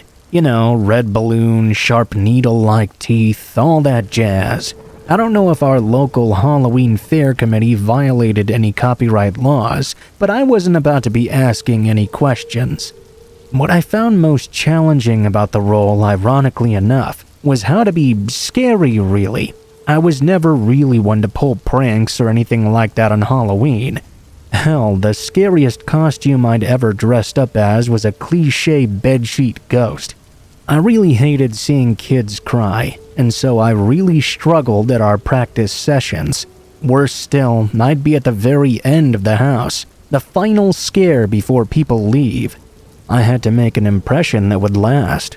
Other folks playing roles and our casting director would bring their kids in the weeks leading up to the fair and go through each attraction, giving feedback at the end on what we could do better.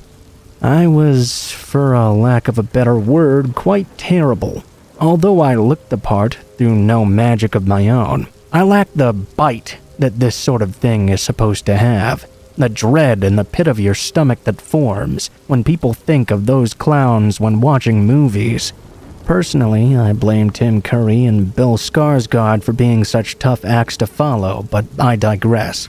I watched the movies religiously in my spare time and tried my best to emulate the behavior. According to the director, though, my performance was now lacking subtlety and individual flair.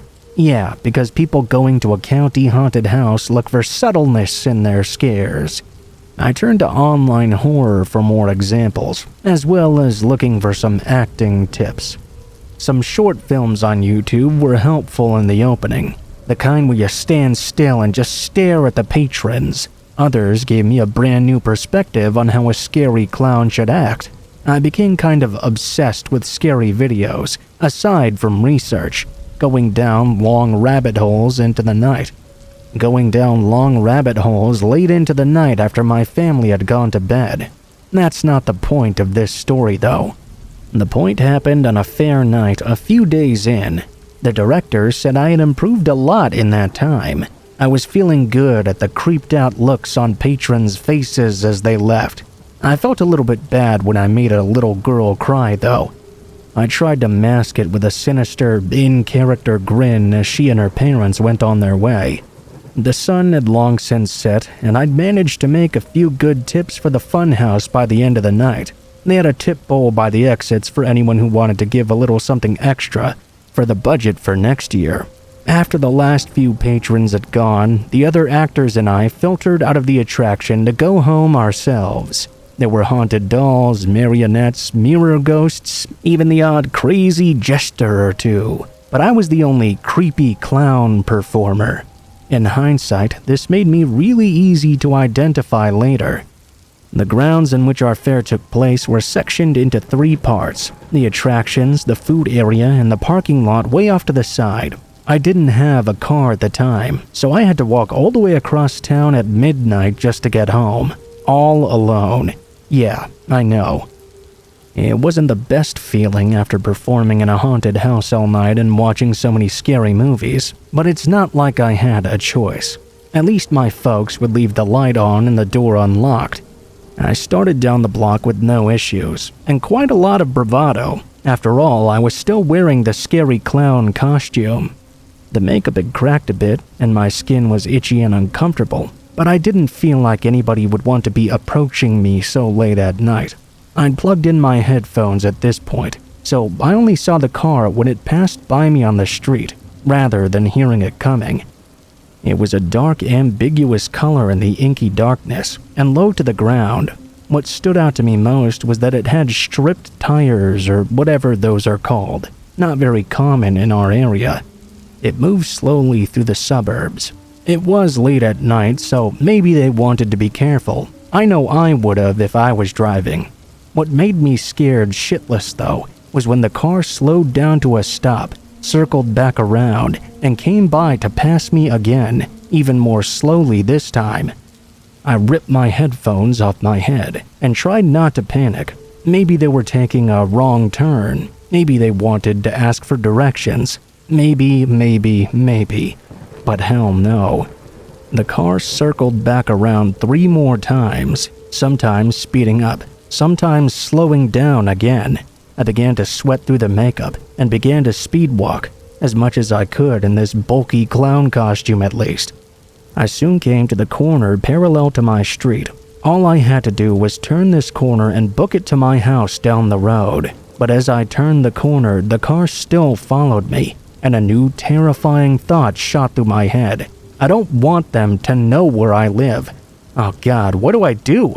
I was already on my street. Obviously, they'd see what house I was going to, but I couldn't just keep walking aimlessly. Who knows what they'd do to me once they were finished toying with me?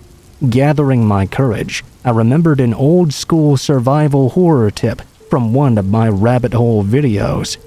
Act crazier than they are. I swear to God, I hope this works, I thought to myself. Just as the car slowed down to pass me again, I whipped around and screamed, slamming my fists into their driver's side window as hard as I dared to. With the white and red makeup and freaky-looking prop teeth, I guess I was more terrifying than they'd expected. While I couldn't make out any distinct features in the dark, I could clearly see the whites of the driver's eyes widen. The car jerked to a stop, squeaking as it hit the curb. I didn't care. I just kept screaming and laughing as I pounded the door, window, and windshield over and over, as if I really was a crazed demonic clown trying to get in. The car sped off in a hurry, and I even chased it to the next house, all to make sure they'd stay well and truly gone. My lungs hitched, and my body buzzed with adrenaline. I'd never felt so scared or so alive in one night. The energy drained away as soon as I reached my own house, though, leading me to crash on the living room couch and sleep for the next 17 hours. I guess acting absolutely batshit for the sake of your life can do that to you. My dad shook me awake the next afternoon and asked me if I had a tough night.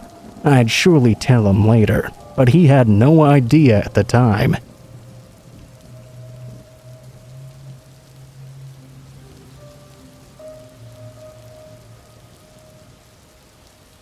A little over a year ago, I was living in an apartment trying to save up some money. It was a small one-bedroom arrangement, and the rent was somewhat manageable. At the time, I wasn't dating, and I surely wasn't looking to date either. I was happy enough going to my 9-to-5 job, then coming home to relax with some video games. The apartment building itself was alright. It was nothing to write home about. Everything on the inside worked, and for the most part the tenants were quiet and kept to themselves. The one downfall for me, though, was the view from my balcony. I don't know if this is an unpopular opinion, but I wanted the third-floor apartment so I could sit outside and read, or take in the fresh air. The fact that I had another apartment building in my direct line of sight was kind of a buzzkill for me. It wasn't like it was a huge deal, though. I did end up making peace with it after a while, and just learned how to ignore it. It's strange how the separation of the building makes a huge difference, though. For example, my apartment building was just a little nicer, and had very little of any type of crime.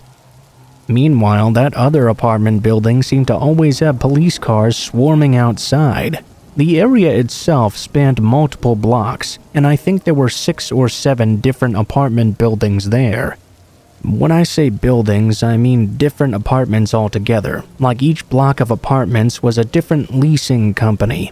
The first few were really nice, and the further you progressed through the blocks of apartments, the less nice they became. I was in the last building before they really started to go downhill. Like I said though, I got used to that sort of thing. Every once in a while I would get to see a show, better than you could watch on any cop show. At some point during the lease of my apartment, I had come home from a hard day's work and just wanted to sit outside and relax a bit. It was one of those beautiful nights in the early summer. I didn't want to go inside. I grabbed my laptop and started watching stuff out there with my headphones on.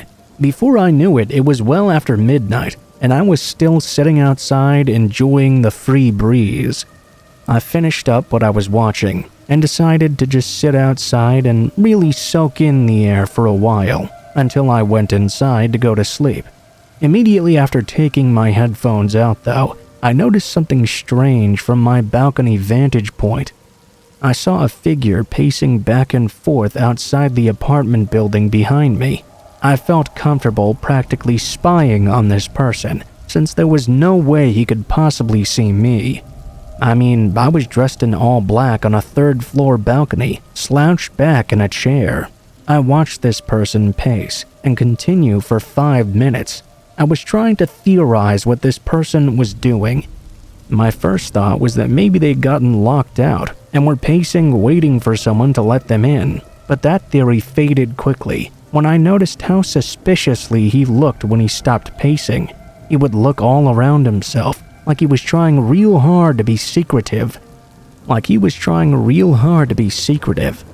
clearly make out some of his features once he started to look around too. He had a very thick beard and was wearing an Atlanta Braves baseball cap. He had a hood on top of the hat as well. I could see long hair protruding from the sides of it. This person slowly approached the sliding door. It must have been locked or something, because after a couple of attempts of trying to open it, he stopped and walked over to another apartment.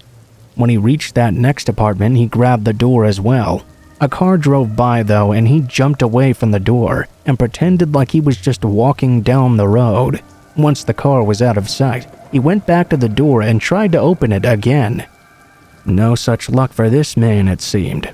I oddly felt a sense of relief when he started to walk away. Whatever intentions he had, and it didn't seem like they were good, it looked like he was abandoning them.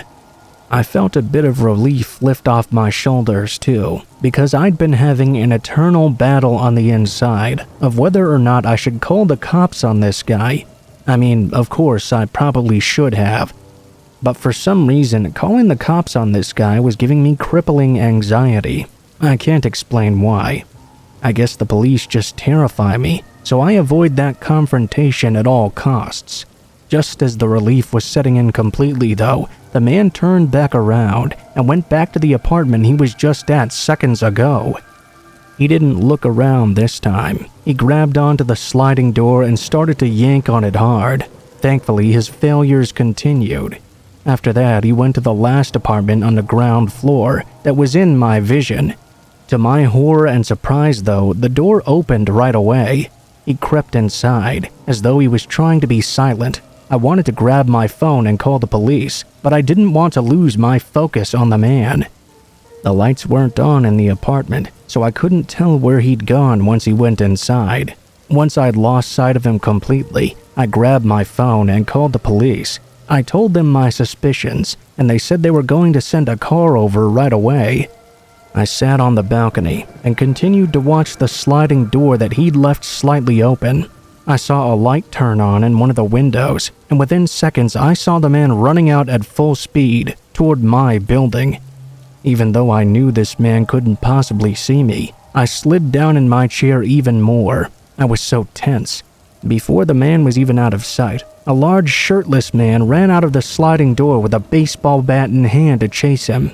He only took a few steps out though before retreating back into his apartment, closing the sliding door and standing at the window with a bat in hand. I couldn't believe what I'd just seen. I instantly felt guilty for not calling earlier. Then though, I reassured myself it could have possibly been much worse if I didn't call at all. When the cops did finally show up a few minutes later, they talked to the man. I was still watching everything from my balcony. I saw a woman join the big man, as well as 2 teenage children. Within just a couple of minutes, cops were swarming the area. After a lot of conversations with the family, the cops finally left, and eventually the night was quiet once again. I went to bed that night terrified that someone was going to open my sliding glass door, even though it was on the 3rd floor.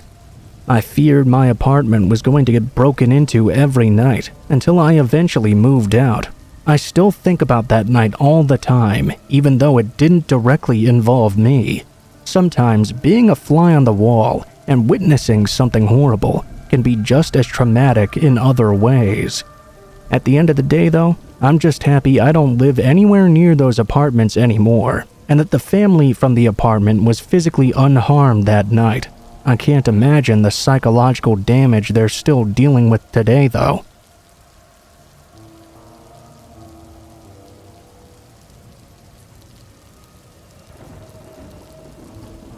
This memory of mine begins about 3 years ago, when I graduated from high school.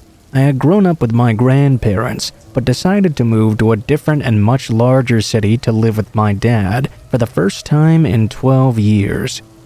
I'd went to the city already because I'd spent my summers with him, but this would be the first time I would have the freedom of an adult to come and go as I pleased, drive my car anywhere, smoke cigarettes whenever I wanted. I was excited. I was sad, though, to have to leave all of my friends behind.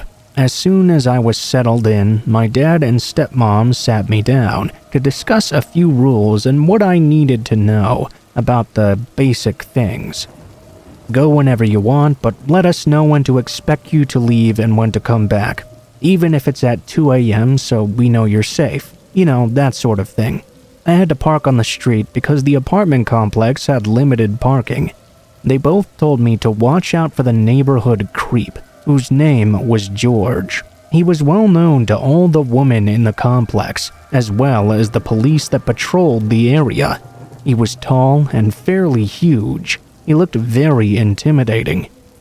My parents were pretty certain he would leave me alone for one reason. My dad thought George had a habit of stalking women in the complex, but he would always stop and find a new target if they had a man nearby. If they made a show of being at their place, be it a brother, a lover, or a father, it didn't matter who or what the man was to the woman. He would back off immediately. Since I was living with my dad, who was quite tall and very intimidating, we felt confident I would be all right. For a time, I was. It started about 6 months after I'd initially moved in. My stepmom and dad were fighting a bit at the time. Eventually, they separated. One night, I was on the porch having a cigarette and browsing Facebook or whatever. I wish I could say I felt like I was being watched, but I ended up just happening to look up coincidentally when I felt a bug land on me. George was standing 15 feet away, a little bit behind a tree, staring intently at me. I nearly dropped my cigarette in surprise. I shakily stubbed it out and went inside. I was home alone at this moment, so I made sure to lock all my doors. Then I started playing video games in my room to relax.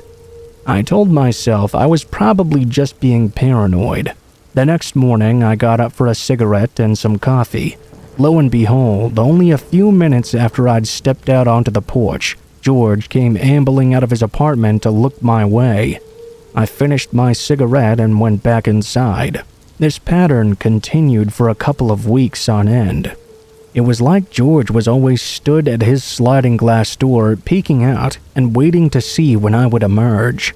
I told my dad about this, and he tried to sit down with me whenever I would smoke. If my dad was with me, George wouldn't so much as peek his head out the door. Of course, the other woman in the apartment complex had already tried to call the police about George. But since he lived there legally and staring isn't technically a crime, there wasn't much they could do. I didn't know how far George had taken it with the other woman before. With that info in my mind, I knew calling wouldn't be much use. Things slowly began to escalate once my stepmom left, though.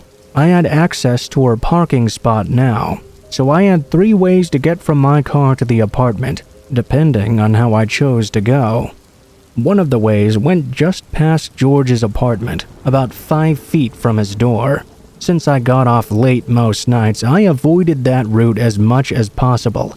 Slowly but surely, though, he memorized my schedule. He would always be on one of these 3 paths when I was coming home, not directly on the concrete, but a few feet away, hiding in the grass or behind a tree. It's like he really thought I couldn't see him. Almost like a child hiding very terribly behind an object. You could see 90% of his body. That's how he would always do it. I would rush past him and avoid eye contact, but prepare to scream if I heard him coming after me.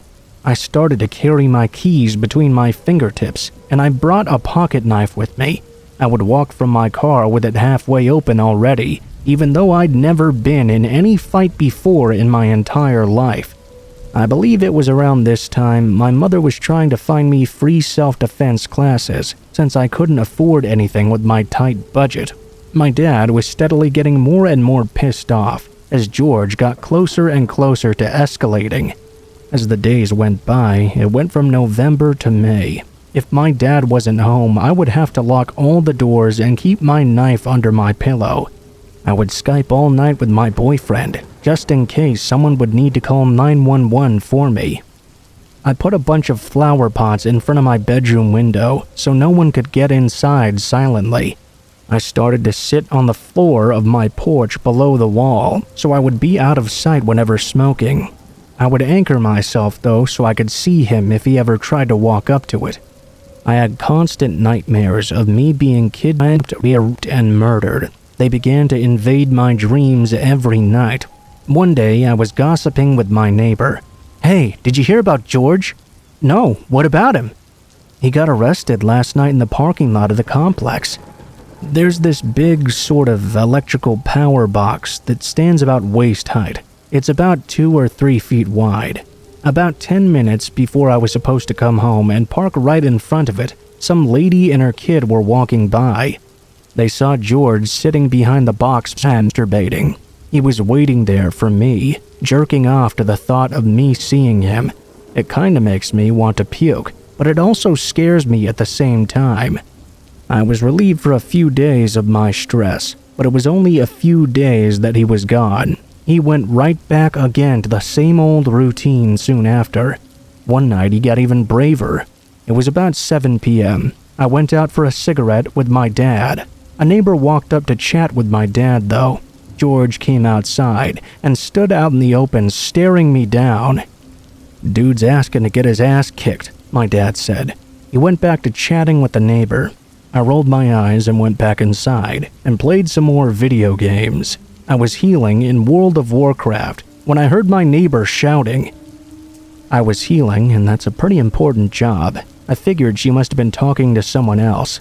That was until she burst into my room with panic in her eyes. Her eyes were huge. She hopped from one foot to the other frantically, like she was doing some kind of dance. "He's bleeding," she said. I asked who in bewilderment. "It's your dad. Come quick." I made some teenager huffing sound and left my computer, certainly pissing off the rest of my guild. I grabbed my little first aid kit and filled it with band-aids. I thought my dad was doing something stupid like tossing his knife and trying to catch it or something. But when I stepped outside, I found myself face to face with a real horror. 6 people were surrounding my dad, including my neighbor. My neighbor Caleb was holding a shirt to my dad's side, with my dad facing away from me. His entire back was covered in blood. It was like he'd just been mauled by a bear. Caleb's hold on the shirt slipped, and blood spurted out. I felt queasy writing this down. I had never before in my life seen an emergency like this. Blood makes me lightheaded, and I have anxiety attacks over not being able to find a specific bookmark. All the adults around me were panicked aside from Caleb. I threw the first aid kit onto the porch and told everyone where we kept our towels. Shell rushed inside to grab one. "Has anyone called 911? I shouted. 5 pairs of eyes turned to look at me, like they'd never heard of 911 before. My dad shouted he couldn't afford an ambulance, but I told him to shut the fuck up. He told me that the guy had stabbed him. I dialed 911 and we told them our address and the reason for the emergency. My dad was being a real champ, even though he was spurting out blood all over the sidewalk. I ran back and forth along the walkways to get the police and show them what house George lived in. Then I ran back and forth to get the paramedics. They were so agonizingly slow. They walked calmly, and I wanted to scream at them that my dad was bleeding out. They got my dad packed into an ambulance. I was about to jump in when the police stopped me and told me I had to stay, so I could give them a statement. My dad shouted at me to call his boss. 2 years later, and all these memories are still burned into my brain. I gave my statement to the police. Then they made me sit outside the complex on the sidewalk for 2 to 3 hours. They kept me updated on my dad. Once I'd called my boss and answered my stepmother's message, that's when I allowed myself to break down. It felt like I'd cried on forever. One of the cops was nice enough to go into my house and grab my cigarettes and a bottle of water for me. He stayed with me the entire time to make sure I didn't run off or something, but he was very nice. He even offered to let me sit in his cruiser a few times to get me away from George. He had been waiting in his apartment when they came. When they took him out, I was there. 14 cops were leading him away. He still kept trying to stare at me though. I stared back and felt such hatred I'd never felt before in my entire life. I wanted to go over there and murder him. My babysitting cop looked over and saw George staring at me, so he shined his flashlight in George's eyes to keep him from looking at me. Once it was all over, I was allowed to go back into my house, where I waited for more information about my dad. He was in the hospital for 9 days. Apparently, he shouted at George to leave me alone, and George had started shouting back at him while I was in the house. George had screamed at my dad to face him like a man, so my dad jumped over the porch and walked up to him. This creep had been waiting with a 12-inch blade held to the side of his leg, which he struck out and stabbed my dad in the back with. The knife missed his kidney very narrowly. It traveled up and punctured his diaphragm. My dad didn't even realize he'd been stabbed at first. He got George into a headlock and beat the shit out of him, thinking the dude had just punched him in the back or something. George dropped the knife, then rolled in the grass and picked up another knife he'd been hiding and stabbed my dad again. This time, it was an upper back wound that was much more shallow, but still required stitches. This is when all the rest of the stuff went down. The blood stayed on the pavement until about noon the next day, when one of my neighbors kindly washed it off for me. My dad spent more time in the hospital in critical condition than George spent being held in jail. I felt like it was all my fault. I'd been addressing that in therapy, but I feel awful about what happened to my dad. Throughout the week, while I was on the porch or even just outside, many women came up to me and told me they had to thank my dad. All of them had been terrorized by George at some point, and now they were certain he would be put away for good after his trial. Several women, George had even stalked them up to their apartment door and pull his pants down demanding sex. I can't believe the cops didn't do anything. One day, one of my neighbors came up to me and told me that police and neighbors had searched the complex and found that George had stashed many knives all over the place, buried in gardens, stuck in trees, under his doormat. I shudder to think that maybe one day he planned to grab one of his targets and do something far more sinister than stare. George was declared guilty for assault with a deadly weapon, but the attempted murder charge was dropped. He was out of prison by Christmas on good behavior or whatever. My dad and I have a lifelong restraining order against him. He's never again tried to come after me, so I can only hope he's terrified of my dad. I wish I could tell you guys I took a self-defense course and learned how to fight like my dad did, but I'm still a bit of a punk who can't even slap a spider, so there's that. My dad's doing okay now. I probably owe my life to him. If he hadn't fought George for me, I might have been the first victim George decided to stab.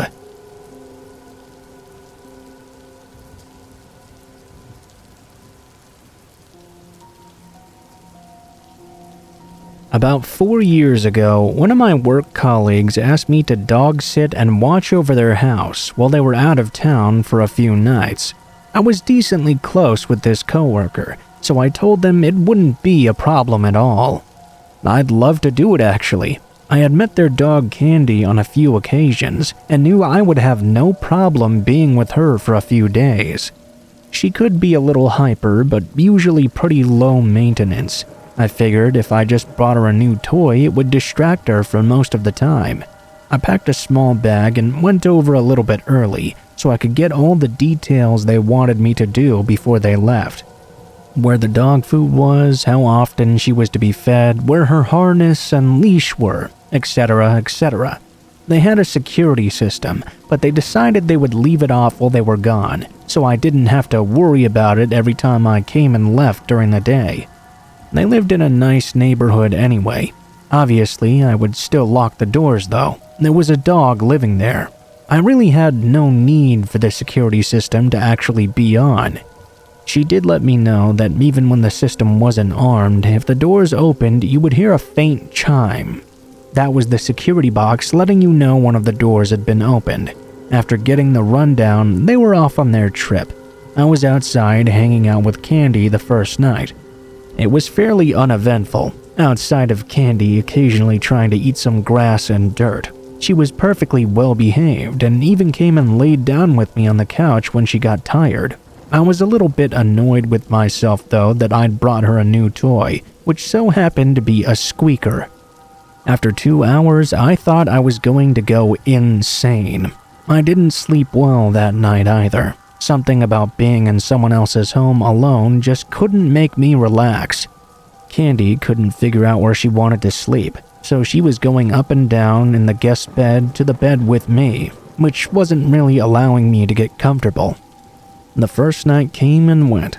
Soon enough, it was already my last evening staying at the home. I remember it was getting kind of late, and I wanted to get some pizza. I ordered it on my phone and ran out to pick it up. I came back and put on the TV. There I was, enjoying my pizza and breadsticks. Before I knew it, the sun was already down, and I was starting to doze off on the couch with Candy. She seemed to be very restless though, which she hadn't been at all before. I figured maybe she needed to go out to the backyard, but when I opened the door to let her out, she just stared out into the backyard and started to whine. She wouldn't go out. She wouldn't go outside, even when the motion light turned on. I didn't close the door right away though, so the faint chiming from the security system was going off to let me know the door was open. I went to go get Candy a treat to see if I could calm her down. I moved her harness and leash out of the way and grabbed her a treat, which she looked very excited about. Her tail was wagging like crazy. I realized it was because she'd heard the jingling from her leash and wanted to go on a walk. It was late and I wasn't sure if I should take her. But if she had to go to the bathroom and wouldn't go in the backyard anyway, I figured I would just take her on a quick walk and calm her down. I almost fell down the stairs trying to lock the front door while she was pulling me in the opposite direction. I started walking down the street, as I wasn't super familiar with this area. I noticed that down the road there seemed to be a park, or at least an area with some open grass. The streetlights gave me a little bit of guidance in the dark. As soon as we went to the grassy area, Candy stormed around and then went to the bathroom. I was relieved and thought this was definitely what she'd needed. As I was done picking up after her, I noticed her ears were raised and she started to whine again. Her whine turned into a low growl. I asked her what was wrong and looked toward where she was looking. There was a person sitting on one of the park swings all by themselves. The park itself wasn't lit, but some of the area around it was being lit by streetlights. The person wasn't moving or swinging at all. They were sitting still as they could, staring in our direction. The only thing I really remember is they had some sort of striped outfit on. The pants and shirt were vertically striped, almost like you'd see on a clown or something. I pulled on Candy's leash to try to get her to move, but she was stuck in place.